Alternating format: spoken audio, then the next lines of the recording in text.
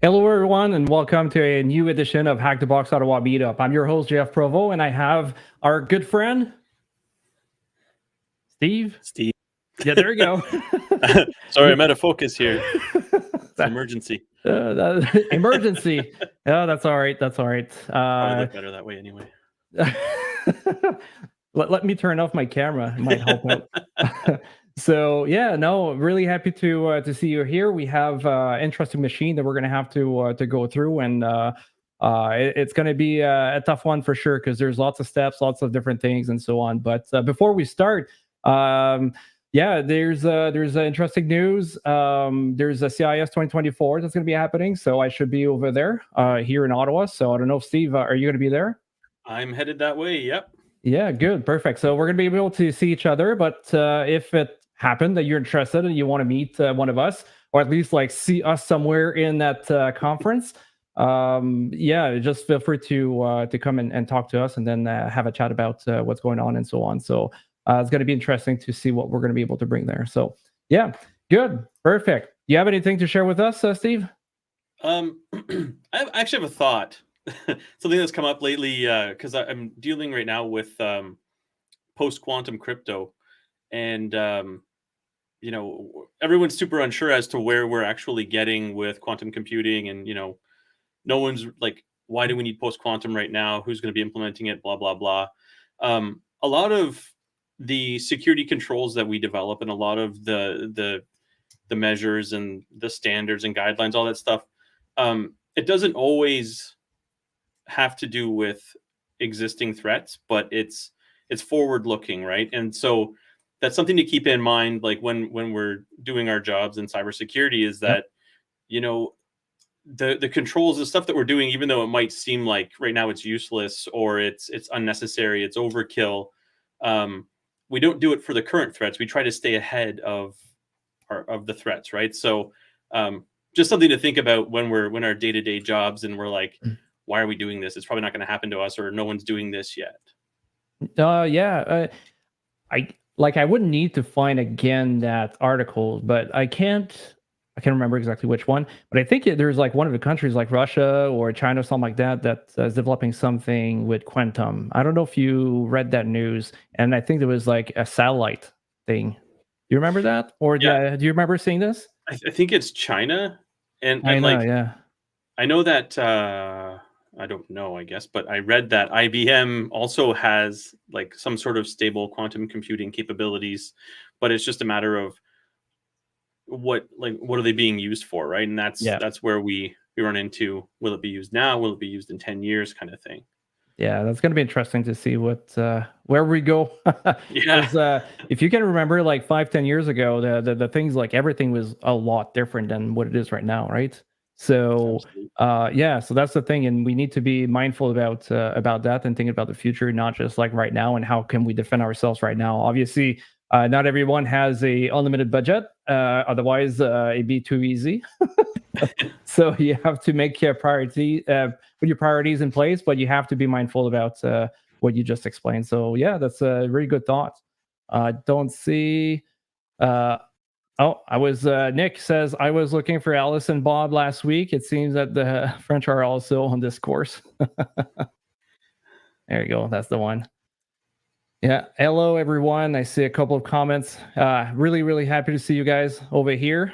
Keep in mind that if you want to follow along, we have access to that machine and +2. So as I'm going through the machine and so on, if you want to see anything, or you want to do it yourself, or you want to replicate that a little bit later, just like make sure you go on the Discord channel. Or server, I should say, and then there's a server access requests channel. You can go there, just request over there. Either myself or someone else from the team will be able to provide you with access. So yeah, so just like make sure you get in there. Like the more hands-on you get, the more practice you move around, the easier it will get eventually, right? So keep that in mind there. Perfect. Am I missing anything? See somebody writing. Oh, that's just me. All right, that's Steve. Good. Perfect. All right, sounds good. So at this point, I think I'm gonna start this machine. I'm gonna start doing my stuff over here. So there we go. put the over there. Perfect. You guys should be able to see everything, right? And then we need to take off the brand because otherwise it's going to be an issue. So we're going to start with the enumeration as usual, right? So in this case, well, I'll start with enumeration, but I need to start with starting the machine as well too, as you can see. So we're going to go under Pwn box. I hate when it does that, but that's fine. And like I keep telling everyone every time, as soon like if you want to hack, you don't need to have a VM, you don't need to have any of that, right? The only thing you need to request it, well, or request or pay, I should say, it's an access directly to VIP Plus with Hack the Box. As soon as you do that, you're going to get access to what you see here, Pwn box, and then after that, you're going to be able to hack your way through. Obviously, there's a time limit. If you get the VIP, I think you get a couple of hours only. I think it's up to 6 hours or so. Don't quote me on that, but on the website it's going to be stated. And if you go for VIP Plus, it's unlimited. So as you can see here, I just started the machine and then bang, I was already in place. And then now, basically, I don't need to, well, there's a caveat with that. So every software, pretty much it's all installed. It's being kept up to date by the Hack the Box team. The thing is, as you're moving along, if you terminate that machine or if you like turn it off or you let it expire, eventually it will revert back to what it was. But obviously, if you have any issues with that machine, you can just like terminate it, start a new one, and start from fresh, and you never have to do anything. So you don't need like VMware or VirtualBox or something like that to be able to get through, right? So that's some of the great things about it. All right, so from this point on, what we're gonna do, and you already saw, I have my my IP address, right? So I'm gonna go with nmap and put my. Oh, it did not go. It did not. Okay, let's go back. Let's copy it. As you can see, super easy to navigate between the two, and then now we can do an nmap. At this point, we're doing an nmap with the top 1,000 ports, and we're gonna be able to see a bunch of stuff. There are probably even more ports. This seems to be a machine. We see LDAP. There's HTTPS, HTTP, DNS. So I think we're going to be up with a bunch of stuff over here. So normally what I do with you guys, I'm trying as much as possible to segregate or at least to have all the ports independent. But in this case, I think there's too many. So I'm going to go with SCV here, where we're going to go for the script and the versioning, right? And press enter on the top 1,000 ports over here. And as we do that, because we know we have port 80, I'm just going to go there because here it might take a little while. So we're going to just park it on the side. Then go back here onto Firefox and just navigate and take a look at what's going on as this one here is thinking or processing all the script and everything like that. Okay, so then if I press enter over here on port 80, okay, so that's what it is. There's potentially a couple of things we could do with this because right now, like this is just a basic one. I could just come here and do, let's say, admin and try to see if I have an admin panel or something like that. But that might be hard to go a little bit further. So one of the things that I like to use is not GoBuster. Well, GoBuster could be one, but let's say Durbuster for those that are a little bit more GUI, like prefer the GUI side of it. Then we HTTP, and then we paste our IP address. Oh, it's already had it. There we go. HTTP. So we're on port 80 over here. We're going to go and browse Malvik, USR, share, then Word. Did not go to. Maybe I'll press on Q. Yeah. Word. Should be close. Word list. There we go. We have Durbuster, and then normally the one I pick is this one here with all lowercase, medium. In general, this one is quite good. Here we don't know yet what kind of server. Oh, we see we have Active Directory, LDAP. Let's see, because obviously we're trying to enumerate and see if there's any other folders over here, but at this point I'm not sure. So we're gonna have to go through go through the some of the information, see if there's anything. Domain HTB 0. That could be interesting. Server time, Kerberos. So we see Kerberos is active, so could potentially have something to do with this. Simple DNS. Oh, I have watch.streamio.htb. So and streamio.htb. So that could be something to go take a look at over here, right? We're gonna have to keep that in mind. And even that, you know what I'm gonna do is I'm gonna go into sudo etc host, right? And we're etc host. We need to put a command. Then we go down. Did not copy the whole thing correctly. Whoops. Let's do X. I thought it was something else before that. So, all right, let's start again. I'm just going to take this IP over here, Control C and Control V over there. Well, this one, because it's there, it needs to copy the whole thing. And then go back over here, do a space, StreamIO.htb. And now we watch, we saw watch StreamIO.htb.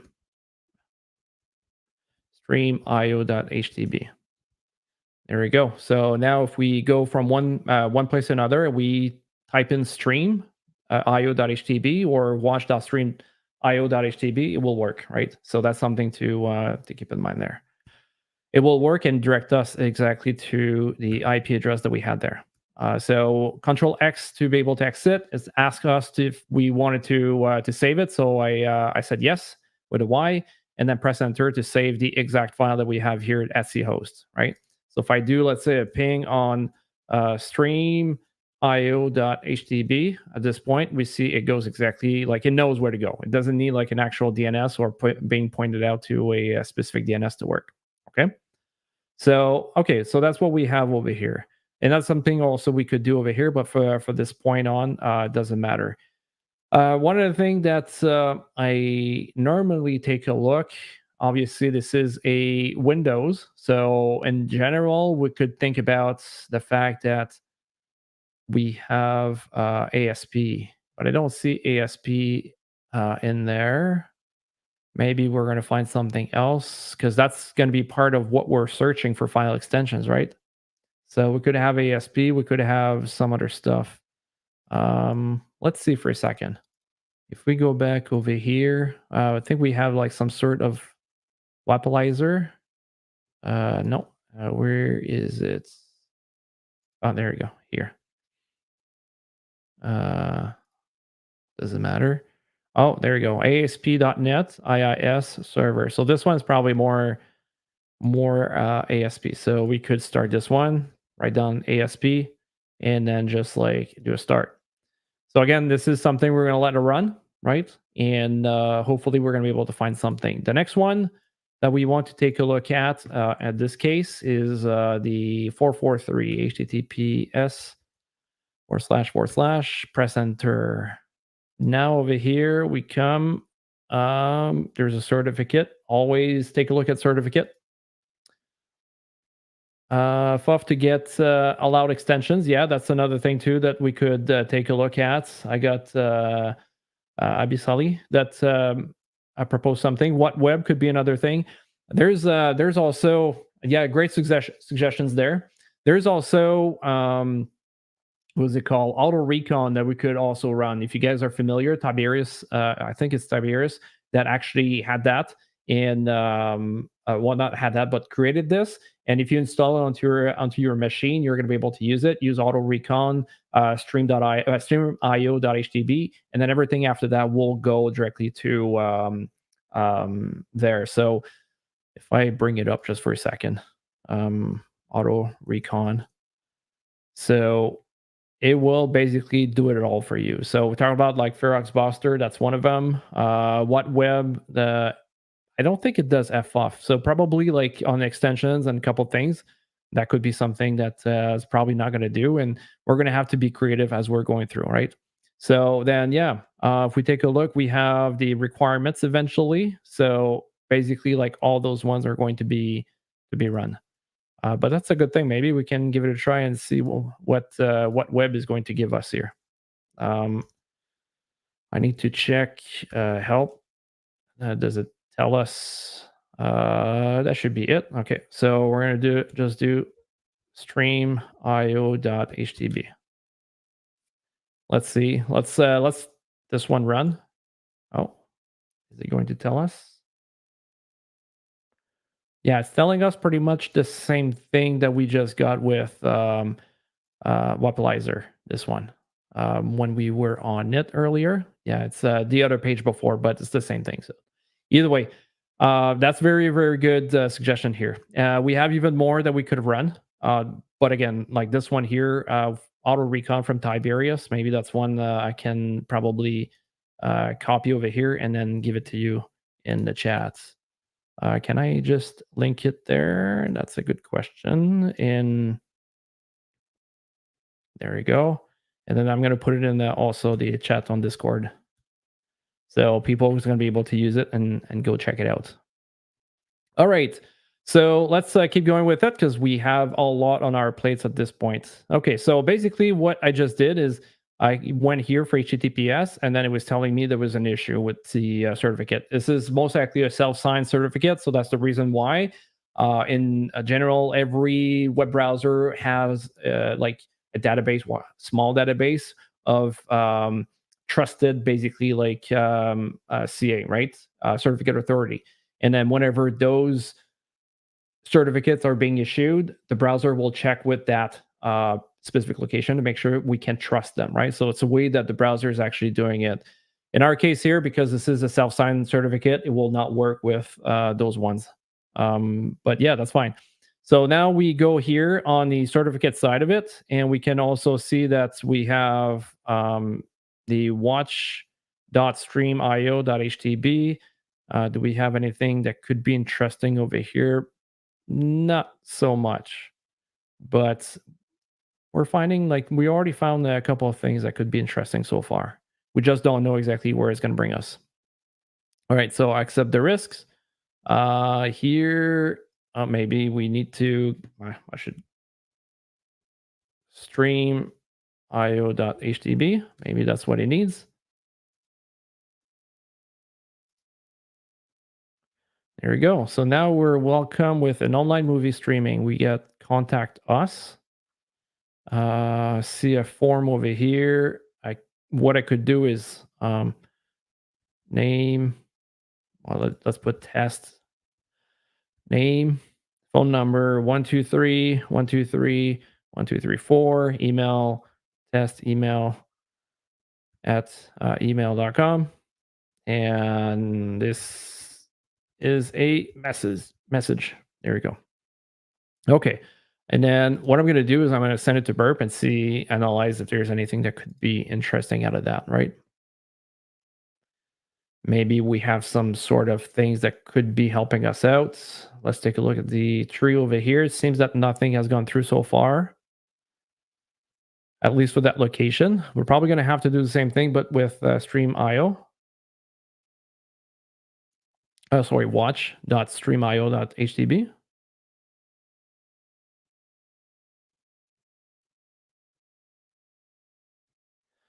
Yeah. What's that?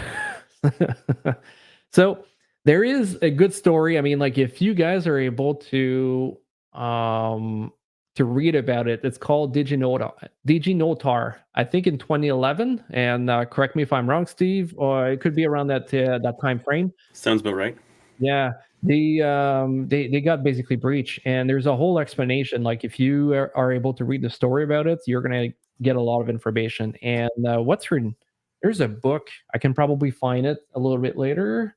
But there's a book that I bought. I got a physical copy. And what's the name of it? You allow me just 1 second. I might be able to get it real quick on my phone. Yeah, and that one there was very, very interesting to understand how they work. And basically speaking is as soon as they got breached and it was found, all the companies, or pretty much that were making browsers, like Chrome at this point, or Google if you prefer. You got also Mozilla and the likes. They all had to remove that one as a trusted CA. Not finding it right now, but I think it's like 0. No, I don't see it. Yeah, sorry. I'll try to take a look at it later on, unless somebody finds it. Oh, that's a good one. Maybe that's a good story that's there. But either way, did you know Tar? That's the one I was talking about. And then if I find the book a little bit later, I'll give it to you so you guys can actually either read it. There's a bunch of really, really, really good stories in there, and that's one of them there that I really like. Is that you'll see this message when it is too late? Oh, I think that's what it is. I have that in the other room as well. Say again? I have that in my room over there. I was going to grab it, but I have a green screen behind me. Yeah, that's the fun part. I gotta get a green screen behind me as well, and gotta be nice and tight, because otherwise it's can be an issue. Good, thank you. Thank you for finding this one, because that's exactly the one that I was looking for, I think. All right, so let's move on over here. Let's do. We have forward. There's a bunch that I didn't do anything. Let's do intercept on, intercept. Here we go. Let's send our request to burp and then see if we have anything.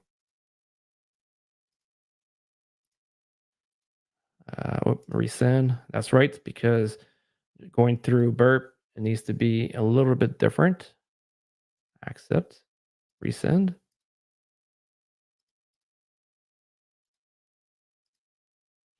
There we go. Okay, so now we have a couple of things that could be potentially interesting. A lot of times those things are not working, but this is possible. So we're going to keep this one in mind in the contact thing, contact page, but it doesn't mean that it's going to actually work. So, all right. At this point, let's go back to, let's disable this. Let's go back over here. Press enter again. We accept, continue. I thought, yeah, so we got contact, go to home. Oh, we got a login here. I thought I saw that too. So admin. Do we have anything? No. We can probably do the same thing again with this guy and try to send it to burp. So this one, like I said, it's a bunch of different things that we're going to have to do. There's a lot of potential rabbit holes. So we're going to send it there to burp. What are we seeing? We see username admin, password admin. Interesting. So it's hard to know. Maybe we could try to do, let's say, a or 1 = 1 dash, right? So that's something like that. We could potentially give it a try and see if we're getting anything there. So that's something I'm going to try here real quick. It doesn't mean it's going to work, but are we going to be able to log in through some sort of like SQL injection? Quite possible. So normally that is one of them. It doesn't mean that it's only this, like the single quotes, but this is what I'm going to try in this case. 1 = 1, because this is true, right? And then dash. Let's try this and put this here. Are we gonna? Oh, it goes to Bert. No, I thought I disabled it too. So we get a login failed over here. Let's try it again. Okay, it did not work. What we can do as well, we can try maybe the apostrophe over here, right? And then we leave it open afterwards. Sometimes those things are something that could potentially be helping out. Don't save. So there's a bunch of stuff. We could also like even do an SQL map and then send it there, and maybe we could get something. But I don't think it's the main thing we're going to be able to get out of that. Okay. So then Is there anything else? Contact us. We already went there. Okay. We have about us. Is there anything here that could be interesting? Well, we have Barry, Oliver, Samantha. So we have to keep in mind maybe these are users, right? Or potential users. And then let's go back here. Okay, so I mean, like I looked a little bit around. I don't see much. The other thing too we could have is like if we do an inspect, we could take a look at network, right? And do like a little recon about what's being transferred, what's coming in, what's coming out. In this case, I don't see much. Like we can take a look. 404 not found. Bootstrap. Doesn't matter really about that. About image.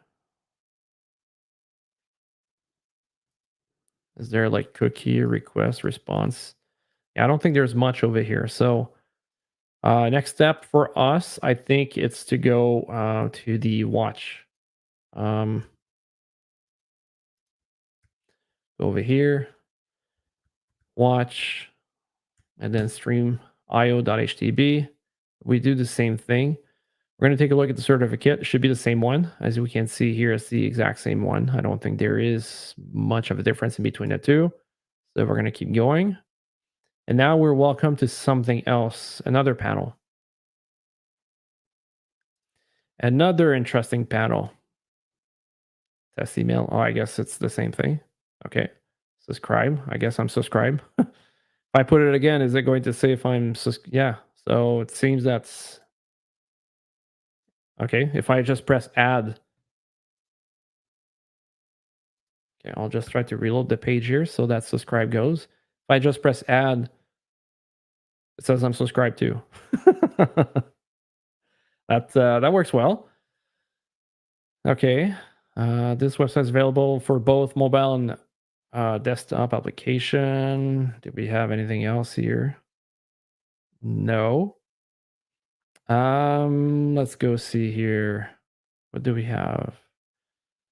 Leave us emails. So I'm interested to try to see if there's like actually something in there that we could potentially take a look at. Okay. So same thing we can do like the other one I just did. We can do a copy. Well, let's take a look here if there's anything else different.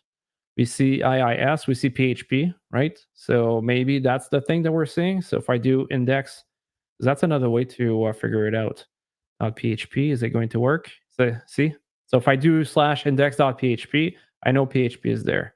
And again, here Wapalizer told me and basically confirmed me exactly which version of PHP it is. IIS, Windows Server. So there's a good amount of information here we're able to get. And because we're not paying, we're not getting more. And that's fine. What's that here? What does it say? One potential tracker blocked. Okay, I don't really care about that. All right, so let's go back over here. I'm just going to stop it because we didn't find anything in a while. So I'm assuming there's probably like nothing there. And I'm just going to paste it here. HTTPS 443 should probably go to 50 or so. And this one here, we know we have PHP. So PHP. And I'm going to remove the recursive because I just want to find the folders and the main files are going to be there, right? That's my main thing at least. So if I do a search over here, or at least I hit the OK, is it going to start? Yeah, there we go. Oh, and I already found something. So search.php is another one that we have that should be popping up anytime soon. There you go. Advanced. Oh, what the hell? Okay. Let's just copy this one and get rid of this page because I don't want to have too many of them. There we go. Press enter. So looking maybe for the folder name after one of the staff on that one page. That could be another interesting you're talking about here from the watch.streamio. And take a look. We had Samantha. Mentha, like that. Whoops, not with a dot. It's supposed to be a /. So these things could be take a look at. Okay, perfect. So Yeah, so this one here, we see Samantha is here. Do we have another one that we can take a look real quick about? That's another one. Obviously, like by doing this, it's helping out to be able to go through a bunch of different folder, and they're probably in there, right? But let's take a look. We'll see if your suggestions is going to help. So we have Oliver and Barry that we're going to have to try. Oliver and then Barry. No. One of the ones that I would say that if we have something, it would be like admin sometimes. If we have, let's say, a WordPress one, WP dash could be another one with WordPress. In this case, we don't have anything there with that technology. Yeah, so admin, there's nothing in there, but we have the search. So that's the one I'm interested in right now. Okay. So if we take a look here, search, we have, let's say, I see 500 just below. So if I do 500 there, is it going to just like show me the 500? Yes, it does. If I do 500 and then I do apostrophe, okay, so it makes it die, kind of. This point, if I press enter, it goes back over here. If I press on watch, movie streaming is currently unavailable due to some security issues. Okay, so maybe let's say 500, and then in this case, this is a database. So if we do, I think it's order by. Oh my god, I forgot. It's order by. I know we have also the union select. Let's do a union select. Union select. I think it's order by altogether, but I would need to go take a look at on a website for some reason. I just like kind of forgot. This and then dash dash dash. Do we have something that could be telling us if it's working or not? Let's see. Search. So it does not work. Can we try 2? Maybe I should send it to burp over here. It's going to simplify the whole thing. Let's put it into, I think I already did repeater, but this case here, let's do that. Burp. And then send it there. Need to accept again. Forward. There we go. Okay, so we have the union select, and then if we send that to repeater over here, I got a couple right now, but that's the one I'm interested in right now. So, okay, that's what it does. It's doing like the URL encoding over here. So percentage 2C is the comma, and then we have 2. And then over here, basically, if I do this Control C, we have 2, and then we can do 3. Do we have something? Movie streaming currently unavailable. Yeah, so we could play a little bit with that. That's interesting. Disable that. Accept. Let's go back here. Yeah, it might be a little bit easier this way than the URL encoding. 500, and then let's go back again. Like right now, what we're trying to do is understand how many columns that we have. So I completely forgot to tell you what I was actually trying to do. But because there's an error and it's not telling us there is like an actual, like we're not getting much information right now. So all I'm doing is trying to figure out the amount of column that we have and see if we're going to get something interesting out of that. Do we have 5 maybe? No. And then now let's try with 6. Oh, see? You got some sort of feedback over here. Yeah, so basically here, what we can see out of that is as I was trying to do these things, if I go back and 6, right? So it's basically we have 6 different columns, right? So on the table, there's multiple different columns. Now we have 6, and we know that those 6 are going to be in there, right? And then after that, we have 2. So 2 would be this one over here. So let's say, for example, I do at versions, right? I think that's how it's written. I'm just going to copy it real quick, just in case. So, oh, there you go. So see, now we see it's a Microsoft SQL Server 2019. So now we have like some versionings that we're able to take a look at. We know a lot more information in this case. And all we did is basically get the at versions, right? Because this is a MySQL server, a lot of times what we could do is like, or Microsoft, I should say, Microsoft SQL cheat sheet. Pentest Monkey, that could be a good one, potentially. There's another guy also, Hack Tricks. That could be another thing to take a look at. So we see here versions, what I just did. We see user. User could be another one, or username. So maybe we can take a look at whose username we are. Okay. So let's erase this. User. So now we can see we are DB user. That's the one that's currently being, that's basically what is currently querying the database, right? It's DB underscore user. That's basically the type of enumeration we're currently doing. Is there anything else? Does the other one work as well too? I think I saw username. So let's see if we get something else out of that. Might not work. It seems that we're getting the same thing. So the two that we just saw are basically the same. So username over here, and then user. We could try to figure it out this one too. Select.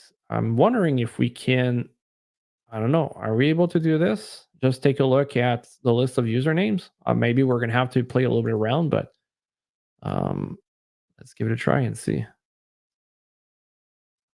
So I'm going to paste it there and then see if we can get something else. No. I mean, like, it's possible that name is not there. Would it be, I don't know, users? Like, there's different things that we could do right now. There's not a whole lot of information that we have from the database, so it's going to be hard to figure it out, right? From A to Z, 100%. So yeah, so that's basically what we have. Let's go take a look again over here. Can we take a look at the database? Is there like something about the database that could be helping us? Oh, list DB accounts, current data. Oh, here. So can we maybe run this in here? Let's select this, that. Which database do we have? StreamIO. So that's the actual database that we are on. Is there anything else that could be helping us out? So that's interesting. List table. List names from master object where are you? The X type U. So in this case here, if I can remember, S type U is like for listing the usernames. So that could potentially be interesting. But I'm not sure if name is the correct thing that we need to have there, right? We can give it a try and see how it goes.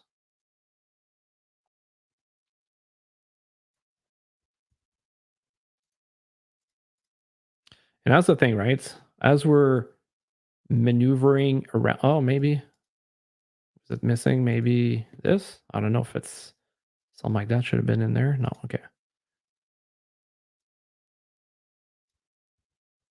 This one has it, but it doesn't mean we're going to leave it there. Let's okay. Let's put it back again without this. There we go. Let's do that. Search. No. So we're going to keep going at it. We're going to keep looking if there's like anything else in here. Obviously, we got to be mindful about the time, right? To make sure that we're not going overboard. But there is something with this what's it called? This database that we can actually do to start enumerating everything that we need, right? So in this case here, if we come over there and then we press Control V, so we string aggregate, right? So we can aggregate names, name from StreamIO, which is the actual database that we were at. Maybe that's something we could have done, and then underscore U. Now we can see we have movies and users, right? So maybe that's something like that we should have done in the other one and put StreamIO instead, because we found the database. Maybe that's something we can take a look at real quick before we go a little bit further. So see here, so name from master, and then over here we had instead name from StreamIO sysobject, right? So let's take a look. Can I just select this one? Control V. StreamIO. Is it going to give us anything? No. Doesn't work. Sysobject where type name select, and this does this give us something? Because it looks very similar, right? But the thing is, like here, what we're trying to look is string aggregate and then the name, right? So name sysobject, and then here that's for user. So if we take a look for X type, what does X type do? X type MS SQL. What does it do? Are we going to get something here?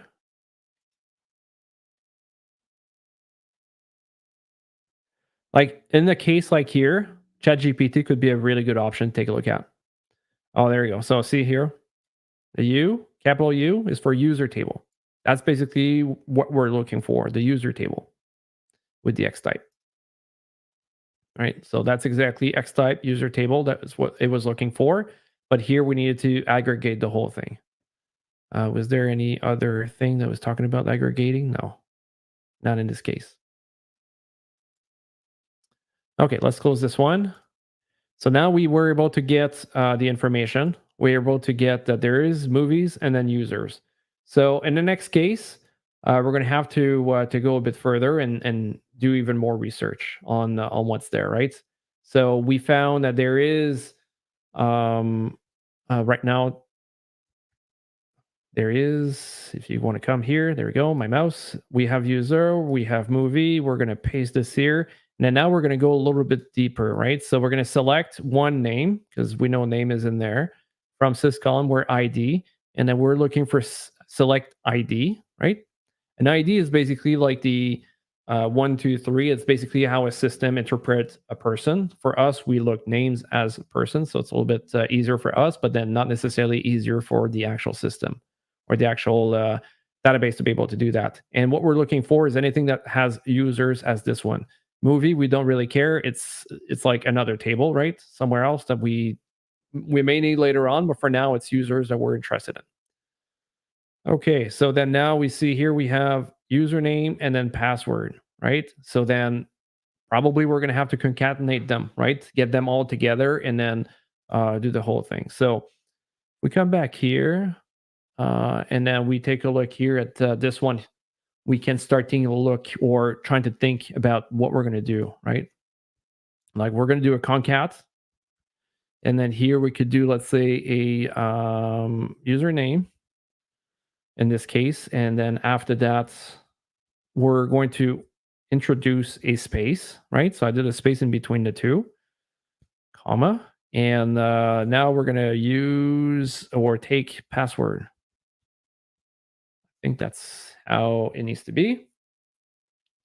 And then with this is basically like under one place, we want to concatenate. We want to bring the username, anybody, like anything in the username, anything from the password to be over here. So I'm just going to do a Control A and then C to do a search, just in case it doesn't work, because sometimes that's what happened.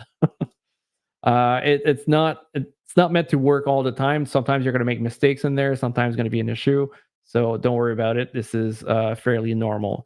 The thing that we need to do is we need to go from users, right? So we need the username, we need all that stuff because we need to go to that location. So here it's missing something again, which again, this is something that's going to happen. Union select one concat. We can give it a try. Talking about here, can give it a try with this and see how it goes. No. So it's a good suggestion because these things could have been there.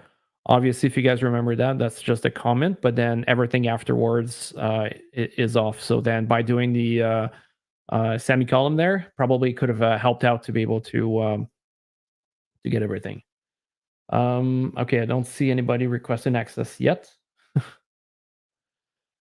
Good. Okay, perfect. So, and that's the thing, right? It's all trial and error trying to see. Oh, it's missing a 6 in there. See? Is that what we're missing? Ah, let's go. Right. So now we have a list of users and we have their passwords. Okay. So there's a bunch over here. And it can be hard exactly to find out what's which one is which. And we see Samantha here. It's pretty much like one of them. That's there. So as you can see, the only thing that was missing was, if I can come back here, the only thing I was missing was basically the 6. I had everything else, but I didn't have the right amount of columns. So that's why by doing this is helping out, or at least it's making sure that it goes through, right? We have everything else. And sometimes it's just like one little mistake. A computer will not be able to interpret it correctly. Okay. So now what we can do is we can go to another place where we're going to be able to find which hash is which, right? In this case, it looks like potentially like MD5, and that's exactly what we're going to go and verify in this example, right? Over here, let's go to. I'm going to copy the site. I got to take a couple notes once in a while. And if we go here to ashes.com, I'm going to put it in the chat over here, right? You can actually also just like search online if you wanted to. But in this case, we're going to use this. So let's go back to that. Let's use this hash. And then we're going to go back to hash identifier over here. Submit and identify. So possible MD5. Okay. So that's something we can take a look at, and we can try to see if we can make it happen, right? So basically, let's take all of them, like all the hashes, and we're gonna go to a database like CrackStation, right? CrackStation, if you guys know that one, Crack Stations. I think I showed it a couple times before, or a station, I should say. And what's the beauty about it here? It says enter up to 20 non-salted hashes, 1 per line. So let's give it a try and put all the different hashes that we have here, right? All there. And what we're going to do, okay, we need to confirm we're not a robot. We're going to click on create hashes or crack hashes and take a look if we're able to crack any of them.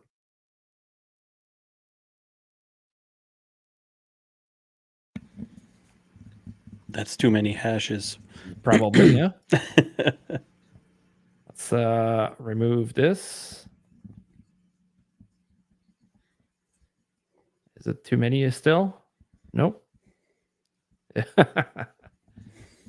The other way around that we could have done this, right, is to go with, for example, with John the Ripper.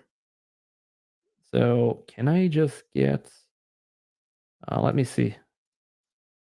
I'm just going to take my stuff over here, put numbers right beside it. Oh, yeah, it doesn't work like that, this one. Okay, so let's take a bunch first and then put them there.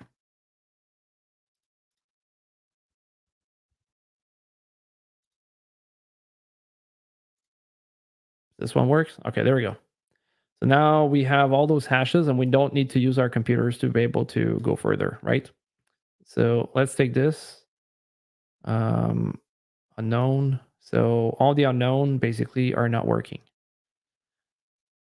Can we just copy it for now? And then let's say we put them there. So we can know, like we know exactly which one is which. We could use a bunch of different things to help us out if we wanted to, but I mean, this is something that right now we're able to help us to help ourselves, I should say. There we go. So all these ones are giving us something, right? So we see password and this one, and I'm not going to repeat everything that says over there.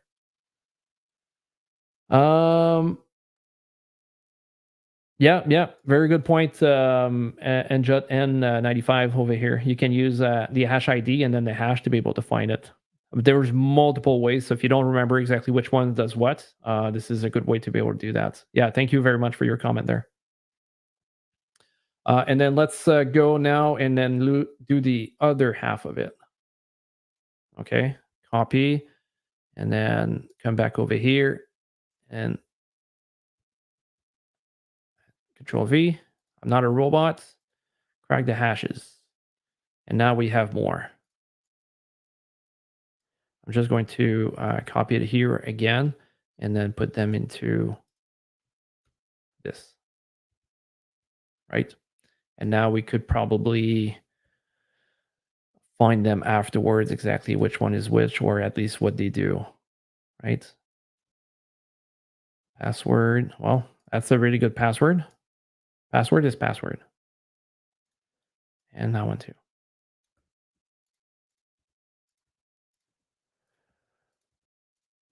Okay.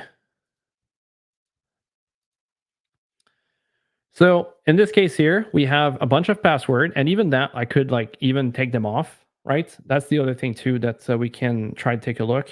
The reason why I'm doing this is because I'm building up now basically my my list of actual password that can work, right? And what we're going to do is we're going to try to kind of like a brute force with those passwords. We're going to make a list of these things. Again, there's better way to do this, and probably like people that are more skilled are going to say it's painful, but not everyone is comfortable with every tools and so on. So for the less skilled people that needs a bit more like ways of doing it, this is the one of, I would say, the easiest way. Okay, technically speaking, I mean like the one that's going to be the easiest for beginners. Probably not the easiest if you're trying to think about the fact, because we could have used, let's say, a cut and do the field delimiter with the space and so on, and just like take a look, keep the last field, and it would have been better. So that's something like that that could have done, right? So now we have this, and we're gonna basically save it. Let's put it on home. I did not create yet a thing, so we have StreamIO. And under StreamIO, I'm going to call it password.txt. Okay. And then in the other one, because we're going to make a new one, in the other one, I'm going to take all the, what's it called? All the users, and we're going to test them out. I can copy it. There we go. Now we're going to copy it there. Control V. So we have all the actual usernames in our list. Okay. So then now we come back over here, same place, but this case we're going to call it users.txt. Okay. So that's one way that we can actually do it, and we can compare or at least do the whole thing all together. So now good to go. Okay. We cracked our passwords. We see there's a bunch that seems to be good to go. Psycho. That's a password, by the way, when I say that. High School Musical password, Sabrina, love, physics, I should say. Good. Okay. So now let's go back over here. There was a admin panel, isn't it? That we had earlier. Yeah, I think it was here. So under home, log in. And one of the things that we can do, right, is send it over here. Oh, I guess, sorry, I think I already had one. Intruder, repeater. And this one search, that's contact, that's login, right? So see here, we're going to bring it back there. Well, that's basically all the information that we need to know. Okay, so there's multiple things. It's either we use it here, we send it to where is it? Which one is it again? Sequencer, intruder. I think it's intruder. Yeah, let's try with intruder. Send intruder. There we go. Okay, so this does not need to change. Let's do a clear. So now we have admin here and we have a second one there. We have basically the first one and the second one. Can we add payloads? Payloads processing. Simple lists.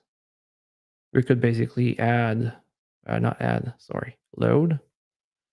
We go here to StreamIO. We could put password in, right? We can do that. And that would give us, oh, there's two. Hold on, is there another one? Can I just have a second thing? So clear. That we could add two in this guy. Payload. Option lists. Simple lists. Custom iterator. So you can see here, there's a bunch of different things, bunch of different options that can be added there. Maybe we're not able to put two payloads in there, but that could be a way to actually do it with it. So let's say, for example, we know it's admin, right? What we can do here is we can clear that, and then admin it'd be here, and then we go here to payload. We have that simple list, and then we start an attack on that, right? So the alert was just the fact that it was telling me that because we have community edition, it's not going to be as fast. So the first couple are fast, but then after that, it takes a while. And as we can see here, it's all the same link. And the likeliness that there is an issue, or sorry, the likeliness that there is a good password for admin is very small. Okay. So the next thing that we can actually go to is use like other softwares that are there, right? So basically, I'm going to pass this one on and then show you exactly what it is. Again, it's just because this machine is quite complex, and we could spend a ton of time over here. Let's bring this down over there, this here, and then let's go back here. Okay. Let's analyze what this one is about. And the thing is, we need to be in the right folder. Okay, so this one here, Hydra, we're going to go with the users.txt, right? So that's the list of users. And then here we have password. We have a list of password. Going to StreamIO, HTTPS post form, right? So we know it's a HTTPS location we're going to. And then after that, it's the login.php. We already saw that over here in the back. And then username equal, and then the caret users caret. Okay, so it's important to note that this one here, anything that goes in this is linked to the list of users.txt, right? So this is why we have caret user caret. And then the same thing here, end password, caret pass caret, right? And if you take a look real quick, in here in Burp Suite, whenever we were taking a look at the positions and so on, we see here the request username equal admin and password equal admin. So it's the same thing basically that was done. But in this case here for password, it would have been caret pass and then another caret like that. And that's how the delimiter is going to be identified for, let's say, password in this case. Okay. And then the next thing here, it's the fail. Like what failed over here, what message can we identify that it failed? And we know that when we did like admin, we see login failed, right? So basically when we see this message there, it's basically it failed and then it needs to move on, right? So now we're going to press enter. Well, I need to be in the right place. Yeah, cd stream IO, and then let's give it a try again. Oh, maybe the passwords and users. Yeah, it's a little bit different. Yeah, so I put password, but I did not put passwords. So password and then pass words txt. Okay, let's give it a try again.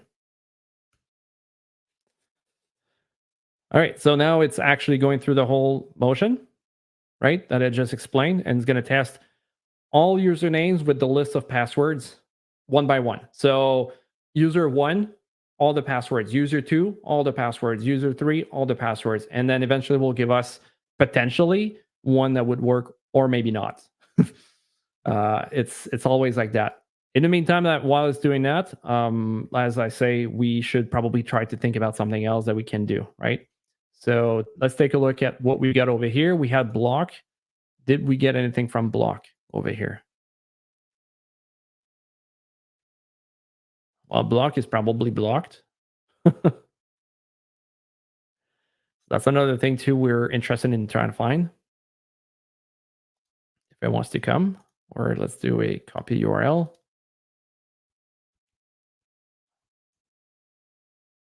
Oh, there's something that happened in the back.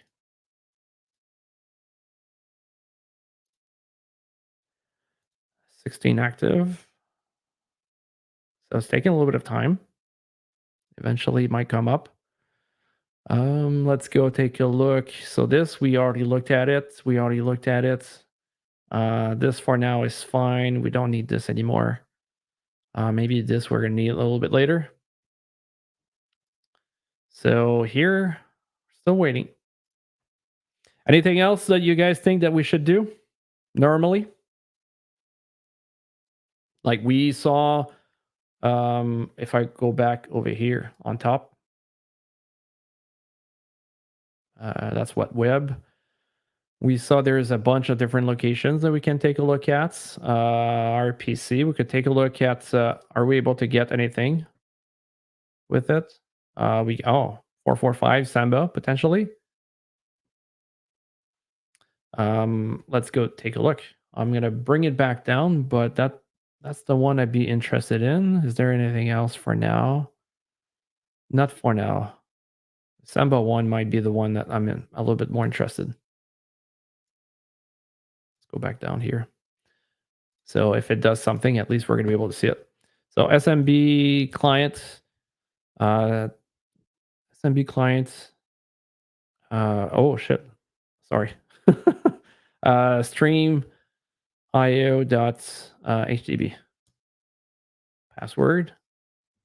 Maybe it's the other way around. I always mix them. No. Oh, -L.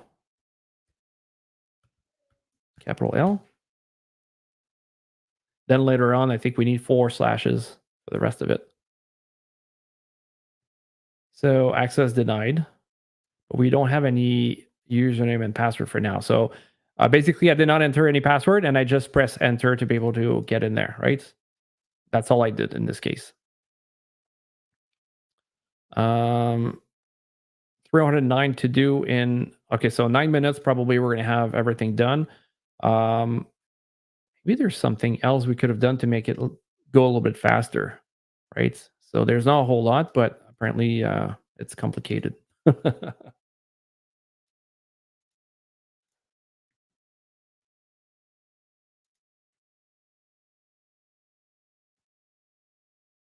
Oh, there we go. There we go. So we have one good hit over here. So Yoshi hide, right? And then let's put that onto a document here.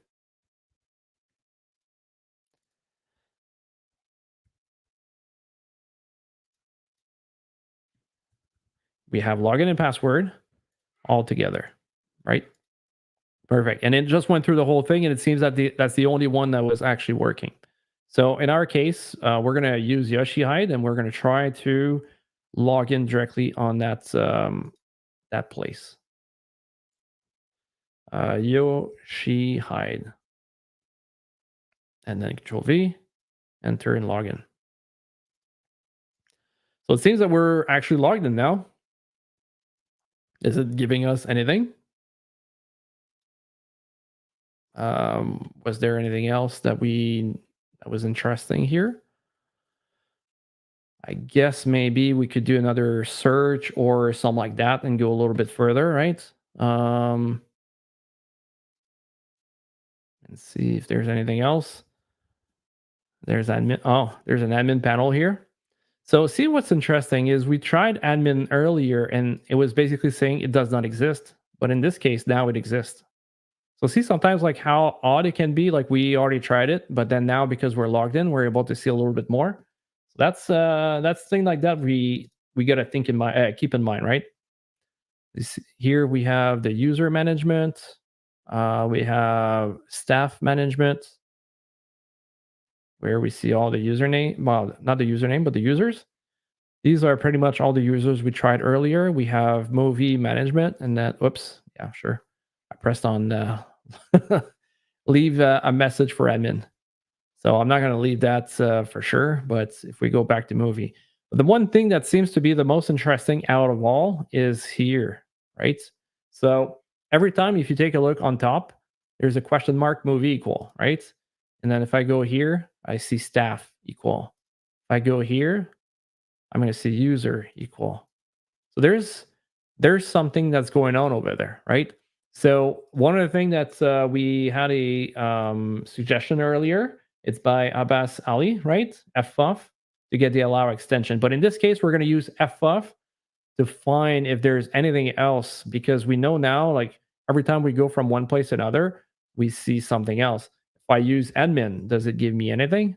No, it does not give me anything.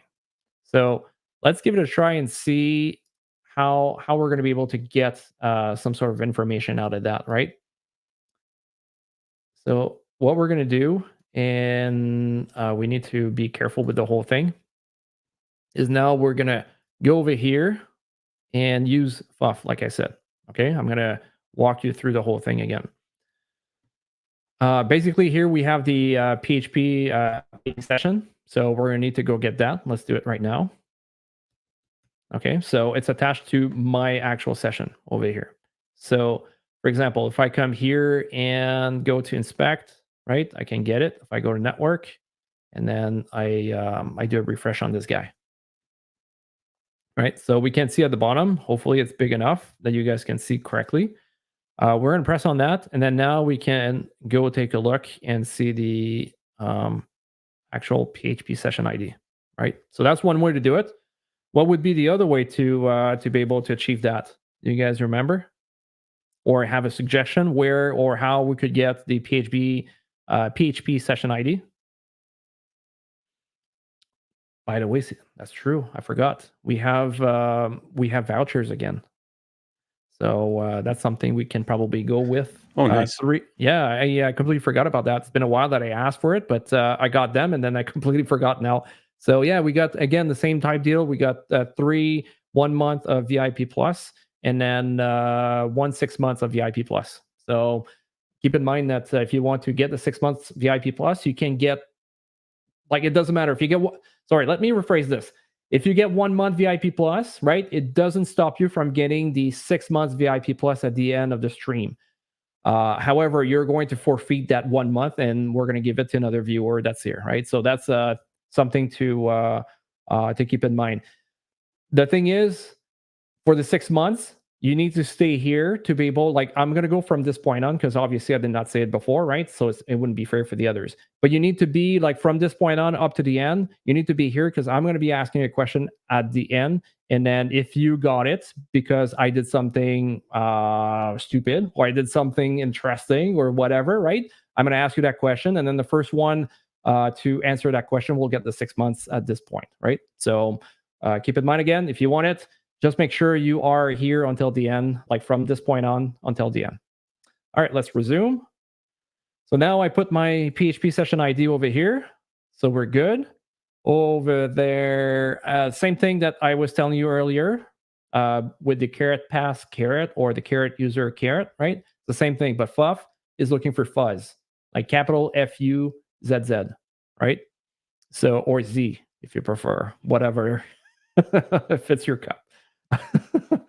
All right, so then after that, we're going to take a look and compare all the burp parameters name, right? Maybe we can take a look at what's possible with this.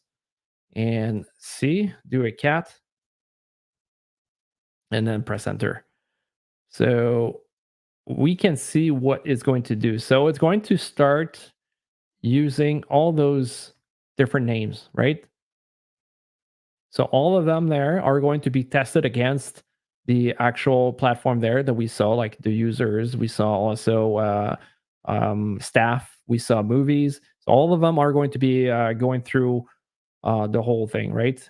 In this location here under fuzz, right? It does not need anything after that. It's only this one here.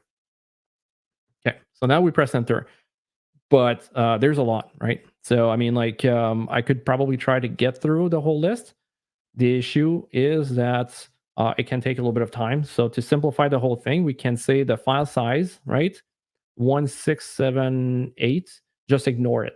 So if you see that file size 1678, let's do it, right? And then we can go through. So we see we had users or user, we had staff, and then we have movie. So now we have debug as well that we're going to be able to try. Okay. So let's give it a try with debug. Enter. This option is for developer only. Okay. What is for developer? So in this case, equal, there's nothing. Do we have anything? Maybe view page source. Is there anything that tells us what could be up with this? Not really. If here we go with index, not PHP. This option is for developer only error. So we're getting an error, but that's an interesting error. Where we're not sure exactly what's going on with that, why it's doing it. Let's just ASP for fun. But PHP creates an error. There's something that's going on in the back end, right? Potentially, we're trying to take a look at what's there, right? With the index.php and take a look at what's going on. One of the things there that got to keep in mind is if you start seeing that you have some interaction, there's maybe a way to be able to extract information out of the website. Okay. And what we call it is like PHP wrappers. And one of the things we could do, for example, and let's go here, PHP wrapper supported. Do we have maybe this one? I think I'm going to go with Hacktricks. Maybe he has something. Path traversal, PHP tricks, file inclusion. Is he gonna? Yeah, let's give it a try over here.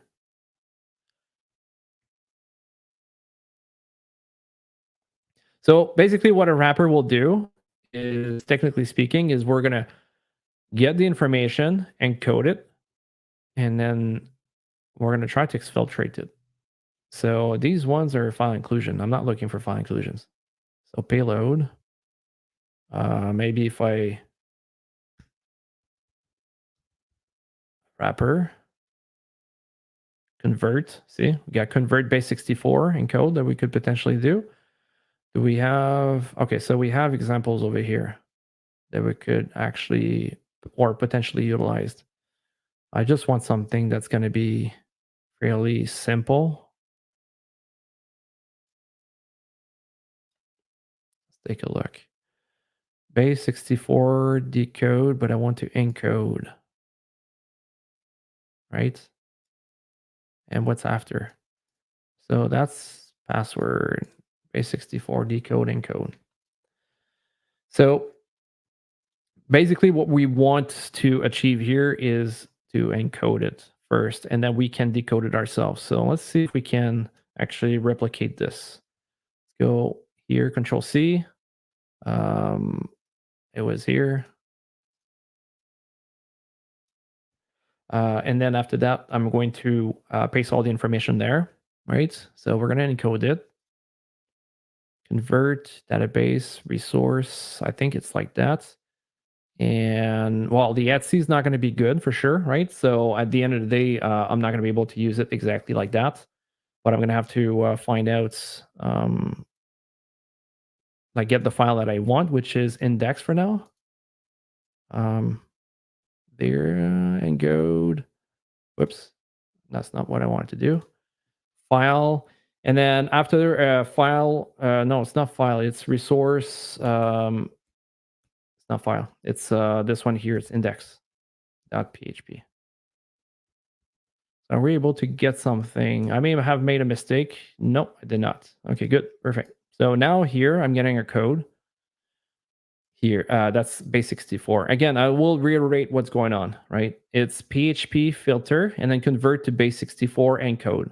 So right now I'm looking for index.php, but I want to encode it all in base64, right? And this is what we're seeing here. So normally, whenever we decode the whole thing, we should see that this is a base64, and most likely this is index.php. So echo and then v, finish this, and we're going to do base 64 -d. There you go. So now we see it's a web page that we're welcome with. See the integrity check, shot 384, forbidden. Is there any? Oh, see, we got password, DB admin password. So I think this could be very good for us. I gotta go to my saved. Let's put that one there. DB_admin. And then I'm going to paste it there. Okay, so we found the password potentially of the actual admin. Oh, there, it was there. Okay. This, what we can do with it, right? What could we do? Like I'm looking for one specific answer that could, yeah, let's go. That could be one potential 1 month in there. Now that we found, let's say, a password like this, what are some of the suggestions? Like what tools would be good to use and see if we can get access with this password, for example? Like what could be like, we have a domain name. Sorry, not a domain, but we have a domain, and then we need to check on multiple computers. Like there's a tool that could help us to be able to go through the whole thing. So we have the password here. We have the list of usernames. We have SQSH. Is that a typo? I don't recall seeing SQSH. That's a really good one, potentially. I don't know. SQSH. Let's take a look. I don't know if they have it there. No, password, SQSH, portion copyrights. That's the first time I hear about this tool. Have you heard about this tool before? Steve? I have not. I'm just looking it up right now. Short for SQ shell. Yeah, so app, search, and then we're going to do SQH. I'm going to start, and then you popped up. So, yeah, sorry about that. Internet just crashed, and then I guess it is what it is. But is my sound good to go? yeah.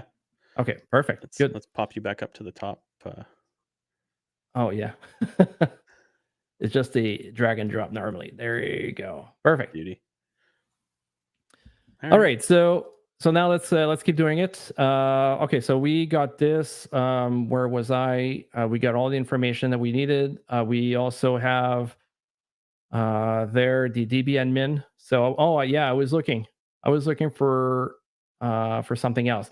What I was looking, basically, it's a tool that you can use if you find a password. That tool should help you out to be able to basically spray it everywhere on different computers, a specific domain or a specific IP range, for example, right? Let's say a /24 IP if you want to, right? So something like that.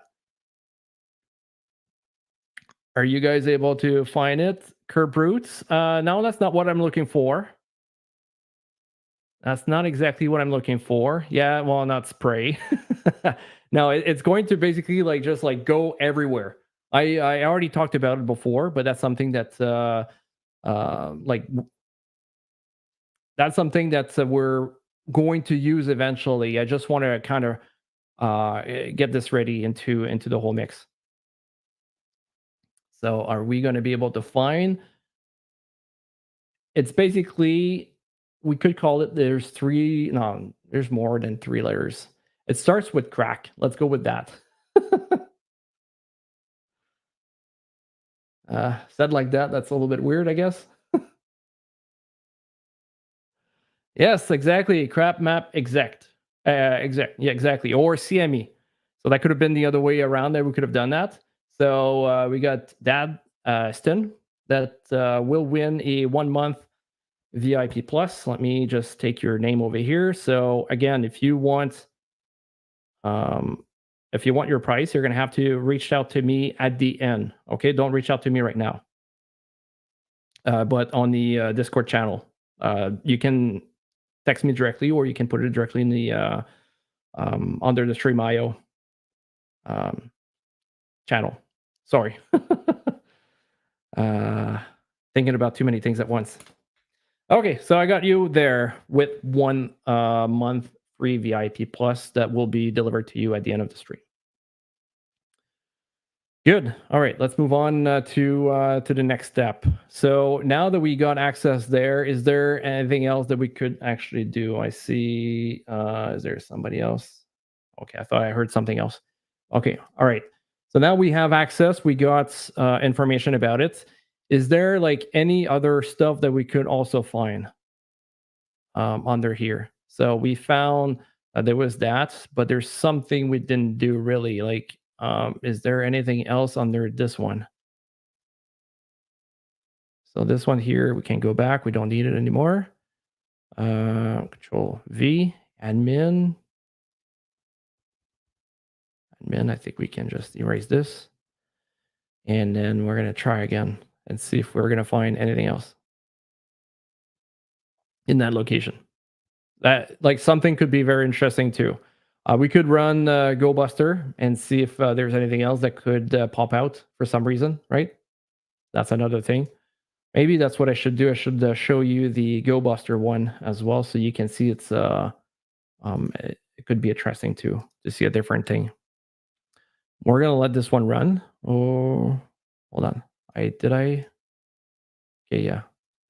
It's just it kind of sucks because the thing is, like, if you want to check your settings on how you actually did it, you need to basically kill that request and then just go there and then do it again. So it kind of sucks when you have to do that, but it is what it is with this one. It would have been the same thing, let's say, with a another terminal over here, right? So let's do this. We need our PHP session that we had earlier. PHP session, Control C. And then now let's go back to our terminal.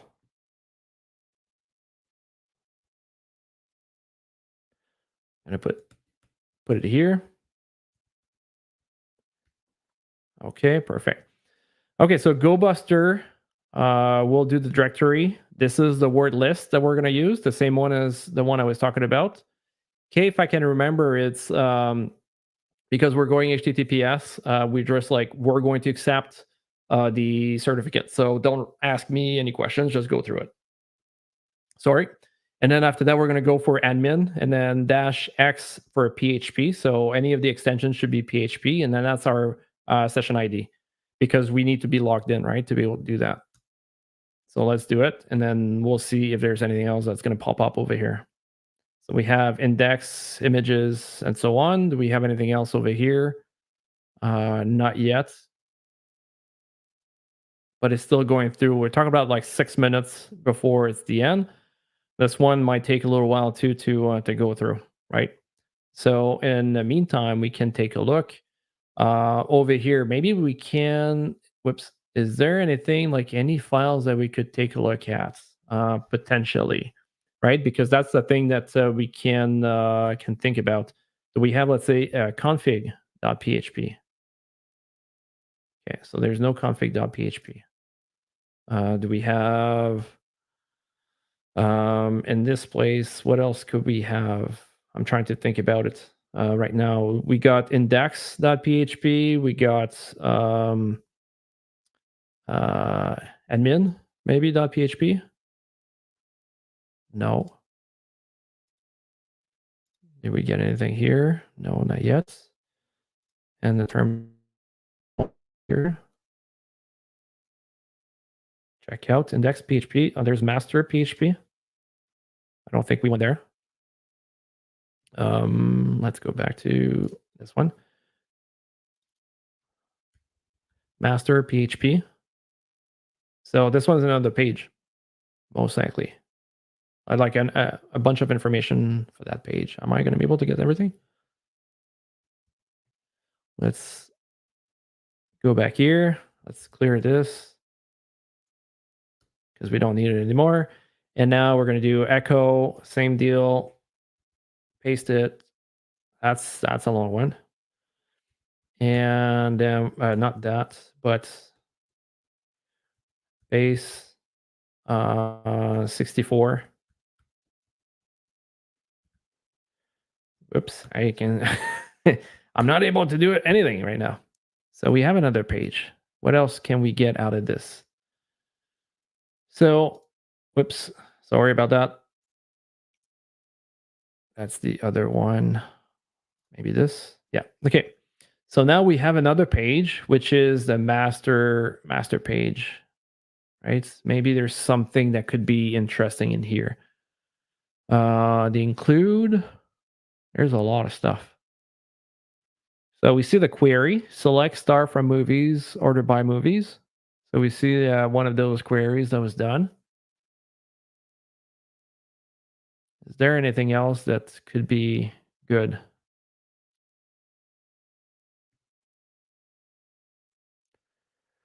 All right.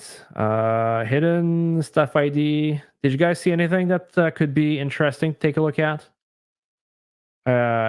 Maybe an injection point, maybe. That's interesting. PHP echo inputs hidden.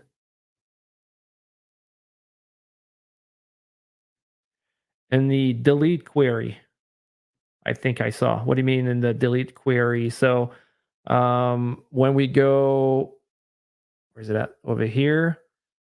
And I go there. Talking about that. And that's coming from to be to beat to beat elite. There we go. I was trying to make those little link in between. So there we go. So that could be interesting. So what happened if I hit delete? Does it do it? Does it show anything here? No. But if we send maybe this query to burp, I hate when my bar does that. Let's go to burp, and then now over here, this no, that's not the one where I wanted. Discard. Burp suite. We're gonna go back to proxy, intercept. Good. And now let's do delete. Okay. That's the beauty every time SSH, not SSH, HTTPS. Okay, so now let's go back to burp. Forward, and that's what we have. So Movi ID 66.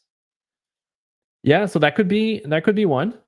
That could be one that we can take a look. Let's say we could like send it to intruder and stuff like that. Sorry, in repeater, and try to see what else we could do with it. And that's a post movie. But in fact, what we're going to do is we need to move a little bit faster. That's not the actual entry point. Again, I don't want Steve to start yelling at me saying he didn't have any time to present his blue stuff. But there is something else. So if we go back into the terminal, no, not this terminal, but we see like we have a bunch of different things that's showing up.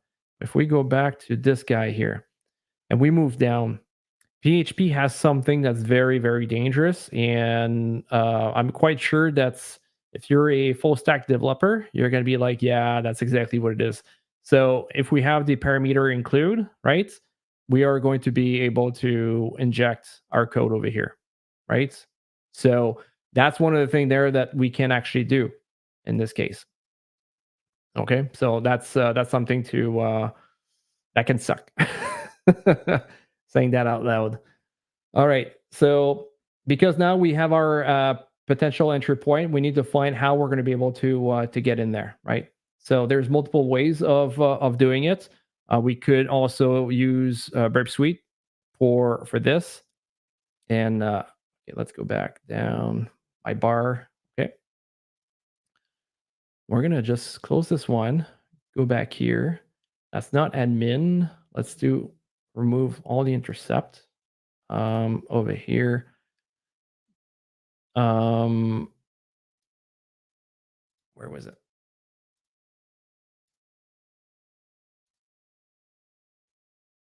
Document expired. Okay. Okay, so we got that. Okay, we're gonna go back here and we're gonna put is it master? Hold on, I'm just gonna check just to make sure because we need to accelerate a little bit the pace, unfortunately. And I want to make sure that I can cover the whole thing. Admin debug master PHP. Yeah. So okay, so that's what we got. And what we're gonna do here, right, is we're gonna send it to Burp. So Burp over here, good to go. Send that there. And like I mentioned earlier, we are going to have to include, oh, my intercept was not on. Okay, so this one, we can stop looking at it. Burp Suite, there we go. Too many things. So we can send it to repeater, come back here. We are going to change the request mode, right? So instead of being like post admin and then debug, is it debug? Hold on. No, it needs to be on top there. Is it post? Yeah, it's post. So now we put debug. I don't know why it transferred it down there. Debug, and then equal master dot php, and then down here we're going to do a include. Okay, because like I said earlier, that's what we wanted to be able to do. We want to be able to inject where the include is and where the eval is to eval there. Okay, so get content of the file eval, and then we want to be able to inject here and then see what's going to happen with that. And we're most likely going to be able to use eval, right? Let's take a look at it. So in this case, what I can do is I can do what I could do. It's basically like a test and see who am I. I could do a bunch of different things, right, with PHP. And one of the things there, and trying to see if who I am exactly, I could paste it there and do a system and inject that code in there, right, on who am I. And then let's do a send. Are we going to get an answer? Yes. Most likely is going to be towards the bottom. And then do we see anything here? Admin. But that's admin user management. Do we see anything? Include name hidden. So it probably didn't work 100% there. Do I need to remove this?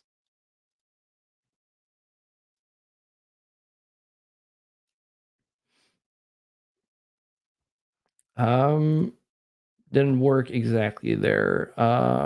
What else could we do? Maybe we can just do a UMI.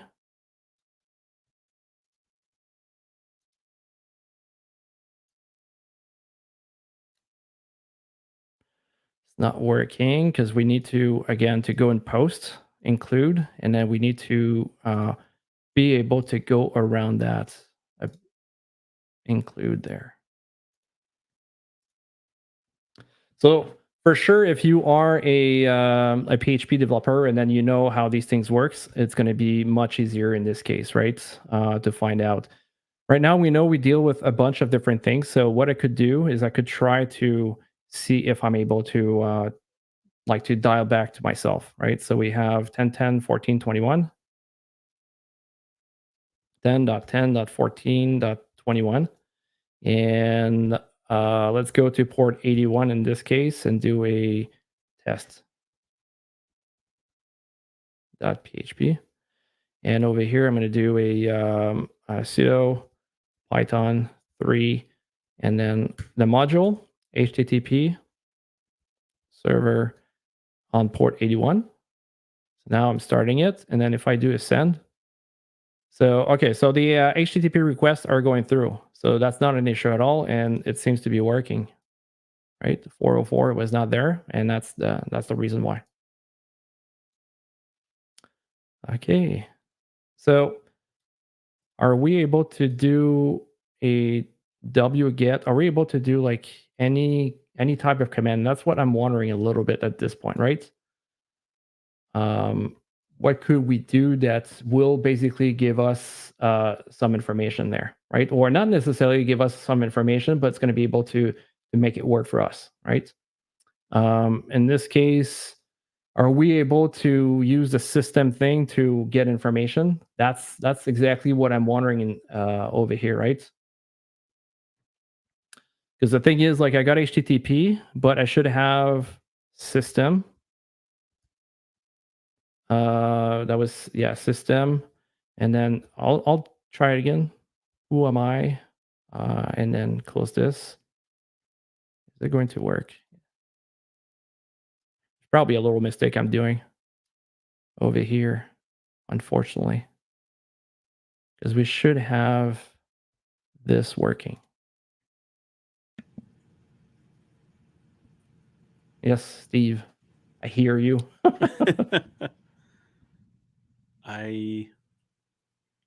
Well, I had input, and then you did it anyway, and it didn't work. So now I have no input.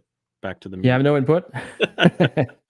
Yeah, so that's the thing, right? So again, gotta try. Maybe it's single quote in there, right? That's the other thing too that we can try. It's not working. Could it be DB? Maybe it's somewhere else. DB, was it user earlier that we saw, or admin? No. Who am I? Could be somewhere else, but I'm quite sure we should see it at the bottom if we do it correctly. I think we should see it here. All right. User ID.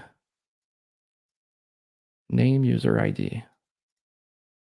Bottom, post, name, include. Yeah, that's interesting. But we have, at least we have some sort of like way to be able to get stuff onto the machine, right? Another thing that we can do, like maybe who am I does not work in this case. I think it should, but maybe it has some sort of like issue right now. Maybe I need to just refine and do it all, like refine it a little bit more, I should say, right? And maybe it would work. So let's give it a try with another command. Are we able to do, let's say, like we saw that it worked earlier, but can I do a curl and then HTTP 10.10.14.21? Oh, system ID. That's a good suggestion there. Give me a second. I'll just finish this one and then I'll try system ID after that. Yeah, for sure. Don't mean to distract. Yeah, no problem. So HTTP and then test.php. And we're just going to put back the double quote. Right? Maybe there's something that's a little bit off, but I need to put the, it's not where, is it where it goes? No. Yeah, that's where it goes. Yeah, there we go. Okay. But that's odd, the actual color. It's a little bit different. So I don't think 43. Yeah, 47. So that didn't work. So curl did not work. What else could we try to get to make it work? Is there something else like this, maybe? No, it did not work because it did not go there. System curl and then this, so it can keep going basically. right? That's basically what was the intention.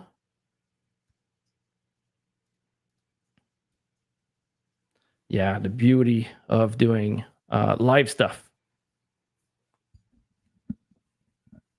The demo demons. That's all right. I mean, like it happens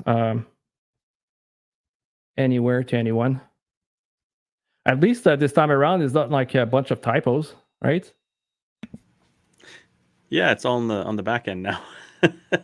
Yeah, exactly.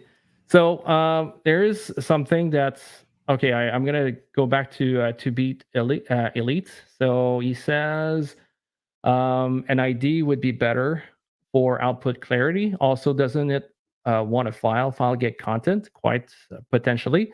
The goal would be to try to exit, get out of there, right? Of the content of the file. So if we're able to get out of content, we're able to use the eval thing. But yes, we could actually try to use a file at this point. Do you have any suggestion that you think we should use in this case? I'm going to move on to the other comment here. I see system cat etc password. There's a big reason why it wouldn't work, right? If we think about it, we're like right now we're going against a Windows machine. So obviously it would work with Linux, but in this case here, it wouldn't work for that sole reason. All right, so let's try system ID and see if we're going to be able to get something there. Or even like system host name, because I know host name works in Windows. Yeah, it could be host name. Yeah, no problem. That's the. I mean, we all think about some of the stuff, but sometimes it's hard to be able to capture the whole thing, right? And a large part of this is spray and pray, right? Like just throw whatever ideas you can at it and see which one sticks. Yeah, exactly. All right, so is there... Okay, so let's go back over here. We see the post include. We see that when we inject over here, it's the single quote being used. So single quote are most likely not going to be feasible. It does the file get content that we could try to take a look. We know that every time we do the HTTPS, it does it. It does it as a post, but it doesn't tell us exactly. Like, yeah, file include. If it does not equal HTTP index, you do the eval. Else error. Oh, see, that's why we were seeing errors earlier. That's the reason why. So system ID did not work. Okay. If we put the single quote, I think it's going to be an issue at that point, right? And we're going to have a problem trying to go a little bit further. So what else could we do? Any suggestions here for you guys?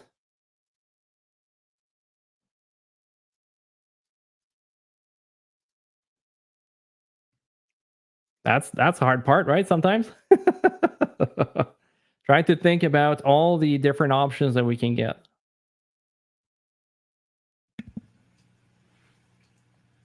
Yeah, if trying to think of like C Windows System 32 and then one of the DLLs. That's but then do we have permissions? There's a lot. Yeah. That's okay. So that's very good suggestion here. To beat elite. If you have any way at all of uploading a file, upload some PHP and then call that file and not include parameter. Yeah. That's something I could give it a try and see how it goes. Right. That's a very good, very good point over here. So in this case, if we want to do that, like, do you have any resource that you would use? I guess, I mean, like I can suggest one. It could be, what's it called? Pentest Monkey, right? That could be one of them.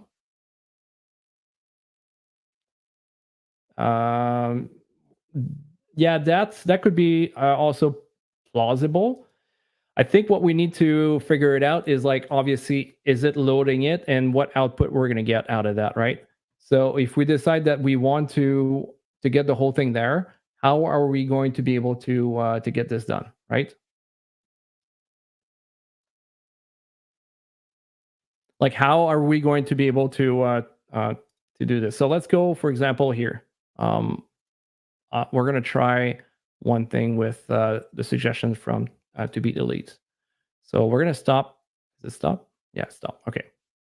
Now let's go PHP reverse shell. Okay, we're going to take pen test monkey from the GitHub.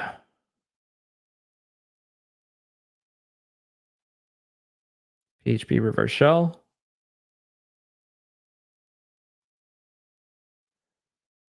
Now let's go to raw. We're going to copy this part, Control C. Let's go get this one. Yeah, let's go back here. Oops, I pressed the wrong button. wget, and we're going to get this one specifically. So there we go. That's where it is. I prefer a little bit more the GUI. So what I'm going to do is I'm going to take the GUI. If yeah, the one place to another, sometimes it's it's different, or one machine to another, I should say. There we go. So now we have the PHP script, right? And what we can go is change this. So 10.10.14.21. So basically we're calling ourselves. Let's put on 4444. Okay. So S, we're going to save it.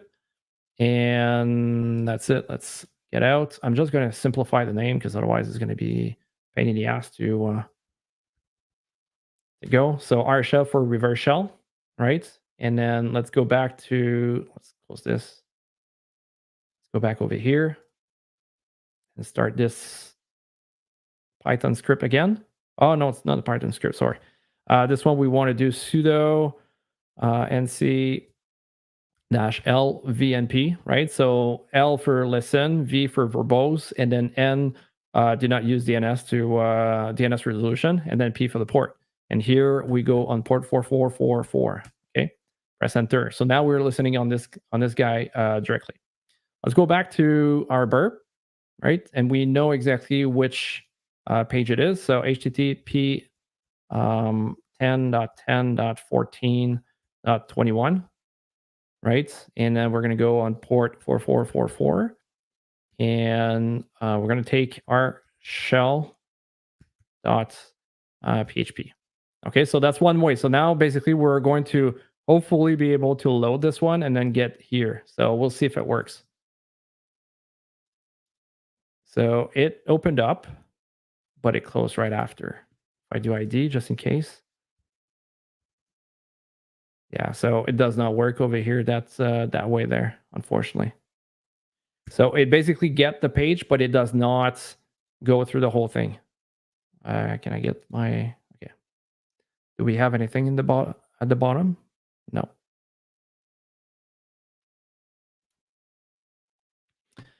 Yeah, so there's a bunch of little things that we need to do. So if you want to, Steve, I think I'm gonna take a small break over here, let you do some of the blue stuff. I'll just get back with this one and then be able to fix it because I don't want to steal too much of your thunder, or at least your time and your thunder. Sure. There, and then if you give me a couple of minutes, we're going to be able to resume back to this with the actual solution to get in there. Sweet. All right. I'm just re-uploading my slides. I've been tinkering a bit. Oh, yeah, I'm surprising you, but yeah. So keep them coming. Rev shells, all that stuff, like anything you can think about. We need to be able to include, like to get something under the include, right? So keep in mind, Steve, just go up to a point where we were at. Don't go too much further. And then after that, I'll give you more time to bounce back. Perfect. The second part should be a little bit faster. So Cool. Yep, it's all yours. Beauty. Okay, so before I was so rudely interrupted last time, I was starting out with StreamIO countermeasures. Okay, so again, I'll skip that. In the beginning, you want to understand what your environment looks like, right? Because someone like JF is probably actively scanning you, if you're a target. Vulnerability assessment, SBOM, and config management, that's pretty much always going to be top of the list. So an example, like here, we're able to identify IIS, A, through Nmap. B, as you're digging through, you find something like, oh, the IIS default website or web page. You want to make sure that your default config is deleted, right? Because if you have a default web page, what else might you find, right? Once you're tinkering around, maybe you'll find some default passwords. Maybe you'll find some default configuration files or default permissions on configuration files that will enable you to download them. JF, one of the things he did was he tried to just poke around and see what kind of technology was in use, and he checked for like WP admin for WordPress. By default, WP config.php is world readable, right? So that's one of those things. If you find defaults somewhere, you just start digging for defaults everywhere. And maybe you find a config file like that, which does include MySQL credentials, right? So make sure that if you're using the default config, which you probably aren't, get rid of it. Static and dynamic application security testing. So static testing being like actually analyzing the code, software composition analysis, stuff like that to identify weak spots. So are you using a vulnerable library? Are you making, insecure network calls? Are you permitting, I don't know, remote file inclusions, local file inclusions, the kind of stuff that JF has been taking advantage of? Yeah. And what could be a good example of library being an issue that happened lately?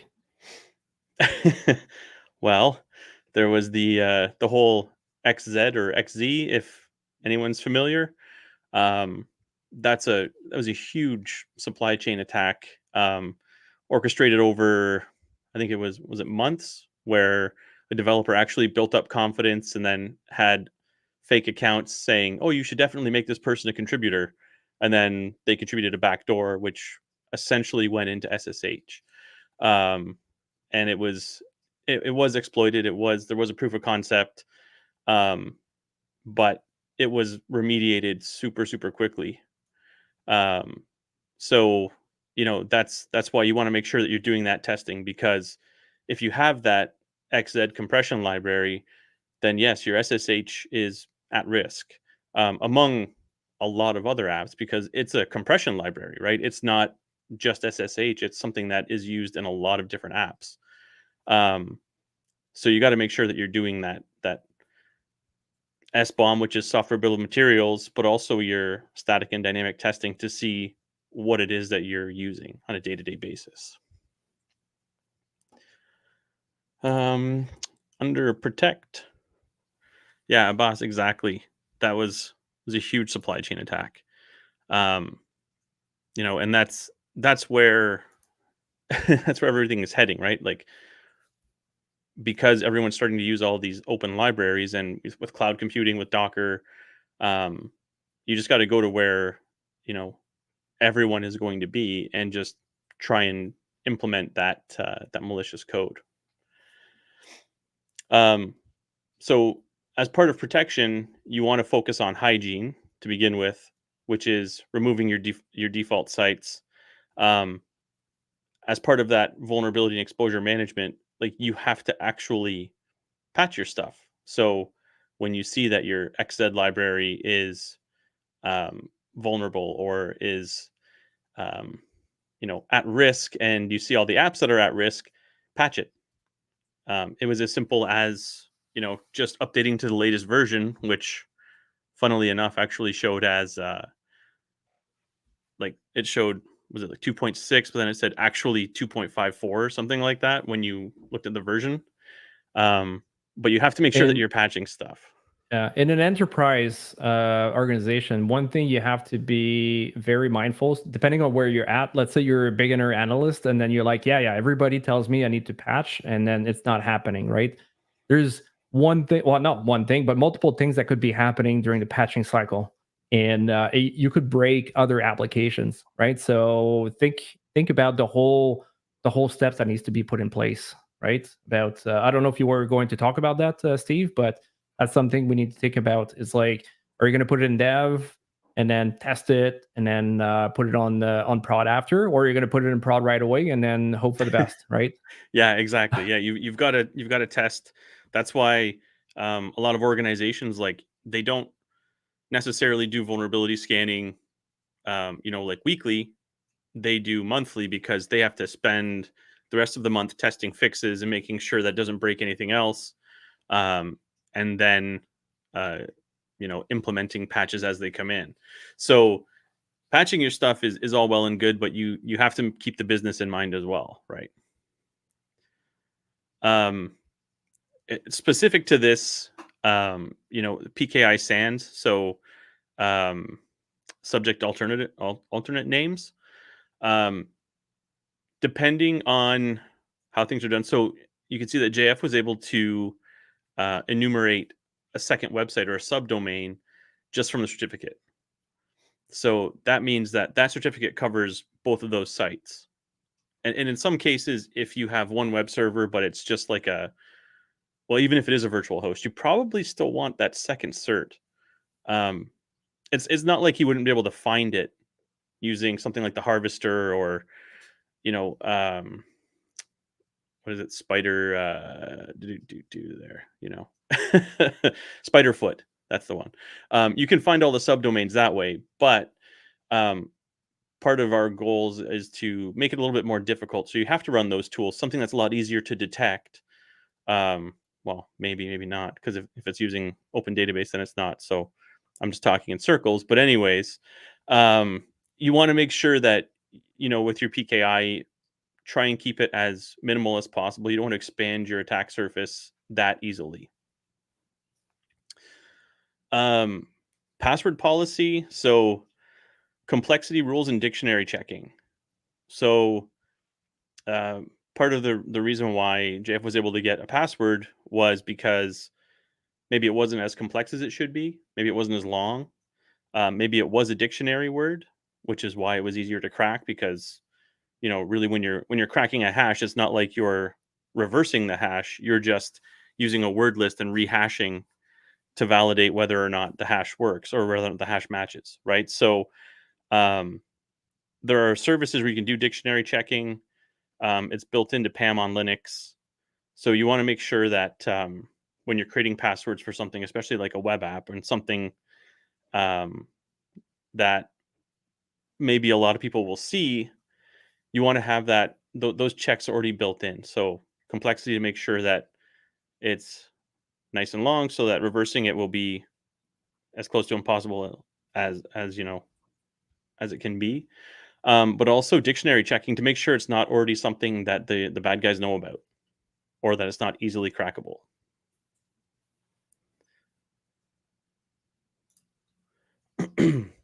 Now, the next one is, trying to prevent JF from actually taking that action and getting, being able to make a SQL injection work, right?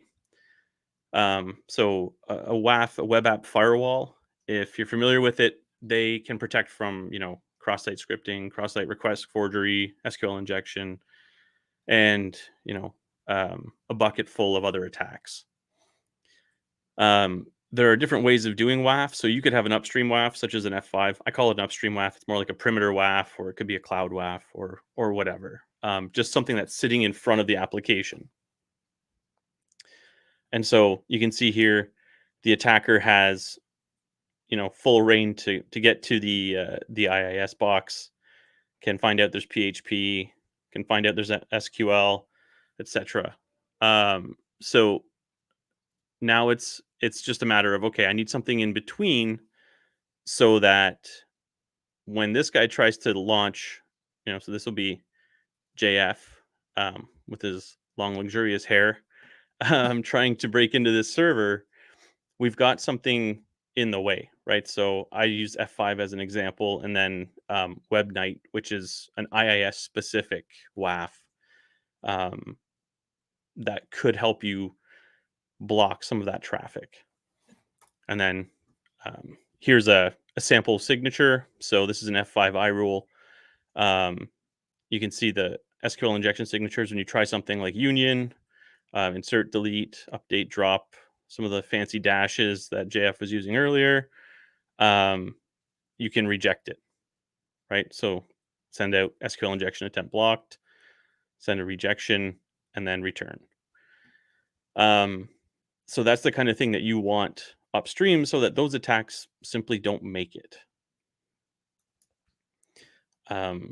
If you're, so let's say you're using Wazoo XDR, you would have this installed on the web server, and then you can say, okay, this is the program name. These are the commands they're attempting. So select or union, the dash is again, all the syntax from the SQL injection. Announce it, possible SQL injection attack. It's even got a MITRE attack ID, which is cool. And then this is more for detection than blocking. That's what you would have the WAF for. But then you can send this to your SIM. You can send this to your ticketing system, whatever you want, so that you can take action. Let's see. So this doesn't necessarily come into play just yet, but if you are providing remote access or access to any sort of app, and maybe there's password reuse, and you've got a vulnerable app that spits out your password hashes, you may want to consider using a second factor to ensure that if someone can authenticate, then they have to do that extra step to make sure that that really is them. And not really applicable here, but when you can go passwordless, so if it's a web app or something, you would use Authenticator. So if you're actually logging into StreamIO, it asks you for that second factor, so you can do a whole lot less remotely and without using the UI. Unless you have like a bearer token or something like that. If you can figure out how to get a hold of that, then you're kind of set. But otherwise, yeah, once you do that protection on the back end, so that when you're logging into StreamIO, you need that second factor. Well, it becomes a whole lot harder to access the database. If you're accessing a host via SSH, use key pairs. So we're not really doing that right now, but in this case, you can think about instead of using a password, you're using public and private key. You store the private key. That could be done using a certificate as well. Just something that guarantees your identity so that there's no password that can be guessed. And okay, so some of the stuff that we saw JF doing was file inclusion. So local file inclusion, kind of saw the beginnings of remote file inclusion when modifying the request in Burp Suite. But we're not, I don't think we're quite there yet. But here is, from an F5 perspective, again, an iRule for LFI. So that PHP filter that JF was using, for example, they're trying to get the etc password, or if they're trying to get to a .php file, so they're trying to run some sort of file. This could even be, it prevents you from trying to pick index.php or master.php. You only get what the website wants you to get. And then you can see LFI attempt detected and blocked. So because it's on reject, here you could also just monitor it if you wanted to send it to SIM or something for detection. But for the most part, I don't know why you would use PHP filter. So you probably want to block that. Let's see. So fuzzing. Here's one of the reasons why fuzzing is gold for someone like me who's trying to detect you. This was me just trying to look for file types using FUF. These are the logs that it produced on my IIS box. So Very generally noisy. speaking. What's that? Very noisy. Very noisy. Yeah, exactly. Yeah. So it's normally on your seam, you should have a clipping point, right, where there's like it meets a threshold, and then you get an alert for that. Yeah, Uh, exactly. You would correlate all these and say yeah, fuzzing rather than yeah, having all of the logs, the base events. Yeah, yeah. you would correlate those. It kind of work also at the same time with let's say a DOS or DDoS, right? It would Hmm. be maybe a little bit different of a rule, but could be based on the same thing. So that's one thing. Yeah, so that's a bunch of stuff like that that can be added, and normally you should be able to pick it up, like you just said. Yeah, exactly. Now, the one issue that many organizations run into is they're not actually logging their web server logs, Hmm. or they're not sending them anywhere meaningful. Um, I guess it's kind of changing. Well, no, it's not true. I want to say it's kind of changing with newer organizations that are more, like they're more into DevOps, using containers, all that kind of stuff. Everything is done on the web, so hopefully they're monitoring their web logs. But Yeah, like if and it's I just a think website like this, maybe they're not. yeah, yeah, and let's go for another 1 month right now to answer a question. So basically, with what Steve is talking about the logs are needed and all that stuff. If you need to prosecute someone, right? What is the actual terminology that you would use? It's 3 words directly. It's 3 words. So if you're able to say the thing, and it's not so plain chain attack, even though you're seeing it from Abbas Ali for a little while, right? It's a little while ago. It's not that for sure. It's something else that has not been said, and obviously this is extremely important. If you want to be able to prosecute somebody, you need to have all the logs, all the events properly done and documented. Your process needs to be documented, and there's also you got to make sure that there's no repudiation. Also, nobody touched it as well. So yeah, I'll let you keep going, and then I'll publish the name whenever the like somebody talk about it. That's going to be in 1 month of free VIP plus. Perfect. And what you're saying is when you have all the evidence, and it has to go to somebody, someone has to take control of it. That's the process you're talking about, right? Yes, Okay, yes, I'm quite sure you know what I'm talking about. I do. Oh, I there, think there it is. yeah, yeah, yeah. Waiting for somebody else to answer. I mean, the next person to answer the answer, the answer. Like I'm just waiting for the next person to actually basically almost copy and paste, and then you're gonna have the 1 month free VIP plus. Because obviously, I don't want to give like 2 months directly to one person. But you got it right, David T. There we go. Yeah, yeah, I you're the love it. lucky one now. This doesn't look as good as it did in my PowerPoint here locally, but when you're protecting from remote includes, so that's basically JF trying to insert a URL, like the include URL, and then um, uh, oh yeah, so I'm just gonna pop this up. Storing HTTP logs would get really large in storage, wouldn't it? Yes. When you are preparing logs, so when you're sending logs to a data, well, if it's a data lake, then they're probably fine with it. But if you're sending logs to like a SIM, because like everything Splunk, ArcSight, QRadar, they're all charging you for events per second, and that took like 5 seconds. And I have, if you saw the log, it's like 9,000.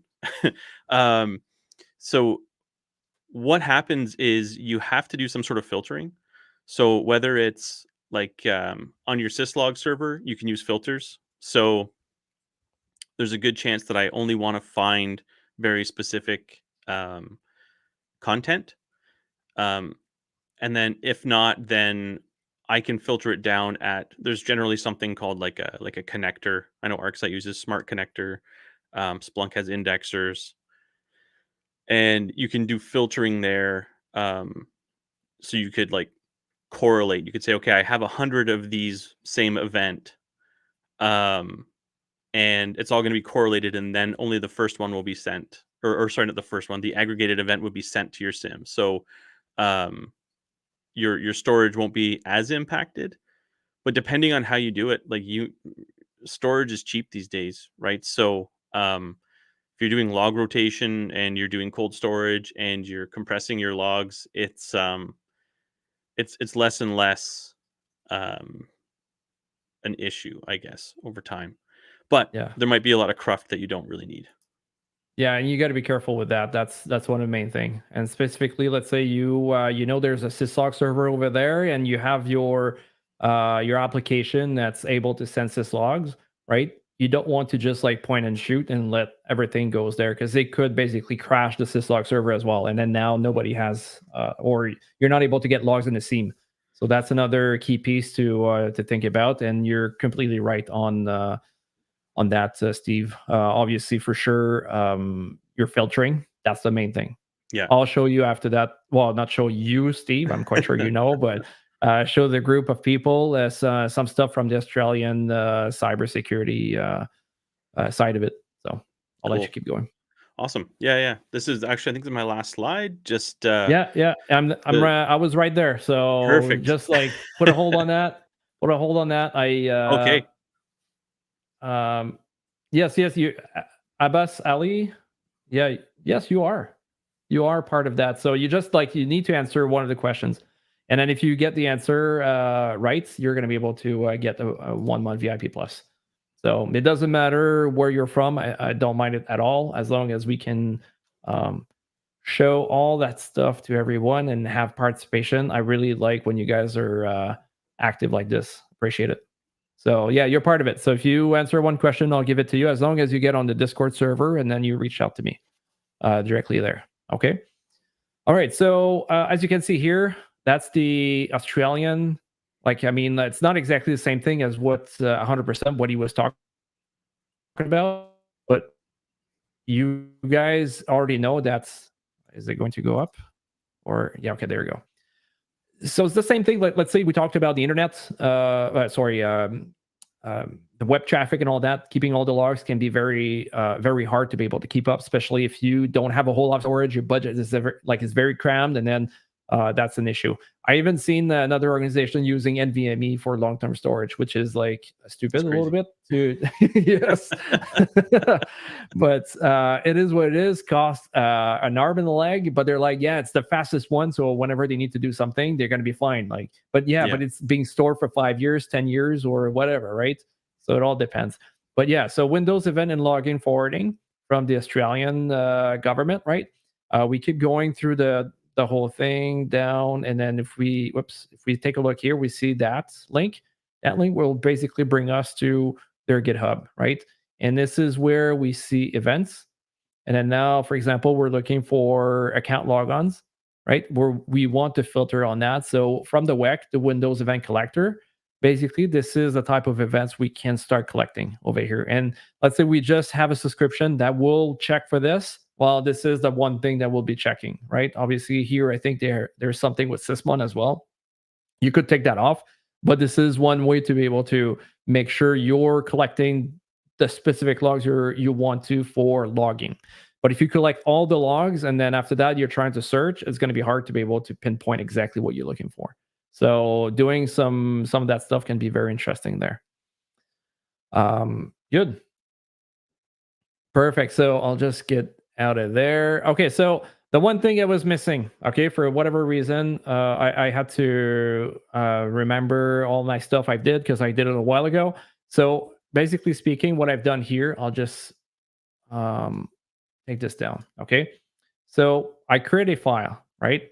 The file is called cmd.php, and then I put system who am I in there. And that's exactly what's going to be loaded, right? System part of PHP, and then it's going to do a who am I under the eval thing, right? So if we take a look at that, and then I'll just bring it down so you see it's there. Over here, you're seeing my PHP, not my PHP, but my Python HTTP server, right? And then now if I go here and I do CMD and I press send, right? I go down at the bottom. Now we see the domain and we see the actual username. So we see we were able to inject under the include. And that's exactly, for whatever reason, I got a brain fart at that point. And that's how we're going to be able to to go around the whole thing. So now the next thing is, what else can we do, right? Can we do, let's say, a curl, right? That could be one thing. If curl is in there, I'm not sure. So let's do a curl to 10, 10, 14, 21, port 81 again. And we're going to do, let's say, a CMD. The goal of this one is just to see if it works, right?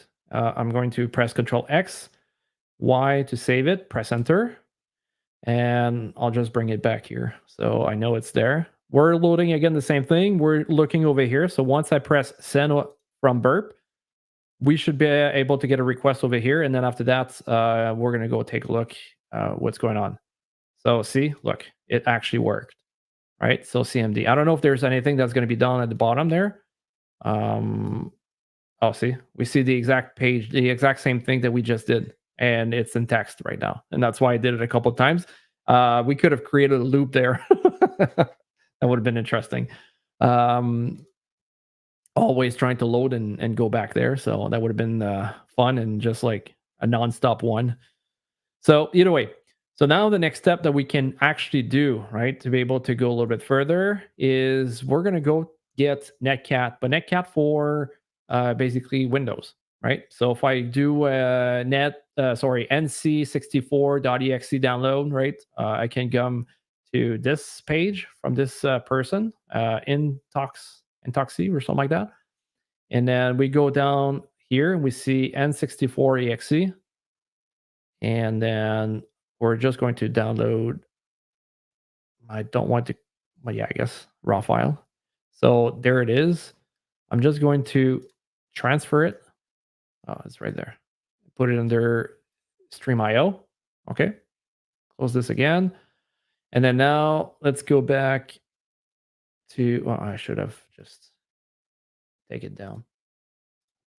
Okay. So now what's going to be happening is we have our command that seems to be working. And the next things that we're going to do and see, yeah, it should have been 64.exe. Okay. Next thing we have to do is to use the output, right? And then C /, I think it's Windows. Yeah, I want to make sure. Yeah, I got to do the 2 / there. And then Windows temp, we're going to put it there, right? And then under NC 64.exe. Okay, so let's just get this along. All right, curl, we're going to get the file I just put in place, output into Windows temp NC64.exe. Okay, so that's basically trying to get the file to load it and put it into a place where we know we can write. Same thing on Linux, right? We could have put it like in TMP, sorry, for temporary. And that would have worked. But in this case, when it's Windows, we put it under Windows temp. So Control X, Y to save it, press Enter. And I'll just bring it back here so you guys can see what we kind of did over here. So command, it's going to grab this, curl the file from my PHP. We're under StreamIO. That's where we put the file. And then now it's going to be in there. Then after that, we're going to have to call it. Okay. So I'm going to hit send. So now we see get N64. We see it worked, right? So technically speaking, it should be in the right location. So now our next step, let's say we can pretty much like just copy this. Well, I guess let's do that. Down at the bottom and then system. So by putting that hashtag, I'm basically commenting it out. So it should not load at all, right? In this case. And then now the next thing we're going to do is we're going to have to go and load it, right? We're going to use the netcat. So we know it's in Windows. Windows and then temp. Temp. And then nc64.exe. Okay, so we're loading that file.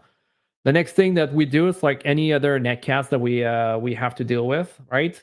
We're gonna have to put the IP address of the machine that we are hacking.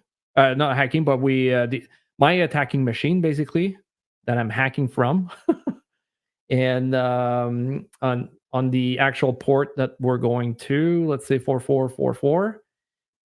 Again, the same thing what netcat would have been with the Linux one.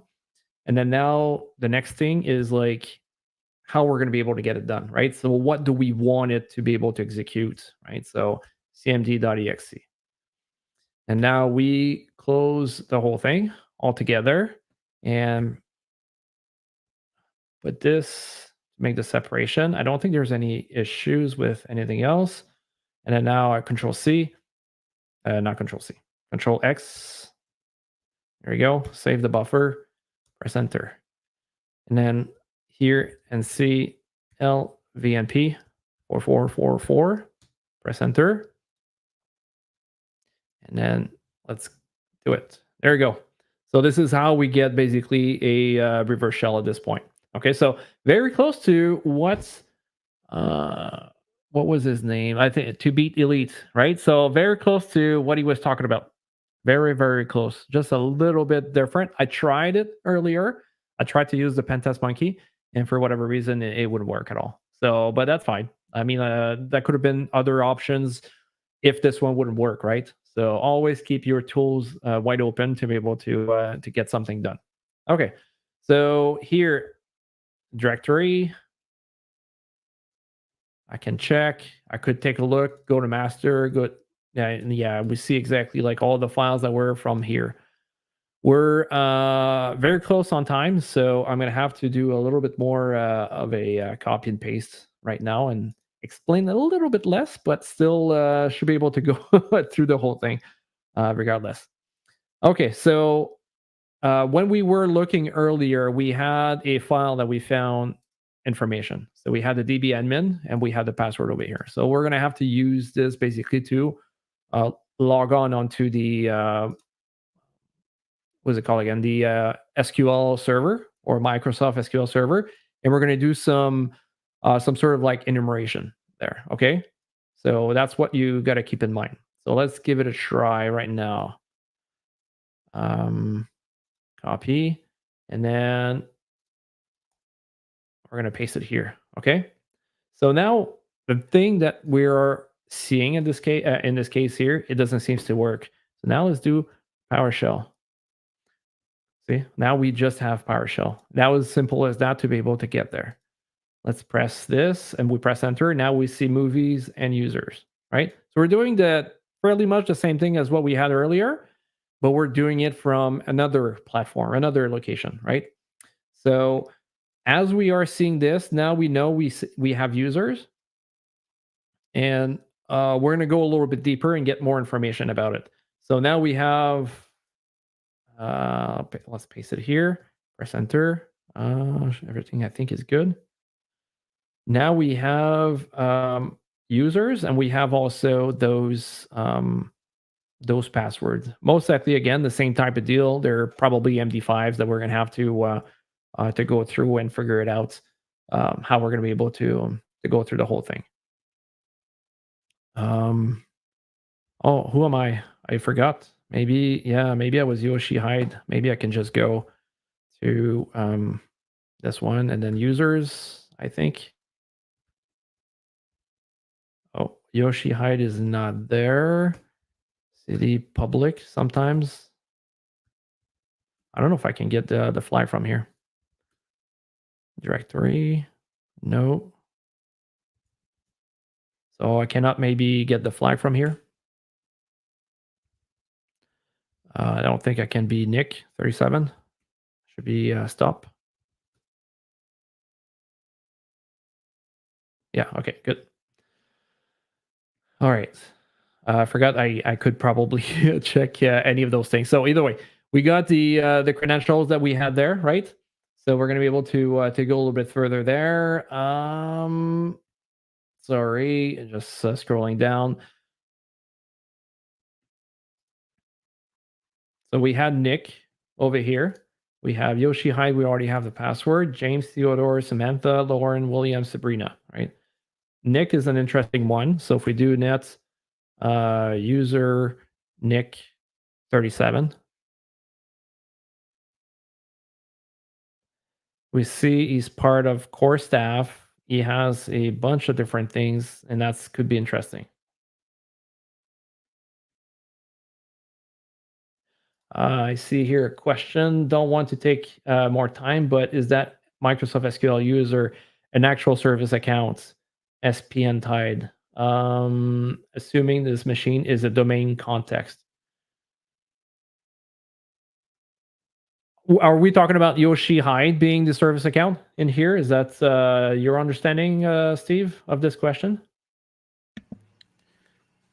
Yeah, I think it's is it just an MS SQL user, or is it like an AD user or a service account? Oh, the one I'm doing right now, like the actual query? Yeah, like like the Yoshi High or whatever. Yeah, it's the DB admin. If you guys DB admin. remember Okay, from yeah. if you guys remember from I'll just put the request over here again. If you remember, we had the DB admin, right? And then we had the password.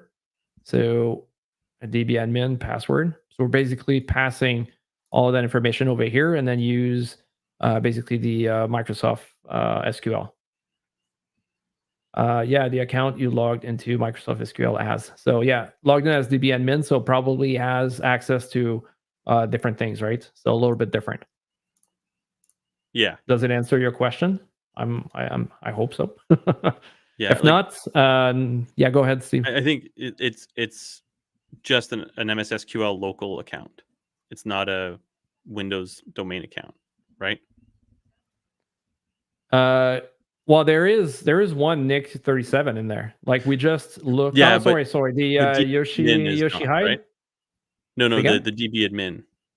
No, DB admin is not. No, DB admin is specifically for the Microsoft SQL. Yes. Yeah. Correct. Yeah. Yeah. So, but the thing is, there's something we could have done with it, and we talked about it, right? We could use. I mean, like probably not right now, but we could have used a list of users, right, and then put it in there, and then use this password in there, and just like throw like a bunch of different users to be able to just like basically spray and pray, and then maybe there's a user that uses the same thing and then just decides to do it. So for example, Sabrina, let's say that would have been her password, right? Maybe she's the one that is the database what's called database administrator. So if she's the database administrator and then she do password reuse, it could have been a password to be able to reuse again against her, right? So that's the thing that a lot of developers are doing because it's easier for them, but not necessarily because it's easier that they should do it.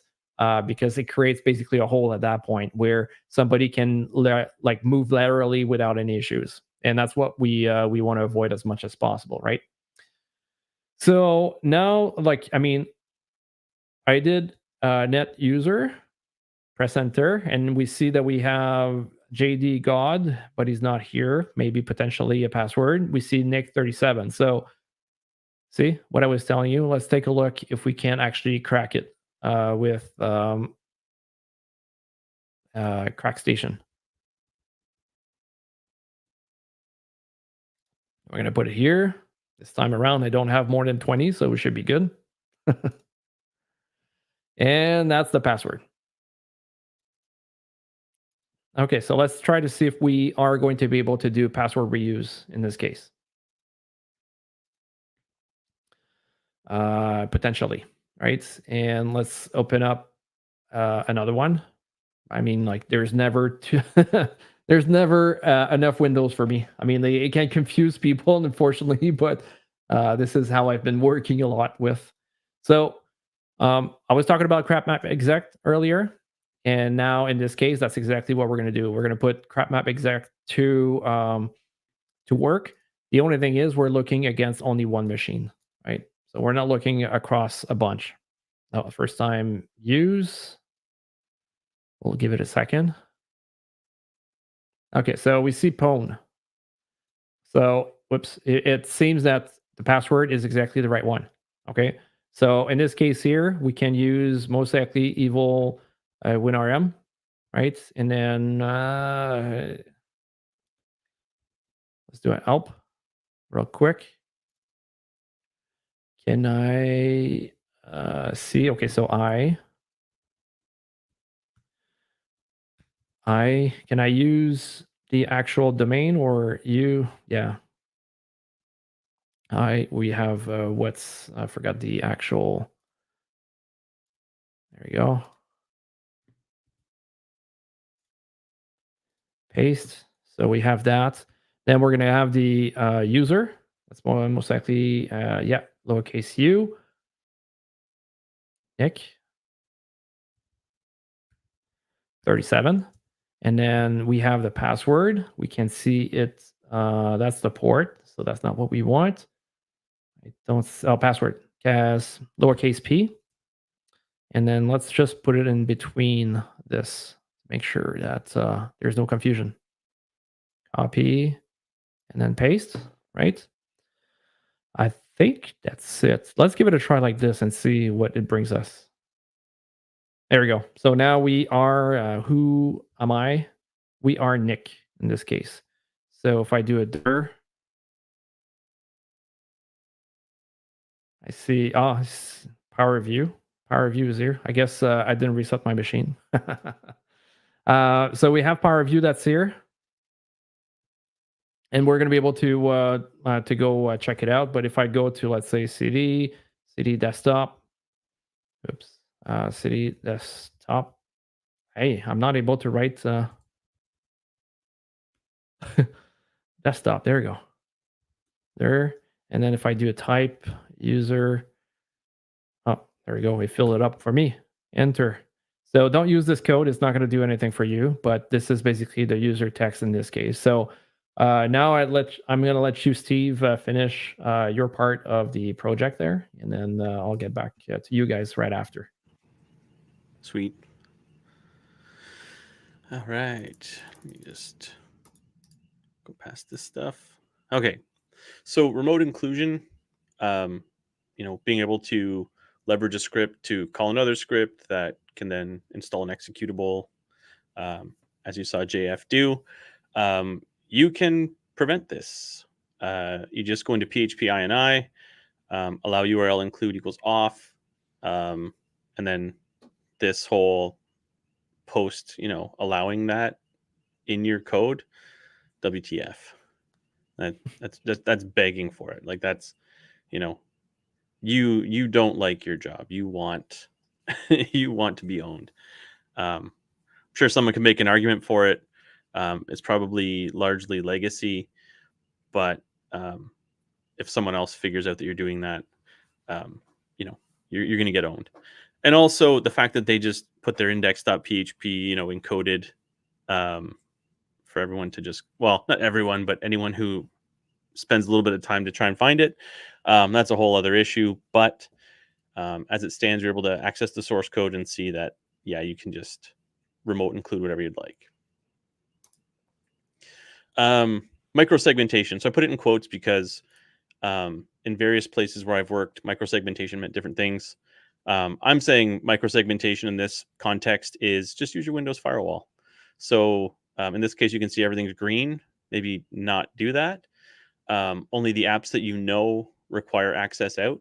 That way, if you do use remote inclusion and someone does happen to download Netcat, by default, it's not going to be able to do anything, preferably. So being able to get ahead of that and just say, if you do download stuff, or even if you try to live off the land and use like certutil or something like that, it's still not going to be approved. And then once you got access to the lateral movement part is not coming up yet, I guess. Hey, do you want me to just finish mine off? No, it's done. That part is done. Okay. Yeah. I went from Yoshi Hyde to what's it called, to Nick 37. Oh, right. Yeah. Okay. So there were some parts around storing passwords I don't think we actually did that, but if someone does get access to your system, don't store your password somewhere you can access using your password.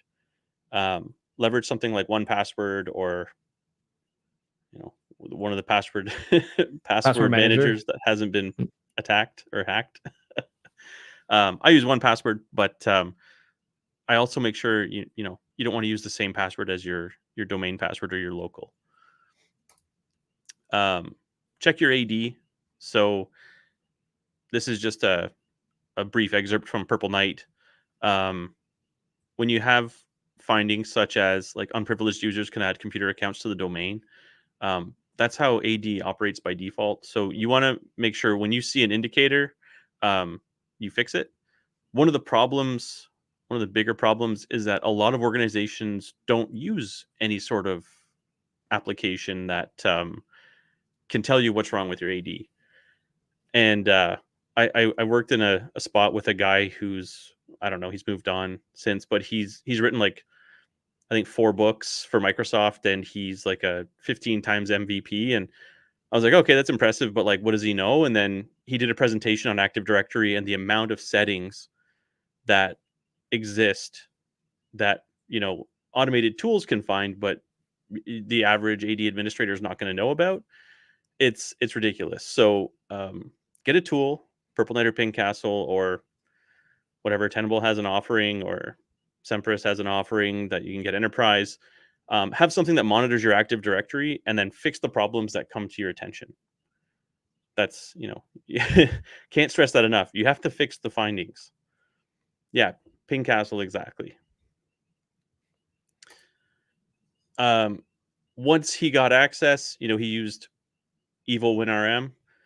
Maybe you write a wazoo rule that says, okay, I found evil WinRM command line usage. Can create a log. Maybe you can block it. Again, if you're using an EDR or something like that, you should be able to pick it up pretty quickly. And if you're using endpoint protection, you should be able to block it. But there are always crafty ways. There's a million ways for EDR bypass, or try to make it look like something that your endpoint protection won't notice. Stick it in a folder that maybe you've put an exception on. There's a lot of ways around it still, but every measure we can put in place is worthwhile. So for my last slide, respond and recover. Once you find out, or if you find out that one of your users is compromised, quarantine them. So whether that is just limiting permissions, so hey, you can only do X, Y, and Z rather than have free run of the place. Whether it's disabling the account. Sometimes you don't want to disable the account or delete the account because that might tip the attacker off. And if you're working on understanding what else they've done in the environment, you don't always want to cut them off, but you want to try and limit the amount of damage they can do. Because if you were to delete an account, then JF, correct me if I'm wrong, you probably just try and find another account. Yeah, in general, that's what you're trying to do, for sure. Exactly. So if you limit permissions, try not to make it obvious that they're onto you or that you're onto them. Then you just try and figure out, okay, now how can I lock them out for good? Or how can I, provide some sort of attribution to find out who it is? Following the user's trail. So depending, like I showed, the logs for fuzzing, there are event logs for everything, even deleting the event logs. So if you find that the event logs have been deleted, then you might think that someone's been in your systems, right? Command history, services that are running. There's a really cool tool called Kanza that was part of the SANS GCFA. And basically it goes from system to system in a domain and just pulls a bunch of artifacts and allows you to do like timeline analysis to see who did what over time and does anything stand out. And that's a really good way to figure out, okay, so I see that this user logged on 5 different systems. Well, why did that happen? I saw that this user scheduled a task that didn't make any sense. Collect artifacts and hunts. So again, that's kind of the same thing with the Kanza tool. That's really, you're just gathering a bunch of artifacts, but in real time, you might need to gather like sysmon or EDR, right? And from there, you're looking at file hashes, process IDs, the event logs, file names. Like there's a boatload of stuff that you can find um, to try and figure out like, hey, um, he used evil win RM, but he renamed it. He did the same stuff, right? And Abbas, yeah, Bloodhound. So the Bloodhound is Obfuscation. like, what's that? Sorry, Obfuscation. obfuscation. Exactly. And Bloodhound is great for, it's what the attackers use for. Let's try and figure out what relationships exist in Active Directory, and then that's what like Tenable Identity Management or Semperis.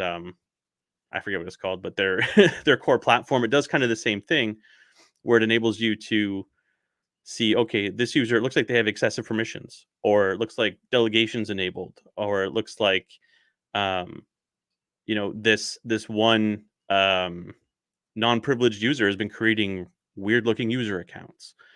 And then you can see all that stuff. So Bloodhound is great. Like the way I see it is um, Bloodhound is a great red team tool, but everyone should be doing something like that on their own network so that they can figure out um, how do we look right now, or do we have any outliers where maybe someone is doing something weird. Um, and like I'm just gonna Yeah. highlight that. Yeah. Exactly. Sometimes a threat actor forgets the power of UPS-1. That's a beautiful artifact when you're doing Yeah. response. Oh, and it's very true. Very true. I seen what's it called? I've seen a lot of reports talking about that. But the thing is, like a lot of times you're not gonna see that this is sorry. A lot of times you're gonna see a file and it's gonna look legit, but there's a slight difference, but you just don't see it, right? Yeah, exactly. Like you might have a PowerShell script that you save as like a PSL. So if you're looking for only PS1, you won't see it, right? So there's that obfuscation that sometimes is very simple obfuscation that can circumvent basic controls.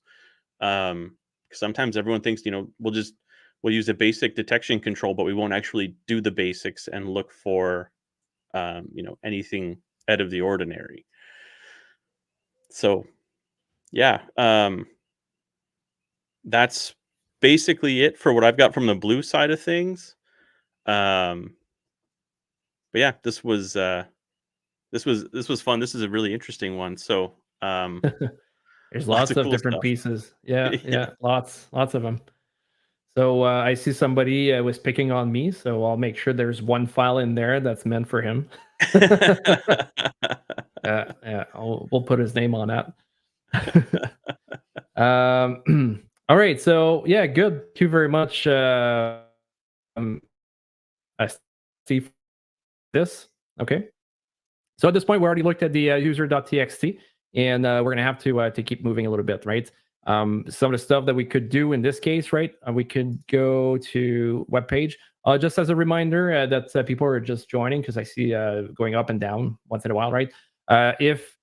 If you stay here, there's a chance to be able to again get another free 1 month subscription with VIP Plus with Hack the Box. And at the end, there's also a VIP plus 6 months available still, right? So you can only win one of the two, but if you win the 1 month, you still can win the 6 months. It's not an issue. And location where you're at, it doesn't matter as long as you're able to get on Discord and talk to me. It's not going to be an issue. The thing is, the 6 months is on a question according to what happened or what something that did not happen or whatever the conversation we had throughout the stream over here. So just make sure that you stay tuned if you want to get a chance to be able to get the 6 months eventually, which is at the end of the stream. It should be about probably another like 25 minutes or so, right? All right, so now what's happening is like we have a foothold and we need to enumerate the machine. One of the things that I've already done with Linux a little bit, but it can take a little bit of time is to use those things. Yeah, thank you for coming. That will be a. All right, so one thing that we need to check at this point. Oh, Are you guys still here? Okay. Yep. My machine having issues? Okay. You're kind of Okay. chugging for a I sec, guess but you're it's good. just yeah. Okay. Good. So hopefully it's going to be fine. Okay, now it's working. All right, so it's under Malvik over here. If I take a look earlier when I started it, I was under the Malvik, the home folder, right? So we should be good to go to be able to use that. And one of the great things from Evil RM, it's the fact that we can just upload stuff to it, right? So we can that was one piece. There we go. So if I press enter now, we're gonna upload directly under the desktop, the file. Takes a little bit of time, but at least it's going through, and you don't need like a netcat to listen. You don't need like a Python 3 to be able to do anything of that. It's easy like this. If you see a file that you're interested, you can just like download and then the name of the file where you're at. Okay, so at this point, are we? Yeah, we're using PowerShell. So win piece.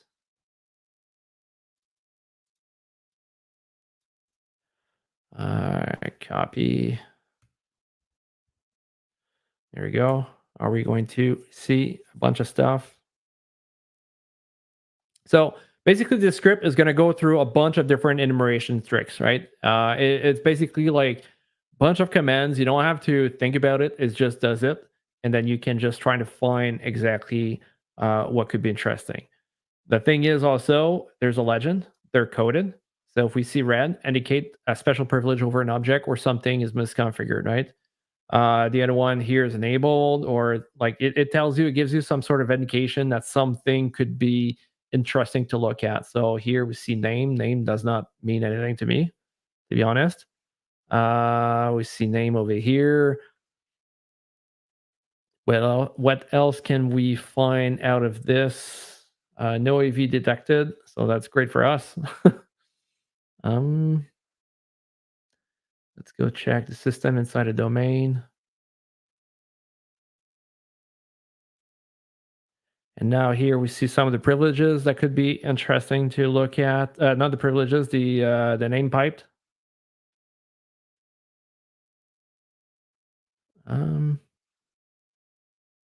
Nick is part of these groups. That's fine. We already knew that. These ones could be interesting sometimes, depending on what it is. I don't think they'll increase working privileges, maybe.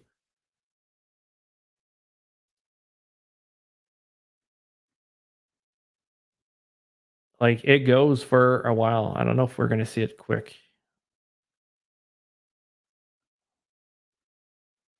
Like it's not because it's red, it's not because it's yellow that it's actually something that we should take a look at. Absolutely, right?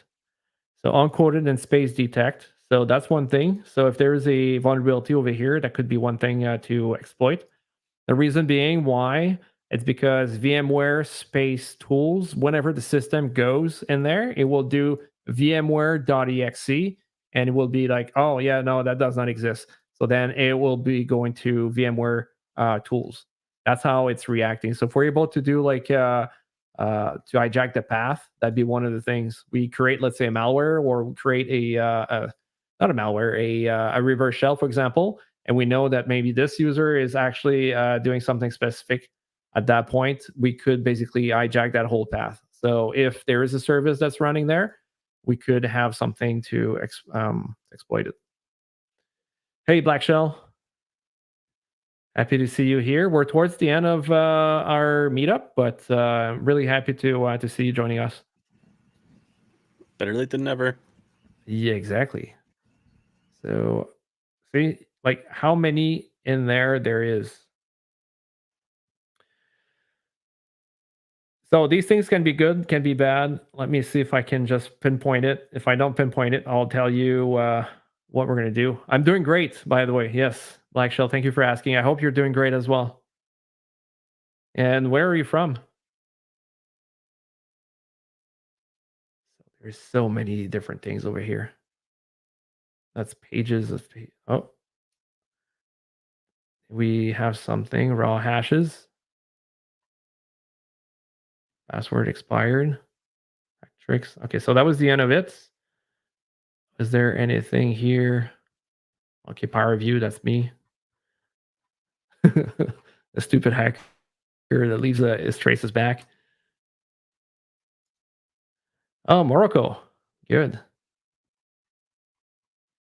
That's not next door from Canada, that's for sure.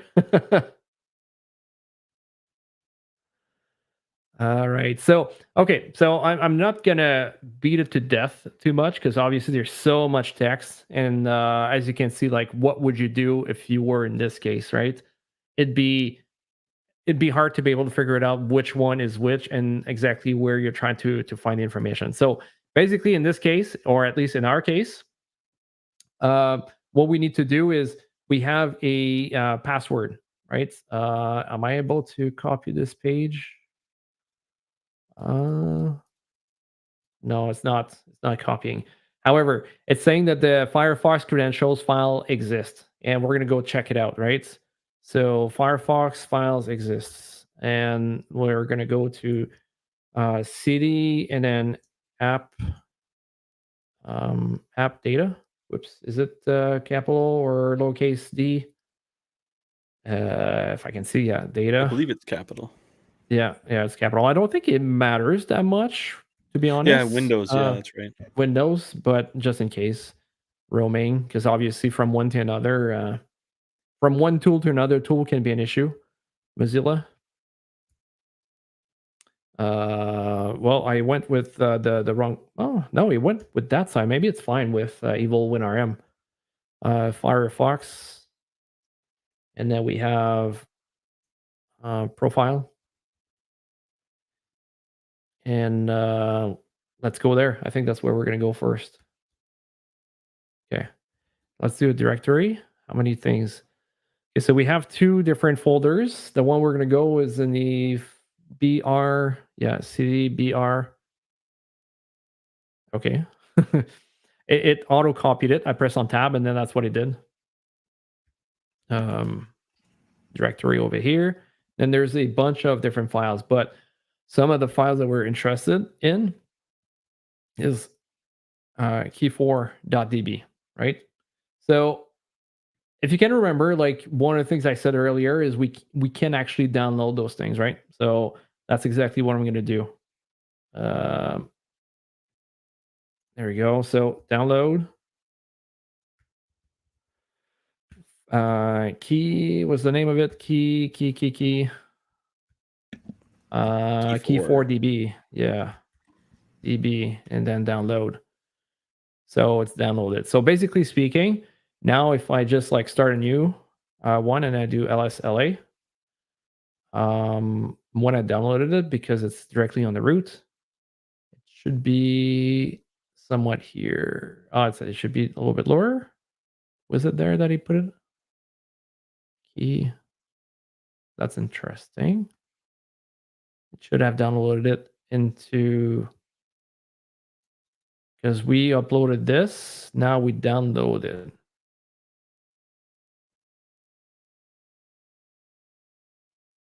Interesting. And then here it says key to -b. I guess give me a second. I'm wondering why it's not there. Let's do a find name key4db. Oh wait, no. I did something to be able to take a look. Dev null. So basically why I'm doing to dev null is the errors. I want them to just die and I don't want to see them. So that's why the reason why I do that. So let's see if we're going to be able to get the, no, so that's for mine.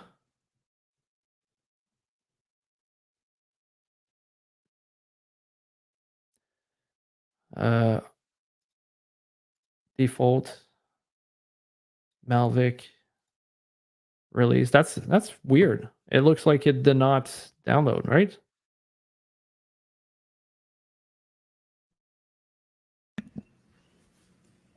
Yeah, it said it should be // so it should be in the where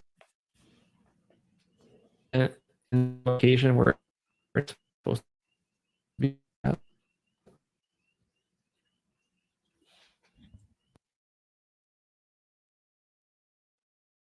There you go.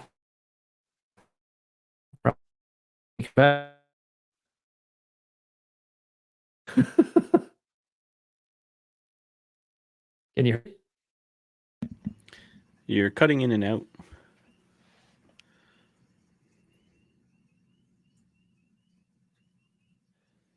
Give me 1 second. Oh, yeah. Let me hear. Can you hear me? There he is. Came back. Yeah. Sorry about that. For good. those that don't know about it, Oh, I just said all good. Okay, my internet connection just is not the best. It's going through my phone right now because there's a internet outage, unfortunately. So I know it's 2 in a short amount of time, but it is what it is, and hopefully you guys can get a good out of it. So yeah. So sorry about that again. Let's see. Okay, I can write. So I guess my internet is working again. Okay, so let's do LSLA. And are we going to see? I saw a 4 there. I was like, yeah, we got it. But it seems that it's not wanted to move that file. I'm It's wondering if under there's like, so I think it was under Mozilla because I saw your results when you did the find. yeah, but those ones, I'm not sure if they would be there normally speaking, right? You understand what I mean? Yeah. Yeah. Because they're mine. They're That's right, not 'cause you basically the didn't- one. Yeah. So Yeah. you know what? Let's try. Oops. Let's try to kill this one for a second, and then I'll go back into it and do a download. I'm not sure if that's because we are in PowerShell or maybe there's some sort of an issue. So let's just restore it real quick. CD and then V there. Directory, download, key4.db. And then let's go back again to, okay, this one doesn't show, but it doesn't mean that it's not there. Clear, LSLA. So to beat elite said, try using the full path when you do the download. Yeah, I guess I guess we can probably try to give that a try. Okay. Can I go back again? Down. Okay. Download. And then that's oh, I guess I should have yeah, let's give it a try. If it doesn't work, I'm gonna have to put the quotations in there. It's the other way around. And then key for DB.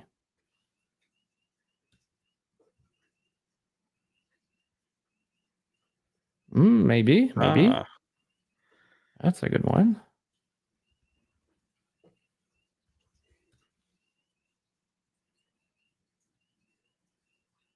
Is that the one? It's quite possible. Let's give it a try. So that's 294.912. 294.912.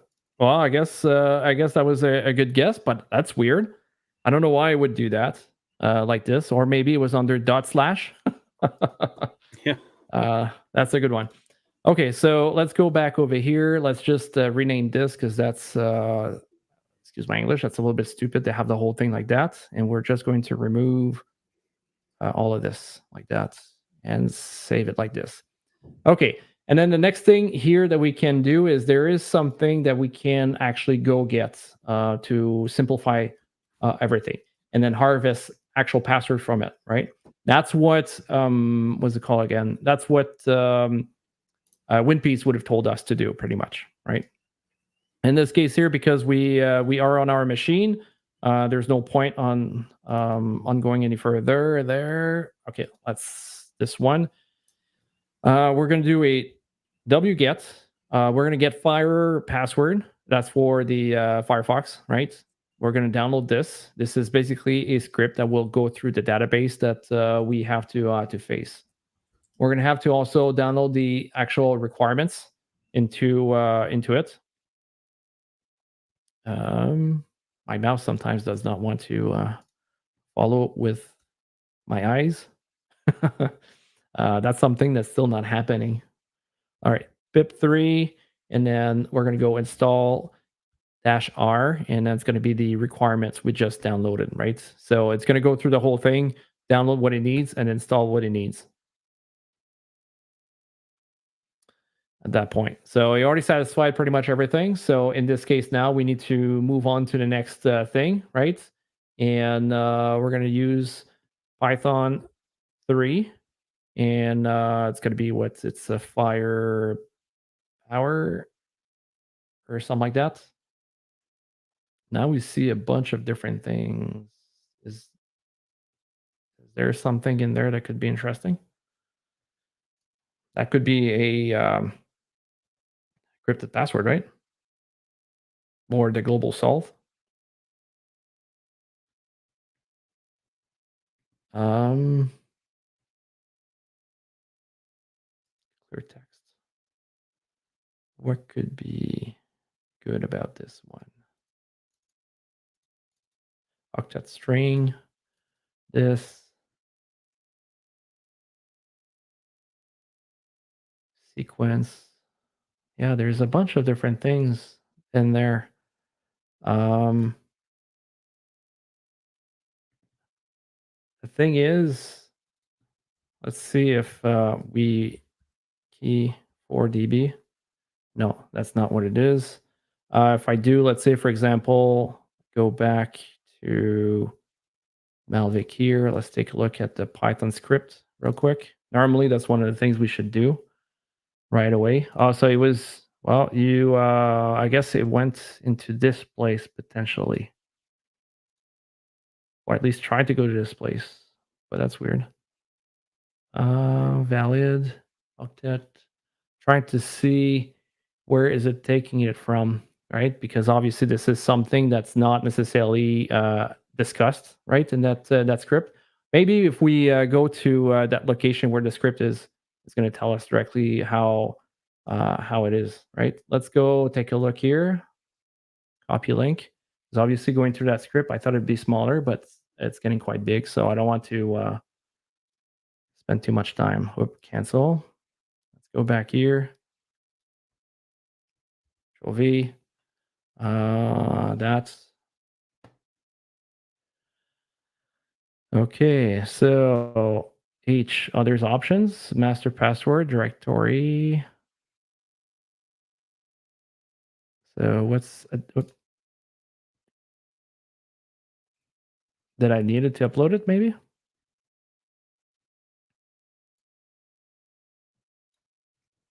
So it gives that, but I wanted to decrypt as much as possible because obviously that's a lot, and I think it can decrypt. So D, and let's put the drive where I'm at, or the location where I'm at.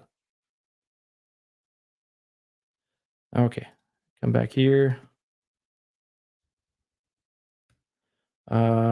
-D dot. That's a clear text. Not really a clear text.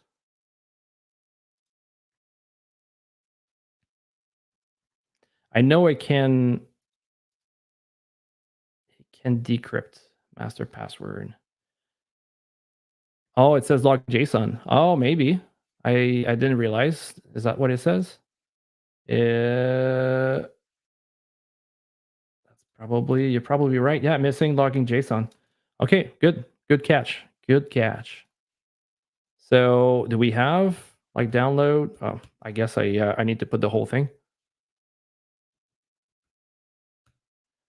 Login JSON.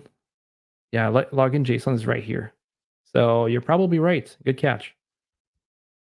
Login.json.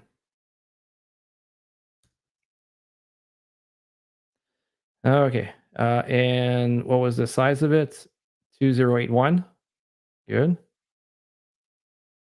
Not this one. No, that was this one. Yeah. Okay. So we should see that long one, login JSON. Is it too long? No, that should not be the issue.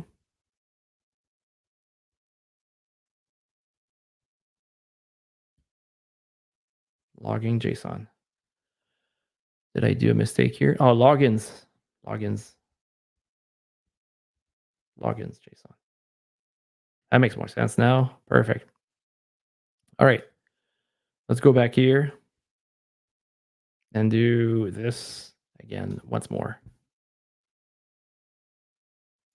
JSON or sign on missing. Okay. If I do with the D here,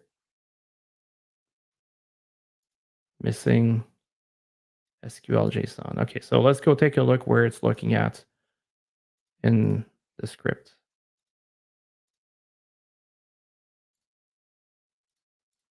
Oh, yeah. Remember the name. Login JSON. Perfect. Okay. There we go. So that fixes the issue. Now we have admin, we have Nick. Yeah, sometimes they're picky. So it was a good catch from Datston. Very, very good catch. Okay, so this one here, that's the password, right?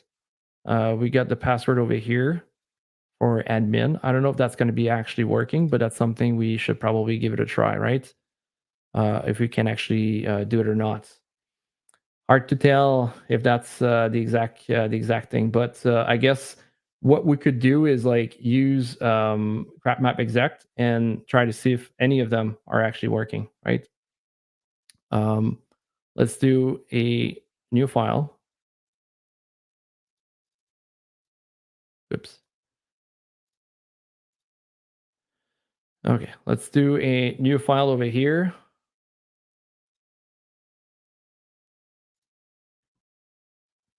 And then we're going to copy and paste the passwords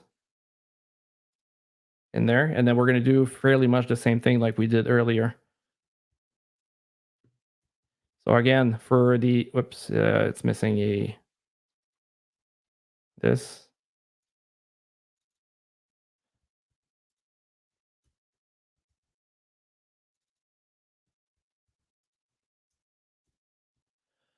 And then we're going to Control V, Control S. We're going to go StreamIO. This one, I'll just put down pass.txt. It was password earlier, so we're going to just use pass. And then a new one, but it's going to be admin Nick 37. I guess it doesn't really matter for Nick.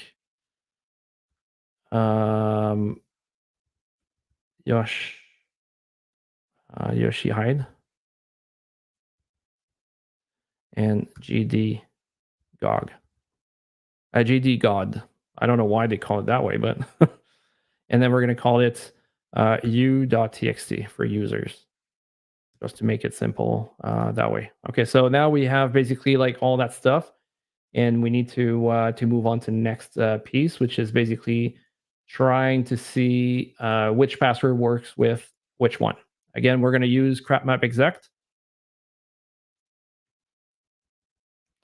And here it was pass. And then U. And when we saved them, it was under a different one. So let's just copy it here. C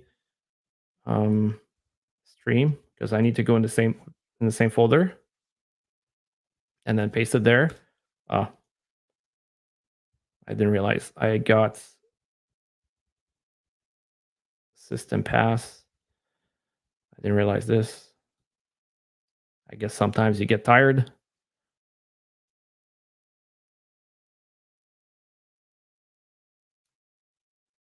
Okay, so it seems that this one here is something that actually worked, but it doesn't say pwn SMB. So on the SMB side, we can't actually do it. I don't know if we could, let's say, do a PS exect py. Continue on success. CME is a crap map exec. Yeah. So crap map exec basically did a mix of that, and you can see here admin, admin, admin, and you use all the passwords over here, and did the same thing for all the users that was in there. And we can see that GD God was able to do something there. So I'll try to see if I can do ps exec help over here real quick. We want the target.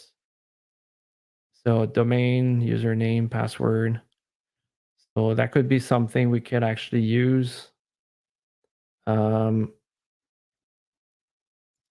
I'll be honest with you, at this point, it's not going to work, right? This one, it's another thing we need to do. Okay, so what we're going to have to do is to go a little bit further, and we're going to do basically Bloodhound, right? Bloodhound is a nice tool where you can actually get into a machine and get a lot of information out of it, and be able to figure it out how to get to admin as fast as possible.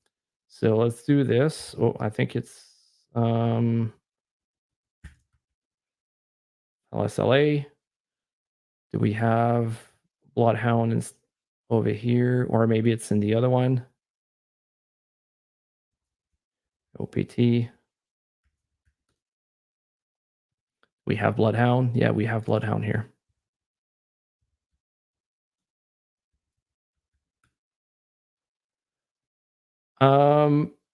Hydra. Hydra, to be able to do the same thing, it'd be feasible, but you're gonna have to play a lot with it. It's not the exact same thing. This one is really looking for, like, you could look for SMB, already knows all that stuff, and it's gonna go through the whole thing. It does something similar. We saw it earlier. I know you just arrived, so that's why you didn't see it. But we were able to brute force a login earlier with Hydra using the caret pass caret, and then the caret user, I think, caret, and that's how we were able to get there. So yeah. So basically speaking now, like I wouldn't install the whole thing and get in there. So let's say Bloodhound. Do we have the Python script in here? Maybe not. So I may have to download it. All right, so let's go back to here and then StreamIO. And it's not here either. Okay, let's go get it and then install the whole thing. So basically we go to a git clone. Yeah, git clone over here, Bloodhound. CD, sorry, Bloodhound. My French just came out for whatever reason. And then we can use Python 3, and then, oh no, we need to set it up first, right? We need to install it. So for those that never really seen Bloodhound, it's going to be an interesting one. I need to. Okay. Sudo Python 3 install. I think that was fine. Okay. All right. So now we are going to use this exact user, right? To be able to, like the user we just got, like JDOD or JD God, I should say. That's the one we're going to use. And it's going to go in there and do a lot of reconnaissance for us. Okay. So we're using the username that we found earlier. We're using his credentials there, like his passwords, and then we're going to be logging in there, and then it's going to go through the whole thing. So that happens sometimes. It fails. So I just need to probably restart it. And we can see here, found one domain in Forest, one computer, 8 users, 54 groups, 4 GPOs, and the likes, right? So. And then after that, it create a file. So I'll just try it again because it seems that it fails with Kerberos.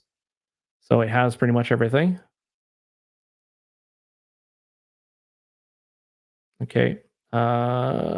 Maybe error connection 88. No service. I guess it doesn't matter too much. Okay, not too bad.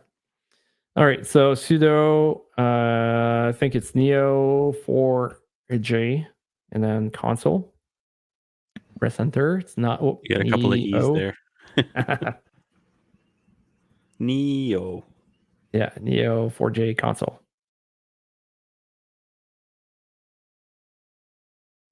So we're just going to wait until it's started, and then we're going to be able to navigate there. And it's going to tell us exactly where we need to go. As you can see here, that's the location.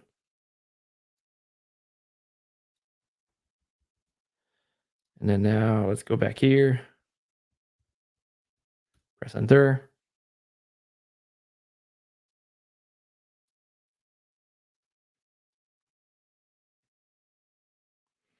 To set it up, super easy. Neo 4J, and then neo 4J.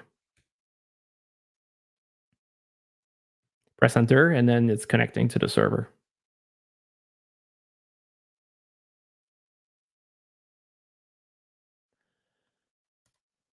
All right, perfect. Okay, so that's one thing.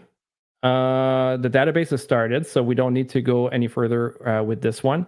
Next, there is an issue with this one. Normally, if we go this one, no. Let's go back here then. So let's say if I go to opt, and then we have cd bloodhound. I got the start, okay. Before it was creating issues, so we'll see. Oh, no, they're not creating issues this time. Perfect. Neo 4J. Neo 4J.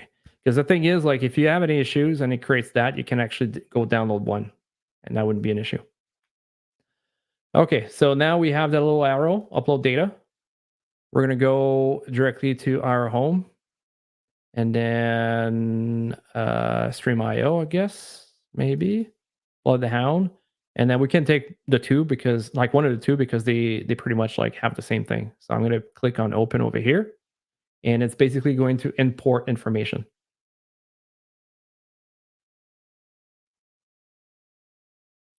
Okay, clear finished.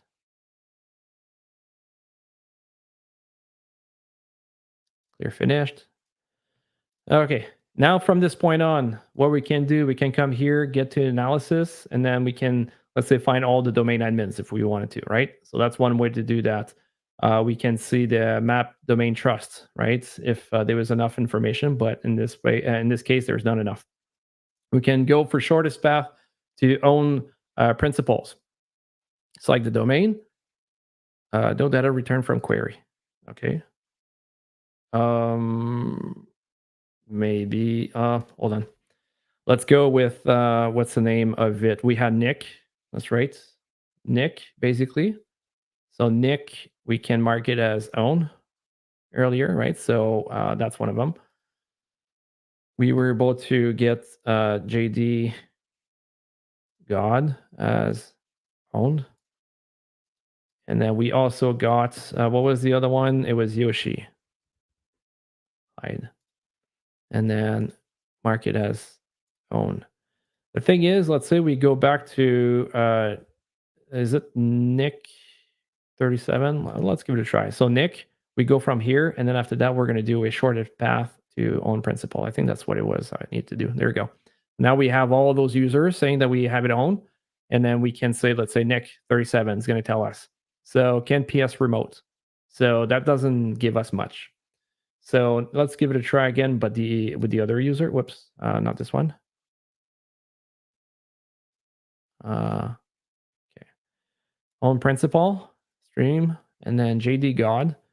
And then now we can see here, JD God is a member of core staff here. And then it has read lapse password. That could be interesting. Sometimes, like if you see some information you need more, and go press on help and get some information about how to abuse these things. But right now in this case, there's not much to abuse. Let's go with the other user now. List. Where's it? There it is. What about Yoshi Hide? There was nothing here. StreamIO, Nick, There was something. So it looks like there's maybe something that did not pop up over here. I don't know if that could be created with the error that we got a little bit earlier. Find the shortest path to domain admin. So domain admin, member of. So there's Martin. Martin is the domain admin, right owner, enterprise, user, administrator.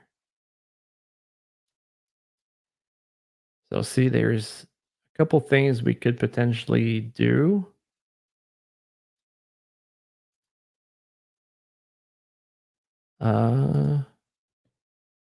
Member of read lapse password. Yeah, okay. So there's the these things are good. Let me just like get back to where I was and my stuff. Yeah, so core staff, member of,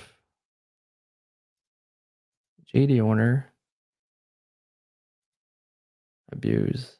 Because normally we should be able to see something between JD God over here and going to core staff. And for some reason, I'm not seeing it right now. Maybe we should give it a try and import maybe the other one. Because right now we should be able to see it. Desktop, home, StreamIO, and then let's select the first one here.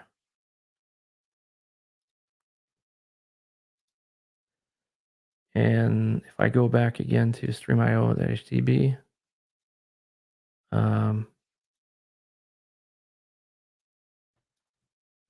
if I go to JD, God, okay. Oh, yeah, I got to do that again. Marked as own. Nick. Marked as own. Let's just do that for now. JD God. Is it working? Read lapse password. So I guess it might be that. Maybe I'm mistaken there. But it should be working. Okay, so basically what it's supposed to say, it's supposed to say that we have a right owner to core staff. So I don't know if that's me misunderstanding it, but it's supposed to give us, it's supposed to give us that we are not just a member, but we can actually write there, right? So and then abuse, and we would have gotten like something else. But then again, like when we do, when we did this one here, not this one. Sorry, I got to go back probably over here. Now let's close this. Don't really need it. Close terminal. There's too many terminal now. When we did it earlier, that's probably not here.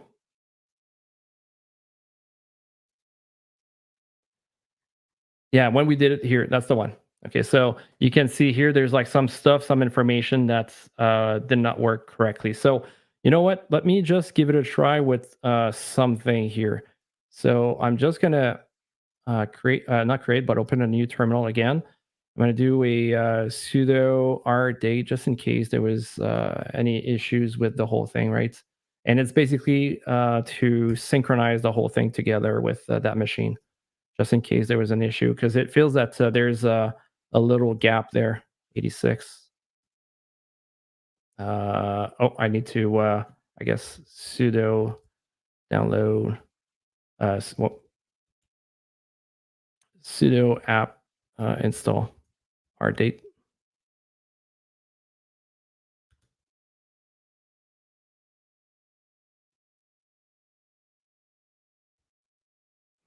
So this package is basically going to go download like basically the package, and then what we're going to do is synchronize ourselves with that machine.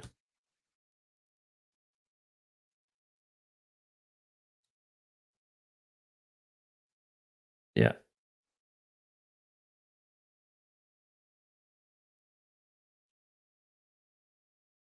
Yeah, okay. I was reading what to be elite was talking about. Okay, so now we have our date. We do this, it's going to synchronize our clock completely with the other one, and then after that, I'm going to try again. That's what's it called? The Bloodhound.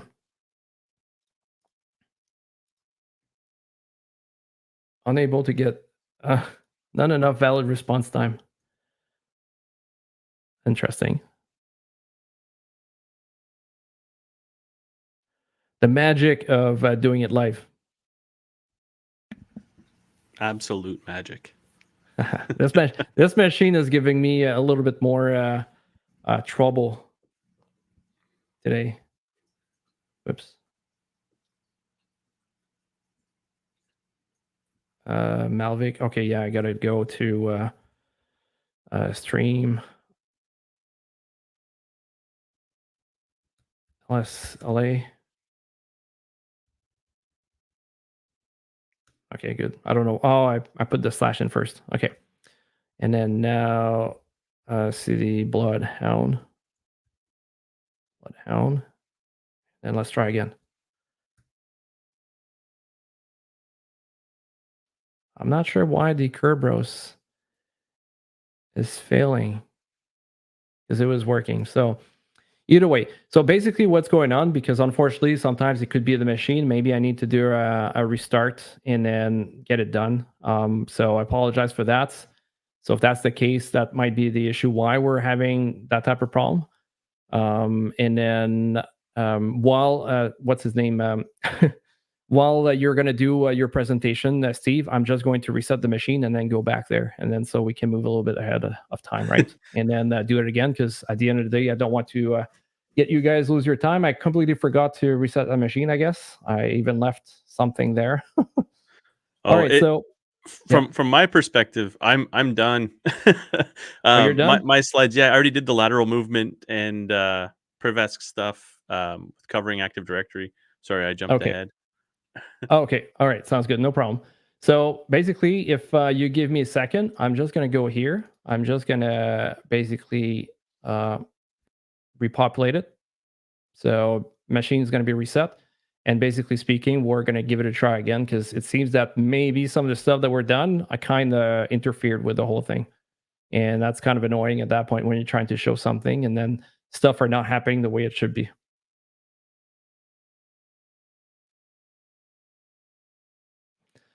So in the meantime, maybe we can pop up one last question for 1 month VIP plus and get ready for the 6 months at the end. So more Windows. Oh my God, my laptops, when I open like that Windows laptop is stuff for working. So I think that was wrong window. Yeah, that's quite possible.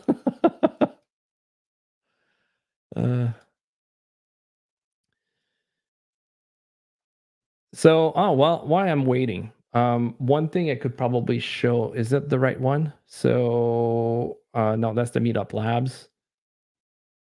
Do I have it here? Because I wanted to show something else as well, because what people don't really know sometimes is the fact that there is. Am I able to get on hackthebox.com? Yeah, it logs me back in over here. So let's go log out real quick. Yeah, because I don't have access over here. Log out real quick. There's many there. No, that's not the right one.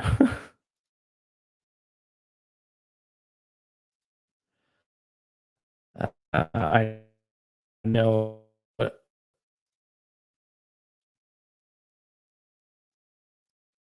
Okay, so now we're logged on. And what we're going to do is I'm going to show you real quick. That's another account for Hack the Box. I'm going to go directly into Learn Academy. And while it's loading, at least it's going to be a good way to take a look at what's available there. And we have SOC Analyst prerequisite. We have, oh, that's main. Can we get all the ones? Is there like a Bloodhound in there? We should have a Bloodhound somewhere close. Oh, no, that's right. That's my other account that I put it on. Okay. So we're going to do a manage. And I'm just going to go to modules. And then we have Bloodhound. And we're just going to add to lab Active Directory Bloodhound, right? I'm going to go back here. You guys are seeing some privilege stuff a little bit now. And then now we can go take a look at the actual module. To be able to set up and install, that would have been the one to take a look at, right? Quite interesting there. And then gathering data and basically where we were at. So there's a bunch of stuff over here. I'm probably not going to keep this video online because these things are not something they want us to show too much. Obviously, this is all part of the course, but this is something that can be very interesting for people that are not very familiar on how they work, right? They can go through the whole thing and then eventually put it all together with a skill assessment, right? Where you have your poem box that you can pop up, and then you have questions and so on that you can go there. So, yeah, very, very good. Active Directory Bloodhound, not Active Directory Bloodhound, but Academy with Hack the Box, very, very good. If you guys have experience with OSCP and what they have in place, I mean, this one is much better. All right, so now we have a new IP. Let me just try to do it now so I can give away that 6 months soon. Okay. Bloodhound, StreamIO. So I guess I'm going to need to change the etc as well, because otherwise we're going to have an issue. Sudo nano etc host enter, and change this to the new IP that we got. Control X, save the buffer, press enter, and then now we should be good to go. So these are good. Let's give it a try again. So we might have to sync our... Okay, so it might be this machine then that I'm on.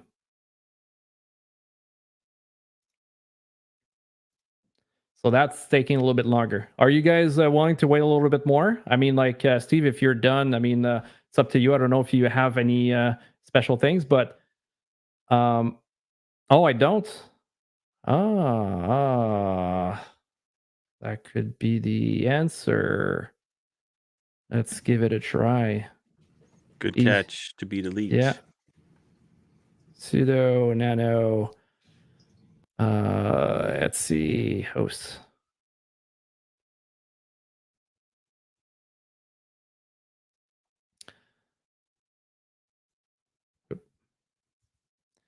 DC dot not hack the box. StreamIO.htb.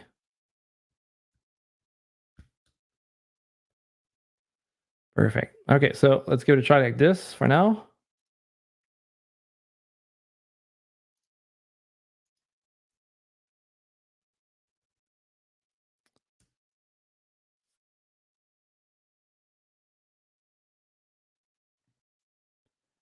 Okay, so that's the one now we need to synchronize our time. There you go. So see, now it's synchronized. We're gonna go back in there, download the whole thing.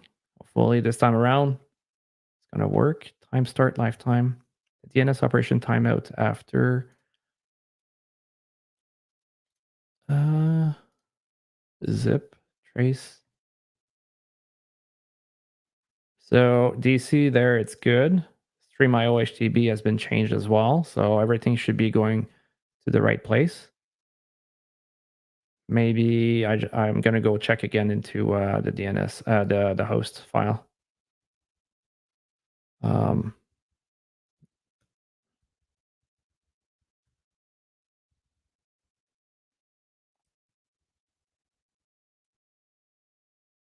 So that's the new IP. Should be good. There's only one space here.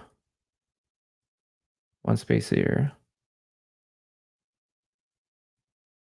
DC StreamIO. Okay, so that should be good. dc.streamio.htb. So we're putting in the right place. So technically speaking, it should be actually working.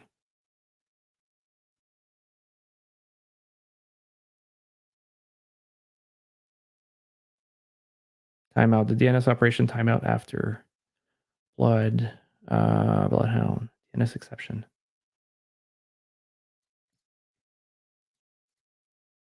Oh, maybe that thing cached it. So let me try.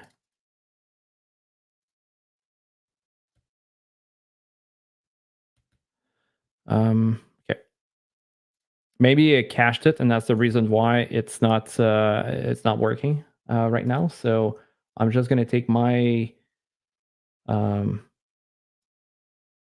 my code again. I should have just like copy and pasted it here.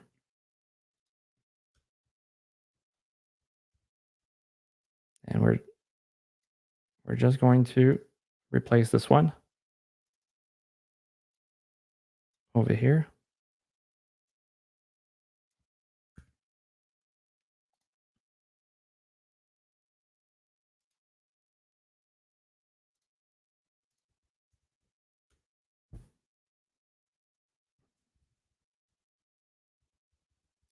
StreamIO, and then CD Bloodhound.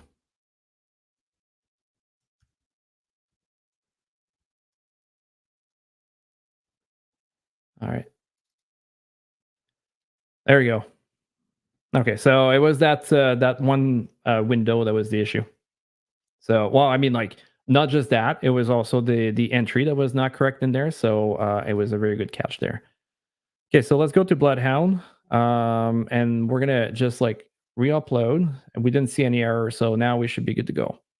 Desktop, not desktop, home, StreamIO, Bloodhound, and then the latest one I just did, 9:44. So see, the time was like super off.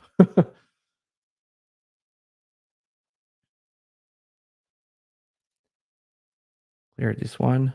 And then we're going to go to Nick.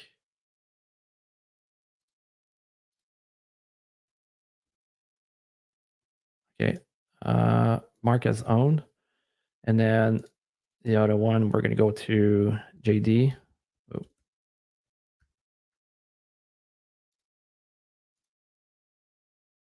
User as owned. And then we had Yoshi.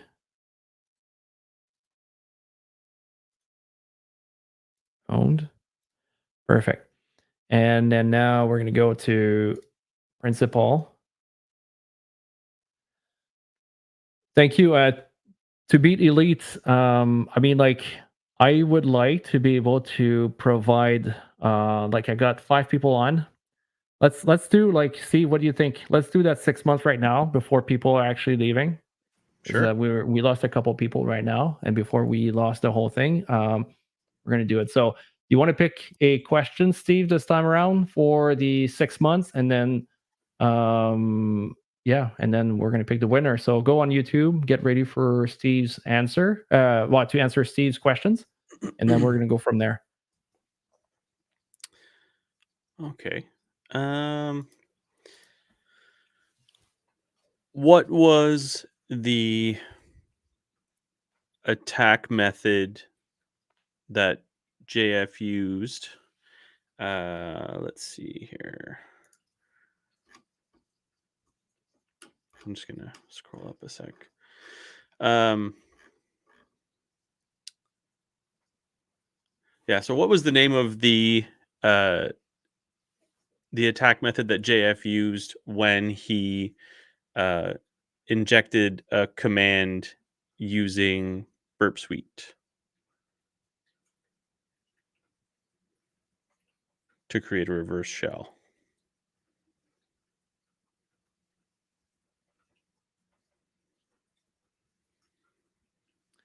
That's a good question. Well, it says reverse shell. No, the actual command to oh, Close, but how did he get it there? Like, what was the vulnerability he exploited to get that? It was one of the items that I showed a countermeasure for.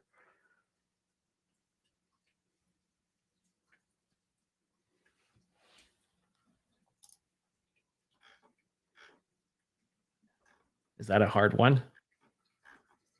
No. Nope. It's hard enough for a 6-month pass, but It's going to be worth it. okay. David T's getting close. Oh, Dadston, RFI. Yes, remote file inclusion. That's the one. That's the actual terminology of the attack that you were looking for? Yeah. Yeah, good. Perfect. So congrats to Dastin. So Dastin, you will get the 6 months. You already had 1 month. So basically speaking, if we have people that are still here that did not get picked, right? Let's say it goes 6 months. Dastin. Okay. So I got 2 more VIP plus. The first two person that did not win anything yet, that are, I don't know, texting. What could we use in there? We could use, let's say, put down StreamIO into the chat on YouTube, and then the first 2 that I see there, I will give it to you. Again, if you want to be able to, you need to put StreamIO in there.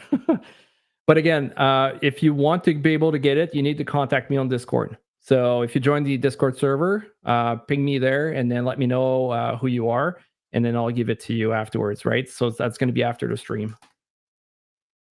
So anybody else here? We have 5 people. If you want to get a 1 month extra there, let me know. You have to write StreamIO into the YouTube chat. All right. So while people are doing that, thank you, Steve, for this. While people are doing that, so we were able to get this solved now. All right. As you can see here, that's exactly what I was looking for. Right owner over here. Right. And then if you right click and then help, then abuse info, it will give you pretty much everything you need to do to be able to get there. So you may have to change a couple things right here and there, but overall you should have pretty much the whole shebang on how to do it. So that should be easy enough. Okay, so basically speaking, now where we're going is we need to get our WinRM that we had here, right? Over here, and then we're almost done. Again, this machine gave me a headache. All right, come back here. We're gonna paste that there. Press enter, right? So it's the exact same command that they were displaying there. The thing is, we don't have access to JD God right away. Oh no, you're not gonna give me another thing.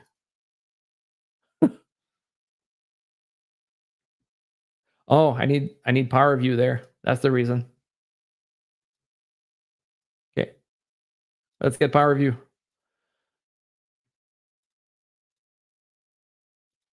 Do I have another one? Okay, so CD there, and then paste it here. Oh no, that's right. It was not in that location. Another one. And like I said earlier, the beauty of this. Oh, it went out. Okay. Let's go back.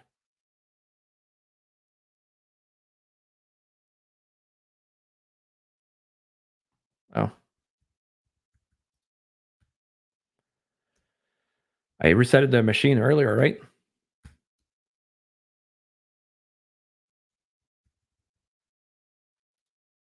Okay, let's just copy this. It's hung up now. Close terminal. Let's get back here. And then copy this IP. Go back here.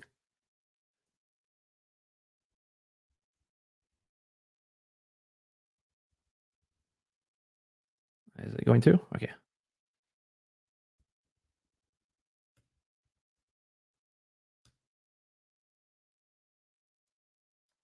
All right, Evil WinRM. So now we do upload power view that we have here.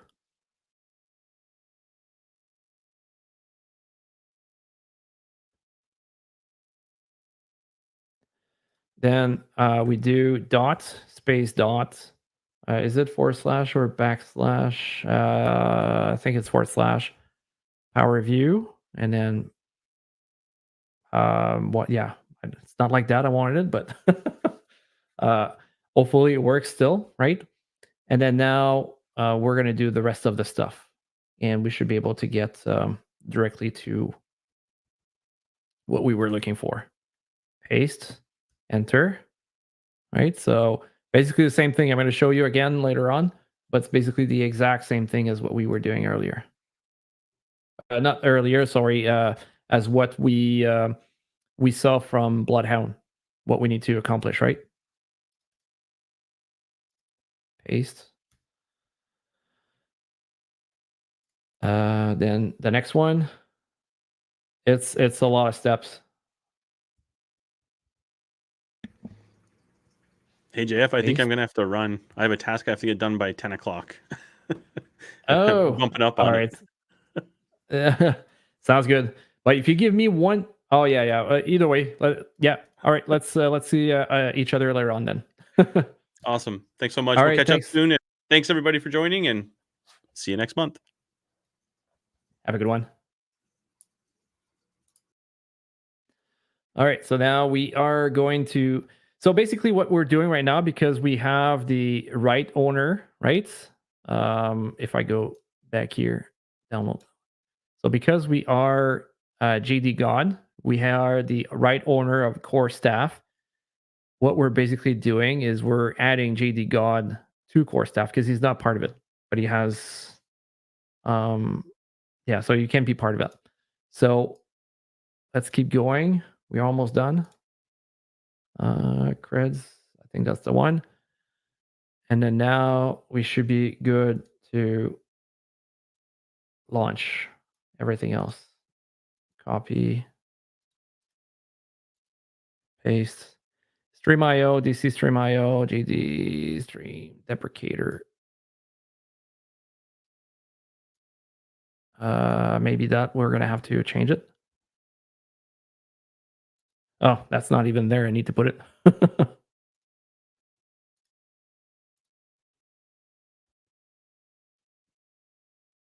LDAP search. This one. Yeah, I got an issue with this one. So unfortunately, it created a little problem. That machine is a little bit messed up, unfortunately. So let me see if there's anything else I can do. Oh yeah, that's right. We can go take a look at the core group. So if we go take a look at core group over here.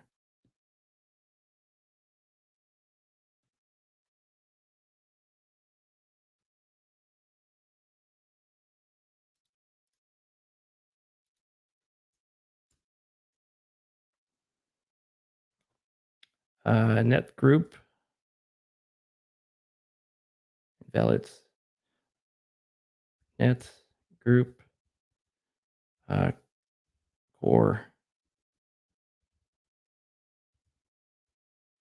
Yeah, it needs that thing. So why? Or let's say net user, and then the other one was JD God. Net wrap user. Oh shit. A little bit tired now. A little bit tired. That's the reason. JD God. So we see that's there, right? And if I would have went back into my stuff over here, I could probably put Nick. Yeah, Nick 37 over here, and do a net group core staff, and then I see Nick 47. So basically, I'm able to add people to core staff over here, and we see that this is part of what we can do. And then lapse password, that's exactly the other thing we need to try to do. And lapse get domain object Windows credentials. And this one I think we already did, isn't it?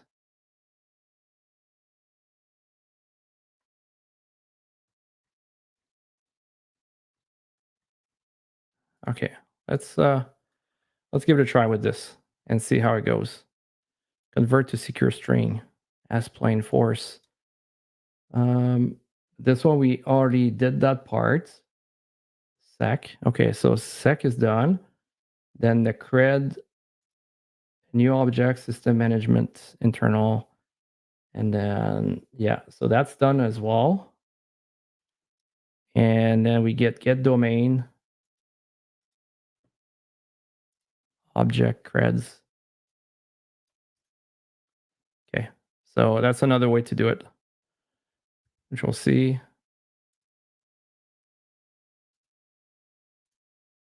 Paste. We just need to make sure we have it the right way. Is it Windows 1? No.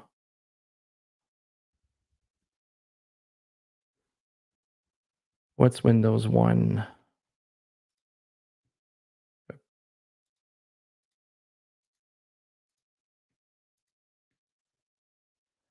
Windows 1. Okay, so creds, if you are not already running process as core staff StreamIO.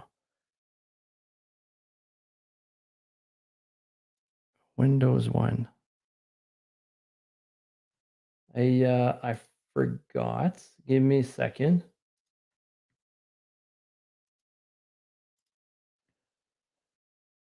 I'm gonna go check real quick. But I think there's a little thing. I think it's probably the domain we need to put in.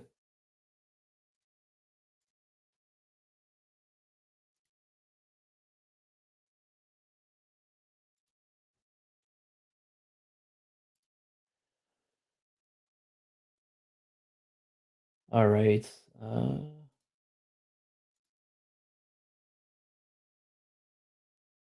how are you guys doing? I know we still have a couple people that are here. Are you guys still hanging out? Are you still good?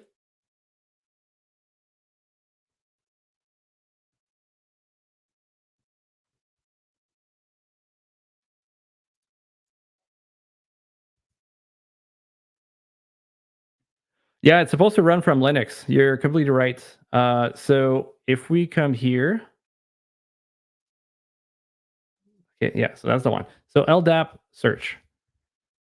So here, it works. So then if I press, let's say, dash help, whoops, there we go. Okay, so now we have the H for URI, and the one I was actually using was lowercase. So, for example, even though, let's say I go over here,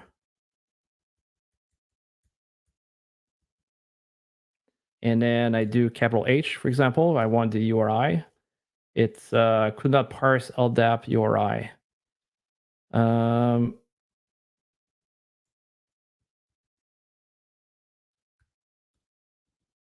So H. Can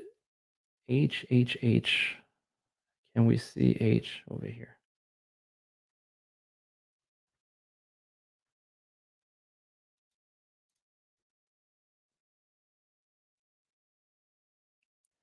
All right, so H is not in here. However, it should be okay.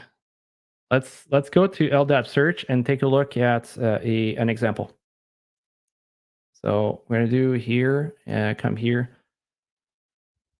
LDAP search command Linux example. So now if we take a look, LDAP.com, can I have sometimes, I don't know why I have exploit in mind, but that's not, pen testing LDAP hack tricks. There you go. That's better. Now, if we go back in there,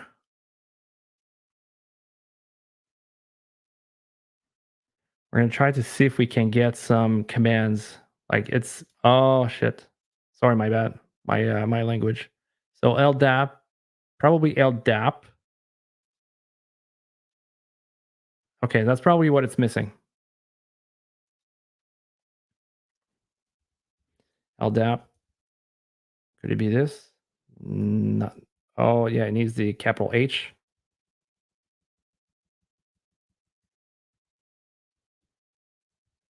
I think that's how it was. capital H, LDAPs. That's fine. 386. Yeah, it's very good for sure. Actrix is done like a phenomenal work out there. So I don't think we had. Okay, I just want to get another one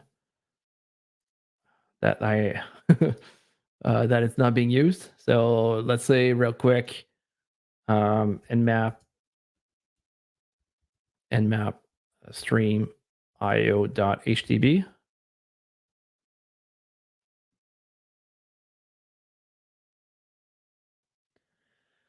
So now we see 636 is here. Maybe we could use LDAP-S, but 389.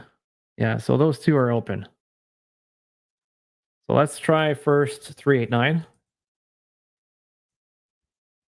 389, and then close this. Oh, it seems that potentially at work now. Is that the password? Domain controller. Domain controller, StreamIO, HTB, CNDN. It seems that it actually potentially worked.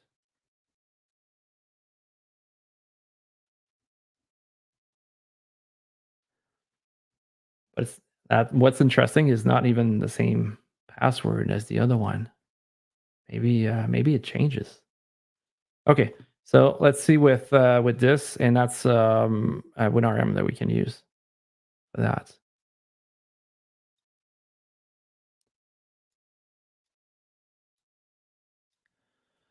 I don't think I need this anymore. Quit. And password. Let's try this real quick. I hate when it does that. It did not copy.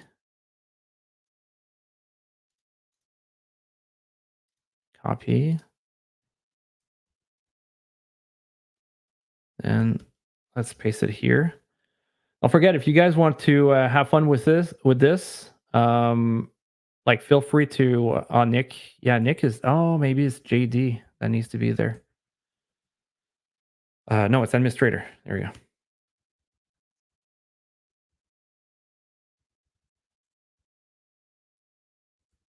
Yeah, those machines are not the easiest one sometimes. Like sometimes everything will run like super smoothly. This is like out of all the other machines I've done, this is the one that represented the more like the resistance, more resistance, I would say. Oh, I think that was, yeah, the IP was already good in there. Ah, there you go. That's what it was. Okay, so that was the issue. It needed to be adapted. For me, I thought it was just like H and then StreamIO.htb. But then in this case, we need to use the other thing. So then if I go to desktop, no, not ini.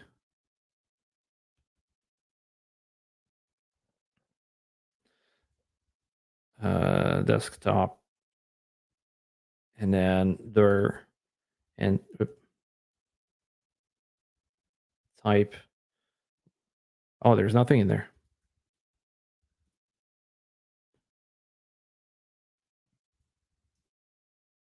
There's nothing under administrator. Is there something in Martin?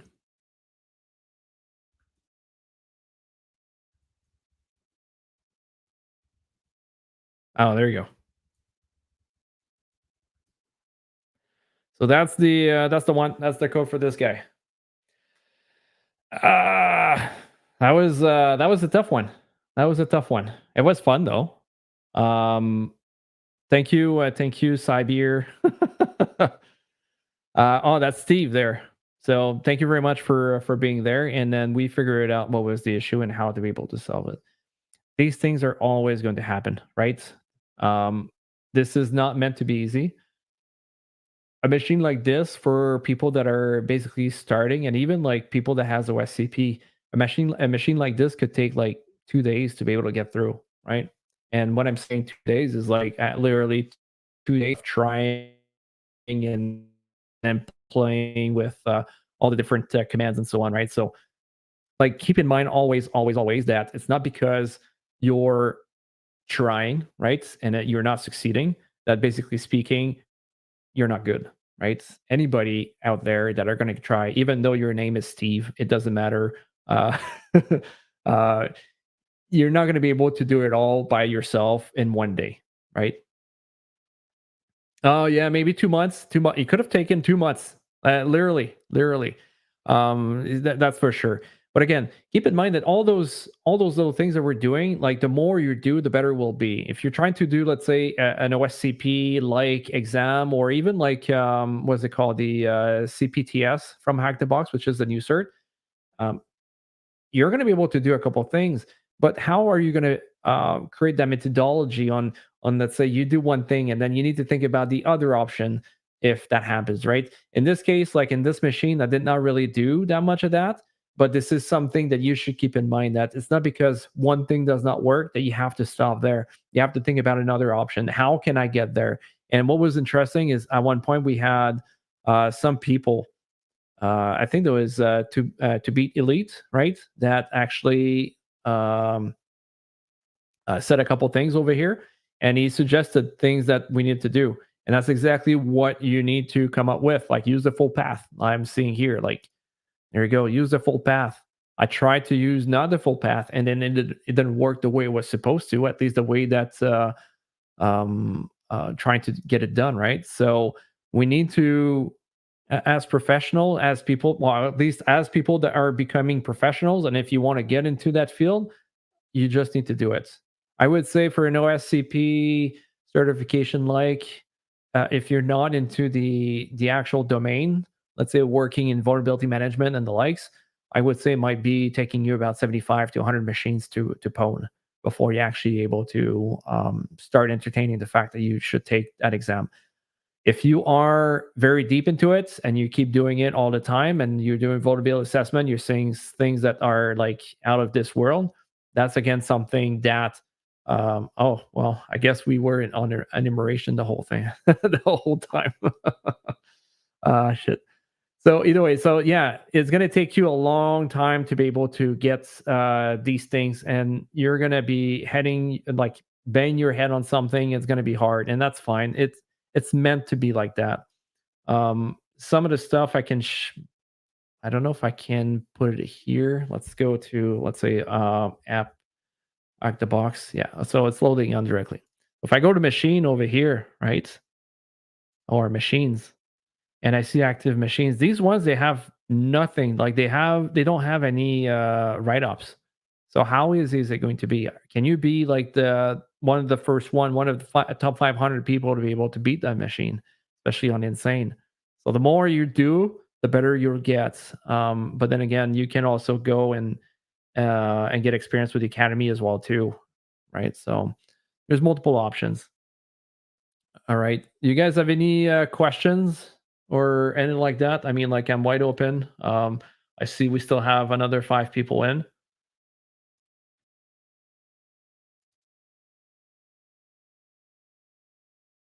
Lasted longer than expected, but I hope you guys liked it.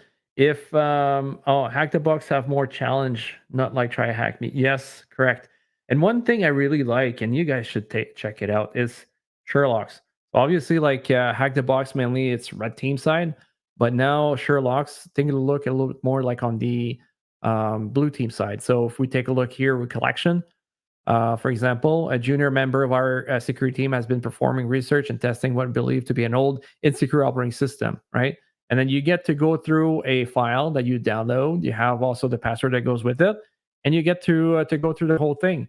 But there's also, is there one that's good? Bumblebee, maybe. Contractor says for guess Wi-Fi. Okay, so that's for guess Wi-Fi. There's one that was reverse. Oh, I should have checked there. So lockpick, malware analysis, right? So, I mean, like you got to be careful with the malware analysis. That's why I like to have my pwn box, which is this over here, to be able to do it. Because obviously, if that pwn box get compromised, it's not my actual machine getting compromised. So very important to think about that. Yeah. There's that. There is also, well, you have challenges, right? I think that's what Black Shell was talking about too. Well, more so. Like I think as a global lead, there's a lot more. So you can get the challenges, the active one, depending on which category you want to. So again, it's all depending on these things. You can take a look at blockchain, crypto, forensics. So a little bit like what you would get, let's say, during the CTF. By the way, there's a CTF coming up from Hack the Box from May 18th to May 22nd. That's another thing too that if you guys want to can participate, but you need to be part of a company and then you need to do it. It's super easy to do. You guys still have like less than a month to do it, but enough time to be able to challenge that. And for us, the Hack the Box Ottawa Meetup, we created a team in the last CTF, and we finished like up like from 5,700 teams. I think we finished about 127. So it's like pretty much like almost the top 2% of all the teams that showed up. But again, it's all about repetition, doing it and figure it out and do these things. So in those category, you're going to see them, right? So if you get like, I don't know, you want to do forensics, like that category, well, it's going to make you good to do forensics into the CTFs that Hack the Box actually conduct, right? So I can be very good for that. Bug bounty. Yeah, bug bounty. Well, bug bounty, to be honest, if we go for HackerOne, HackerOne.com, right? That's something I'm interested in doing eventually, right? I have not done it. And if we take a look at activity, and HackerOne is not only one, right? There's a bunch that can be done. You can see like you work on the PlayStation Network and then you're looking, oh, wow, 28,000. I like that. But you look, you go on the website, you're part of the whole like bug bounty program, and then you report them, you make money out of that. That's something I'm thinking about doing. I'm actually thinking about, like, first of all, I'm actually thinking about getting these things done. So I want to start teaching on the CBBH, the bug bounty hunter program that we have with Hack the Box. So start teaching on that, and then eventually maneuvering around this one. So it'd be cool to be able to start like hitting the PlayStation Network with the bug bounty program, and then go there. Because look, like even like 12,500. So that was a remote vulnerability in SPP. So there's like, oh, for some reason, is vulnerable at 2006 vulnerability. See, I mean, like that's something that was there for a long time, and then people are able to take advantage of that. Obviously, it can be hard to find out exactly like what this code do and how to be able to manage to get it done. So that's something sometimes you can get better at it by taking some courses for, let's say, C++, C Sharp, Python. I would say Python is probably the best one for that. But yeah, you can see all the communications that happened, right? And then if we go back here, IBM, there's even IBM, hidden parameter. But we don't know how much that person is going to do to get. Probably going to be in a couple of $100, maybe like $100 to $300. This one is cross-site scripting, rather easy. But those ones, like you get them, it's easy to be able to pile up the money, right? Denial of service caused by HTTP2 continuation flood. That's a good chunk of money still. So $2,000. Clear text transmission of password via email. No, C++ is good also for penetration testing, because obviously you're going to encounter them. But the best one I would say is Python. Python is the best one to get. Stored cross-site scripting and message. Incorrect logic when the port swinger, like is that in Burp Suite? And there's a big bug in the license which may lead to expire the date. Oh, expire date of existing license. And there's like a bunch of different back and forth, and then they make sure they cover the part where they don't want people to know about. But now it's easy enough to know that there's a possibility. And you can see, like, we could keep going forever. But yeah, I mean, that's something I'm thinking about. And it can be hard to do it by yourself sometimes because obviously, by getting someone with you and kind of challenging you is helping out to be able to stay focused. When you do it by yourselves, sometimes it's not as fun. Well, I mean, like, you could like it. Hacker can add itself as admin user and can also change privilege of existing users. So it's using a probably what, an IPv6?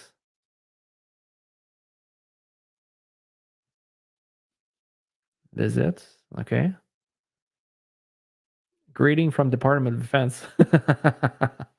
That's an interesting one. That's the U.S. Department of Defense. That's part of it. Well, okay, so like you see, I have access here. I can go into, yeah, Alone is hard. I have access here to like multiple licenses. I can also like let people being able to get in there and do whatever they want and so on. I've provided access to the academy multiple times to multiple people, and most of the time, those people that says that we're very dedicated, they've been doing it for a while. They just like, yeah, no, it's not for me, and then they quit. Right? It's that the dedication is the fact that if you start doing one thing and then you're like me and you make mistakes, you're gonna get the wrong window so often. You're gonna have the wrong IP so often. During my OSCP, I was trying an exploit, and I was sure that I'm like the versions work, like it's matching. Everything else is matching, but it's not working. So then I went to some other possibilities that I thought that I couldn't make it work, right? And then I came back and I realized my IP address was just off by like one. It was probably a typo, and that's that sucks. But at the end, is it the end of the world? No. You need to be able to still move forward. You need to be able to not give up and just do it. But people like could lose 2 hours on one thing and then just like, yeah, that's not for me. I'm losing patience. Yes, you could be losing patience, but don't lose dedication. Dedication, mental strength, the ability to adapt yourself to other tools or so on is something that's going to help out. Yeah, that I mean, there's one thing here, if you can remember, like I tried that, it did not work. I tried other solutions for another challenge, it did not work. And then this time around it worked, right? Because I went and got some other things, right? Like some other options. And then I realized, oh, that's what I'm missing. I'm missing the LDAPs. I was not expecting that the capital H was asking me to get everything in place here. So yeah, and it worked out. So, oh, you guys are not seeing it. I'm trying to I'm trying to show you something, but it's on my screen, so I'll just show it here. So basically, I was talking about here the LDAPs that you have there. You'd like to have a roadmap to OSCP? Is that what you're asking, Moa 97?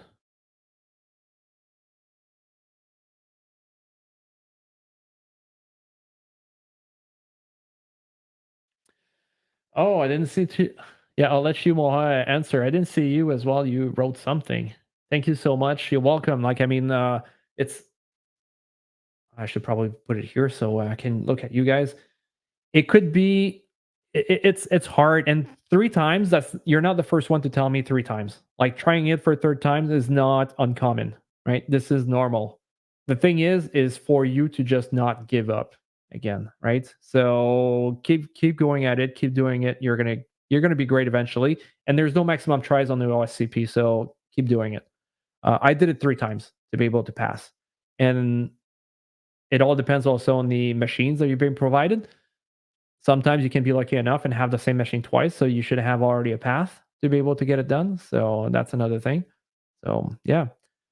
Okay, so Moa 97, I can probably speak roughly on what I think could be good, and I'll check it out. I'll just take a look. What's sorry, I'll tell you in a second.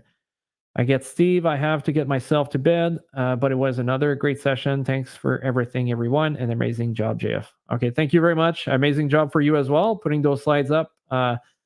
It's not an easy task either, right? So trying to help each other out, depending, like, doesn't matter on the skill sets, right? So one thing I can show you, I'm still on this guy. Well, I guess I can come here. There's a YouTube, and then if we go to what's his name again, TCM Security, and then we go to, I think he did one in 2023, road, yeah, roadmap, probably something like that. So that's 2023. That's not, that was not coming from him. That was coming from Eth Adams. Cybersecurity Q&A, ethical hacking. I guess yeah,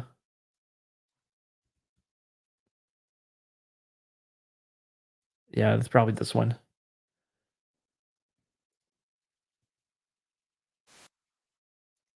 Okay.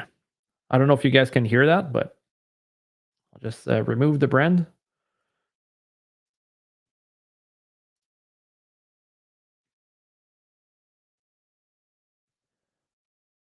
You're welcome, Black Shell. We're here to be able to have fun and enjoy, but you can see here yeah, we're here to be able to enjoy it and have fun. That's the main thing. And happy that you like it. We're doing it, so you know, we're doing it every last Thursday of the month for now, right? We may start going a little bit further eventually, right?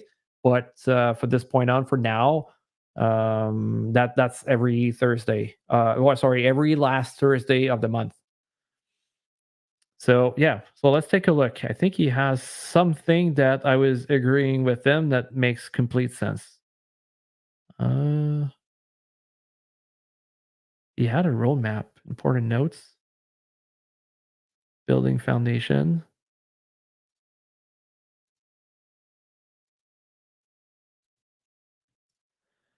So he talks about this. Yeah, A plus. Okay, there you go. Network plus probably. Build a foundation about it. Linux skills. There's a bunch of it. Coding skills, security skills. So what I'm going to do is I'm going to copy it and paste it in chat. So you guys can actually go there. That's the video I was just looking at. And then if you take a look at that, that's basically like what the roadmap would be. If you're able to build that foundation, again, like if you already know what A plus is and anything that goes along with this, I mean, like that's not something you have to actually do, right? If you think that A plus you're good enough, don't do it, right? Unless you want to reinforce some information in there. The next piece would be, for example, what's called the other one, Network Plus. Like you have CCNA, you don't need to take Network Plus, even though he's saying maybe that you need to get that. Like, I mean, it's just like an indicator, but you can pass that one. So I would say for most people to start becoming, or at least thinking about penetration testing, you need at least a security plus. That's the minimum, I would say. And then after that, you can start working on some other stuff. And like I said, if I can come back here with my mouse, networking skills, Linux skills, extremely important. But then you can start getting this as you're doing courses, right? So obviously, this is something that can be done. Coding skills, you can take apps on your phone and do it once a day or so and get better at it, right? You complete a couple things and then you keep moving on. So you don't need to do it for like hours and hours. Obviously, it might be a little bit harder if you don't do it often enough, because you're going to have a hard time to understand what's a vulnerability, what's an issue, and whatnot, right? Learning basic hacking. Yeah, so here, well, I guess he's going to promote his. Yeah, it's practical hacking. Can we see other stuff? I'll try hack me. Yes, try hack me. Somebody mentioned something about Try Hack Me. It's good. However, it's very basic. That's how I found out. But for new people, new beginners, I think this is a tremendous option. So you get to learn the very basic stuff and then go from there, right? And then eventually, I would say you would graduate to either like TCM security, for example, or hack the box at this point. By the way, I'm Malvik Security. I'm not like I'm a partnership with Hack the Box, but I'm not there just say that Hack the Box has all the answers, right? I'm here to be able to support as much as possible people that are here, right? And giving them the tools. There's no reason why we should try to avoid talking about it. Yeah, you can see talked about it. The Vuln Hub as well is another option. Yeah, and then eventually you can get to Active Directory pen testing, web application pen testing, wireless pen testing. They're all stuff that can be interesting. So he talks about what he has available as courses. Web security. Oh, Port Swinger. There's a very interesting course on that one that I think you don't need to pay much. You should check it out. So Moha, I have CCNA certs and programming language, HTML, CSS, PHP, SQL. That could be good. I mean, like especially PHP, that could be a good one because you do web application pen testing or something like that. That can be very good to achieve. I finished Try Hack Me Beginner. Yes, and top 10 OWASP. So yeah, they're pretty good. They're really, really good. If you can do it, there's like very like advanced stuff, and everything can be done. Let's say with Burp Suite, for example, and you can learn so much. You can also get a cert with them, but I think you need to buy a professional license if you want to. And professional license is like what $700-800 US, and it's per year, right? So yeah, so I would check that in here. Like I don't mind giving my opinion, but at the same time, I think it's going to vary from one person to another as well too. Like what works for you, you may have to try a couple, and then eventually you're going to be able to do it. Um, Black Shell, I see. So Port Swinger is free and have every bug you can learn for coming bug bounty. So, oh yeah. Yeah, well, I mean, like, not every courses in there are going to be up to up for you, like depending on your skill set. But obviously, yes, Port Swinger very recommended. Thank you, Black Shell, to reinforce. So, yeah, is there anything you guys are interested to know about? Like, I'm probably going to leave in like 5 minutes or so. At this point, it's getting a little bit late here. It's 10:30 p.m.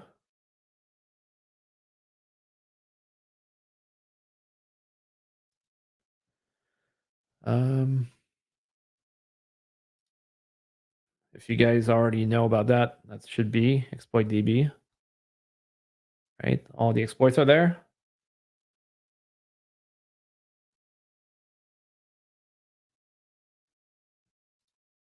Yeah. So a bunch of exploits are here. The latest one are coming. There's another thing too that people can do. Yeah. Let's go here. One thing that's very interesting. I mean, like I did it last time. The guided mode is very interesting, right? If you do the machines, you can go through the guided modes. What was the other thing? Oh yeah, jobs. That's the one I was looking for. So jobs, look, there's like positions that are being posted over here. So security engineer, so that could be one. I mean, it depends if it's around the area that you want or not. Doesn't mean it's going to be good. Obviously, maybe like salary might not be exactly where you want, or like I said, the location. This one is UK. Might not be exactly what you're looking for. What else do we have here? Maybe not here. Can we filter anything there? Apply job, contact requests. No. So in forward security, Application security consultant. View job. So this one is a little bit different, but it don't seem to say exactly. Maybe on the website it says it. So one of the things why you're seeing I'm illegible, it's because I am a considered as pro hacker. So as you're doing those machines over here, you get points, and as you get points, you get level up, and then eventually you jump. So that job you need from US. What do you mean by that job? The job I was just looking at a second ago. This one here.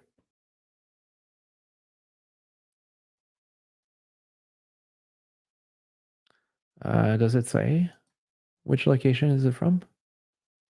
Forward security.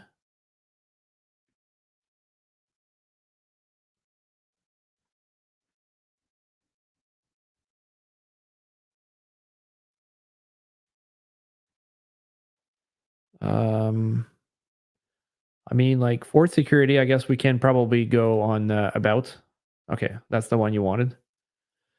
Okay, so company about us. Or if it's not about us, it might be LinkedIn. Let's go take a look at this guy. CEO. So you can see here the CEO is there, security leader for, oh, he's in Canada. So I'm assuming that this is a Canadian position.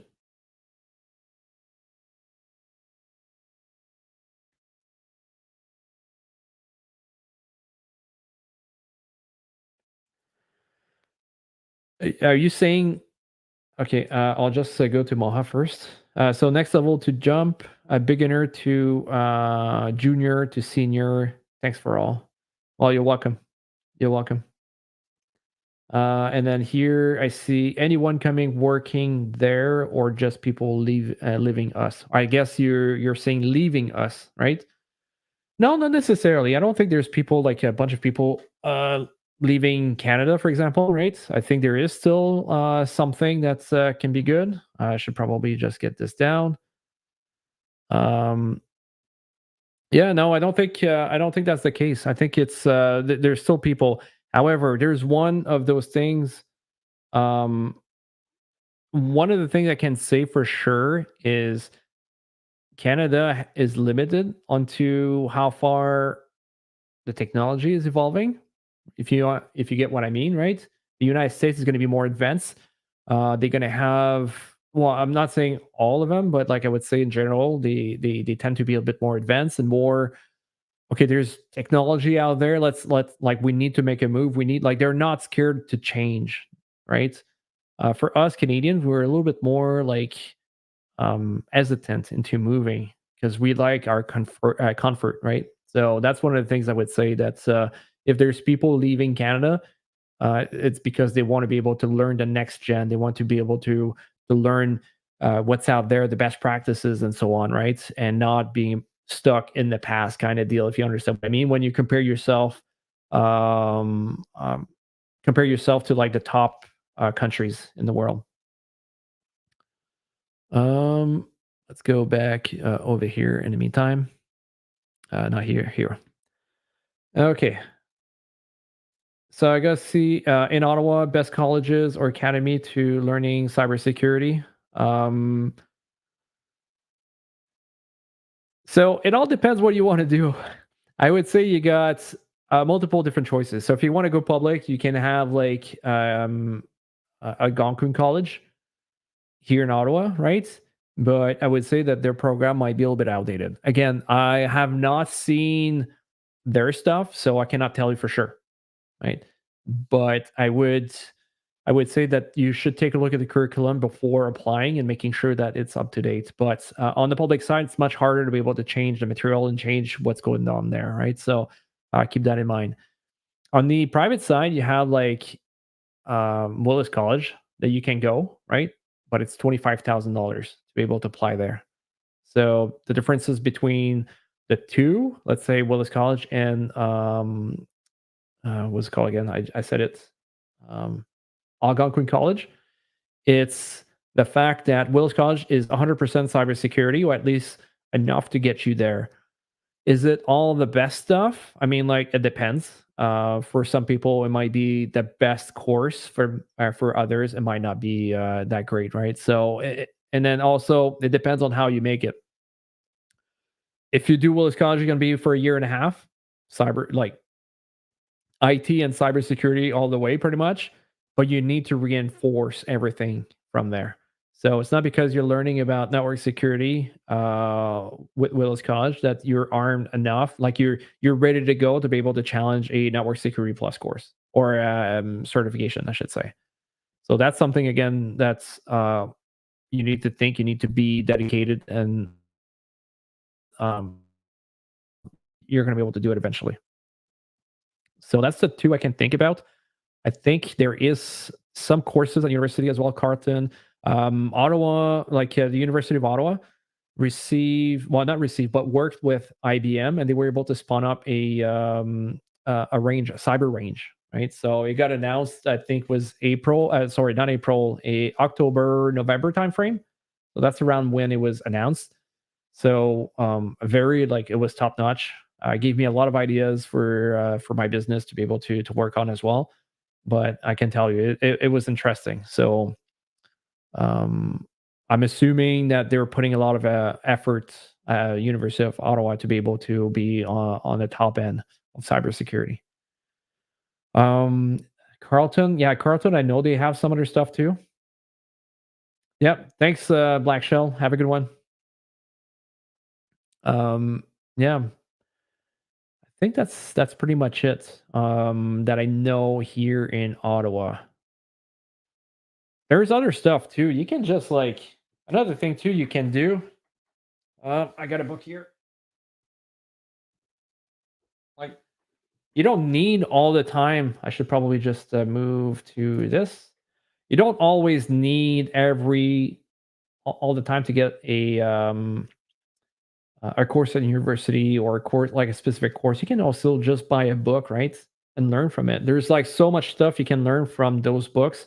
And then you can have like the CISSP course. You can have a bunch of other stuff there to be able to help you out.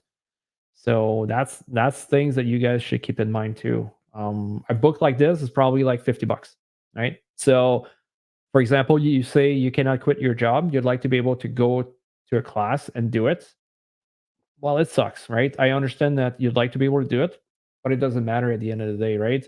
You could keep doing your job and then take a book like this, read it, and then challenge the exam. And then you're going to do yourself a favor there, and then eventually being able to transition. So don't limit yourself. Don't think because you're not able to go to school full time that you're not going to be able to pierce basically the shell of cybersecurity. The other thing too that I kind of hate from companies and even the government is they're looking mainly for a resume, and a lot of people will think that a resume will do it all, right?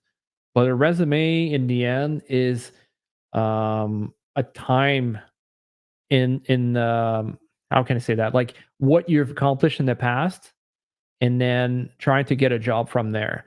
However, I gave I'm teaching as well at Concordia University and the Quebec government, and I basically went to a conference and gave a speech about how to be able to hire cybersecurity people, and stop thinking about the resume and start thinking about what other industries like the Canadian Armed Forces, like on the special forces, how they do recruit their best assets. The same thing for Navy SEALs in the US, right? They're not necessarily looking for the strongest person. They're not unless they really need that, right? That's a different story. They're not necessarily looking for the tallest person. They might be looking for somebody small, right? The thing is, there's like multiple different things that you guys need to think about, and like it's mental strength. How resilient are you? difficult situation? Are you quitting your job constantly? Right. That's the type of stuff that people are going to take a look at. And to me, this is basically one of the first one I look at. Then after that, how are you able to adapt yourself to changing situation? Cybersecurity change all the time.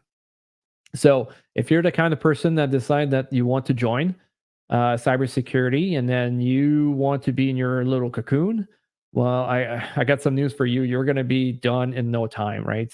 So you need to be able to adapt. You need to figure it out what you like to do next, and then keep going with this. So that's basically what you have to keep in mind, right? So where was I going with that? Oh yeah, and then you got also there's two other core, I forgot them, but there's two other core skills that's or like are hard to train. And again, it's all about how the person is. And if you're able to get that, it means that that person should be good to be able to start going directly, like learning a new material, learning a new thing, learn like keep going. So to me, this is why I think resumes out of date, and then potential should be the one driving. If you need, but like, don't get me wrong, if a company needs to start a program and has no experience into one space, I can understand at that point that they need someone to do it. But that one person should be there to be able to guide others and get them there. Training extremely important for companies too, right? So you find the right skill sets, or at least like the right core competencies I talked about earlier. You get them in there, and you give them a roadmap of all the trainings they need to get done to be able to get spun up. And then after that, you look for your succession planning so you can go around and then just replenish. So that person eventually can graduate, go somewhere else, and you keep them involved into the whole ecosystem. If you keep them into one place for too long, they will move, and then and that's not going to be good for your organization. So either way, CBBH is good for beginner. Yeah, yeah. I think CBBH is good for beginner. You're going to do a lot of pen testing there, so that's going to be your main thing, your main core thing. The exam is based a little bit more on misconfigurations, so you have to be able to adapt yourself with that and think outside the box. Most of the stuff should be in the courses that you already you go through. The only thing is you need to get 100% of the path to bug bounty to be able to challenge the exam after, which is I think like $300-400. Don't quote me there, like it's on the website, so just refer yourself there. But that's something to check out. Good, good. I've passed my time by a lot. It was great to have you guys here. I hope you. Well, I mean, like a lot of people here are saying that they learned a lot. And for the new people that just joined, I'm sorry, but we're here every Thursday. Every last Thursday of every month, as much as possible. And we're streaming live, and we're here for answering your questions. We're here to go even further, right? And present you a machine, and also giving you a platform. So if you go on the Hack the Box Ottawa Meetup Discord server, at that location, we also give access to the machines for free, 24 hours in VED. So just make sure you come in and talk to us and let us know and ask us to get access, and we'll provide it for sure. If you have like any special machines you'd like to be able to see there, just let me know, and then I can try to do my best to make sure that you have it. Obviously, if I have too many requests at one point, that's going to be hard. But yeah, so the machines are there. You're going to be able to hack. Basically, like if you were part of the enterprise version, and you're on your own. So there's not like a bunch of people like on the free side of the labs, right? Where you have a bunch of people that does reset, and then you're stuck into that loop of resetting, when somebody may mess up your script or whatever, right? You're on your own machine, and nobody else will bug you at that point. You can reset it on your own too. So, what do you think about the future cybersecurity AI? Thank you for your time. You're welcome. So, the future, it's insane. I love it. I love what we're getting at this point. Right? Can I show it? Like, no, I'm not going to show it, but I currently have access to OpenAI, so I pay for a subscription with them to be able to get access to ChatGPT 4 and also all the GPTs that are being created, and any other functionalities that there is there. I have Copilot for Business as well that I use, and that's insane. Also, you're getting so much value out of that. I mean, like, it depends if you're able to actually do it, but I would say that um, it's helping it. Like, it's helping out. How can I say that? It's like it's it's a sword where you can cut yourself. Like, you can be good, it can be bad, right? So by having AI in place and being able to introduce it with different technologies and so on, it will help us tremendously. But at the same time, now we're starting to get like script kiddies that that have no ideas how to be able to like create a script and then hack. And now they have a tool that actually does it for them if they know how to be able to go around it. I think this is one of the best thing in the world that just happened right after the internet or so. I mean, probably we could debate that a little bit, but I think it's not too far away, and it's just going to get better. The hardest thing is how people are taking advantage of that. Unfortunately, there's a lot of people who are just scared. But I would tell you that on the cybersecurity side is almost the same thing as what it is on the let's say medical side or even teacher side, where people think that, oh no, they're not going to replace teachers, right? AI will not replace teachers, and I would agree, at least not now, right? Not in the near future, not in our probably not in our lifetime. However, if we think about how can I say that? If we think about what AI, or sorry, what a doctor with AI knowledge can provide, it's a big win at that point, right? So being able to use a Copilot, like you have like Copilot basically for business, you can also do it with OpenAI. It's not a problem at all, and you can use LLM, right, and ingest all your stuff in there. Sorry, all your books, all your medical stuff. And then the thing is, like, if you're looking for a specific question, you're looking for something like that has the answers into your book. You don't need to search like for your, I don't know, 6 hours, 8 hours to be able to find those references all together. AI, LLM, whatever, it's all going to simplify your searches. It's all going to help you out to be able to achieve exactly what you need. So then if we move on to the next point I wanted to bring up with this is now some of the schools feels like they're challenged, right? It's hard for them to be able to adjust with the um, like the advancement that we've had with the introduction of AI. There's teachers I've talked to that are scared about the fact, well, not scared, but they're against the fact that AI should be utilized into schools. And I don't think this is the right way of seeing it. Obviously, it can be hard for schools to adapt, but they need to adapt. And the more we start thinking that AI now is the same introduction like we had in the past with the calculator, it's the same introduction of what cars has become, right? We're not using horses anymore or carriers or whatever to be able to get from point A to point B. We're using cars, bunch of different AIs in there, bunch of different computers. But now we have an AI that's adaptable to what we're looking, right? We're asking it questions, gives us the answer right away, and can give us also some references. And I think this is just like phenomenal, the advancement, and the schools needs to adapt to that. So eventually we might see like schools like where people are like into places in cybersecurity, while the like let's say they take university courses cybersecurity, moving down to probably let's say high school, for example, right? Because now we're able to utilize our tools that are in place. We don't need to teach the exact same thing, so we can teach the core values, like the core skills that you need to have to be able to write a write essay or to understand what 2 + 2 means or 2 times 2, right? So they know exactly what it is. But we have to find a way to get it done, and the educational system takes a long time to be able to get there. I know Concordia University talks about it a lot. They're in Montreal, so Canada. So I don't know if that's something that interests you, but I mean they're talking about that. But I don't know how far they are, so don't quote me there on that front specifically. But I hope it answers a little bit your question. But I think what it comes down for the future of cybersecurity and AI, I think all these stuffs are going to be taught at school eventually. And I highly encourage anybody of any profession to understand how AI works and figure it out how to be able to use it. Because it's going to, I mean, like there's jobs sometimes I think it's going to take me like 10 hours to figure it out. Could be for the cybersecurity, writing like a document.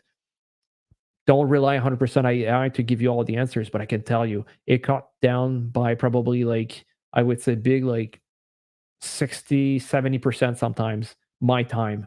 So I can focus on something else. So can you imagine how many things we're able to do by this? Right? I could have used AI, or oh, maybe that could be a good thing. What do you guys think about like at one point we start using maybe ChatGPT 4 or Gemini? I have an access also to Gemini, and we start seeing how can we do hacking with that. Is that something you guys be interested in? Like we do one machine that we have to use ChatGPT and go through. So we can see cybersecurity, we can see how far we can go, and what could be interesting with this, right? So good. I got another question here. Moha, go for SANS device security undergraduate or postgraduate. Sounds good. I'm not going to debate that, but normally if you have SANS cybersecurity courses under your belt, it's because you're a government employee in general, and that's the government employee certifications because they're super expensive. They range from like $7,000 to $10,000 a course, and I think that US dollars. Say they're bad. I'm not saying that at all. I'm just saying for let's say value per dollar, you could find some other stuff out there. Obviously, this is a source where they gather all the important information into one place, and then you get to get it. You could get the same thing out there. It's just going to take you more time sometimes, right? So just be mindful about that. But sounds course are good too. What do you think about bug LLM hacking chat AI? I see that bug in Port Swinger. I mean, like these things are going to happen. There's not much we're going to be able to do. It's not a matter of like, how can I say that? It's not a matter of if you get hacked, but when you're going to get hacked. Any companies, I've talked to so many companies. I've been consulting for a bunch of different companies as well, and like patch management, it's hard. So you got somebody like Steve that tells you to patch, and he's right. I'm not saying he's wrong at all. But when you get some complexity inside your organization, and then you're like, okay, so now I have like, I don't know, 50 different applications.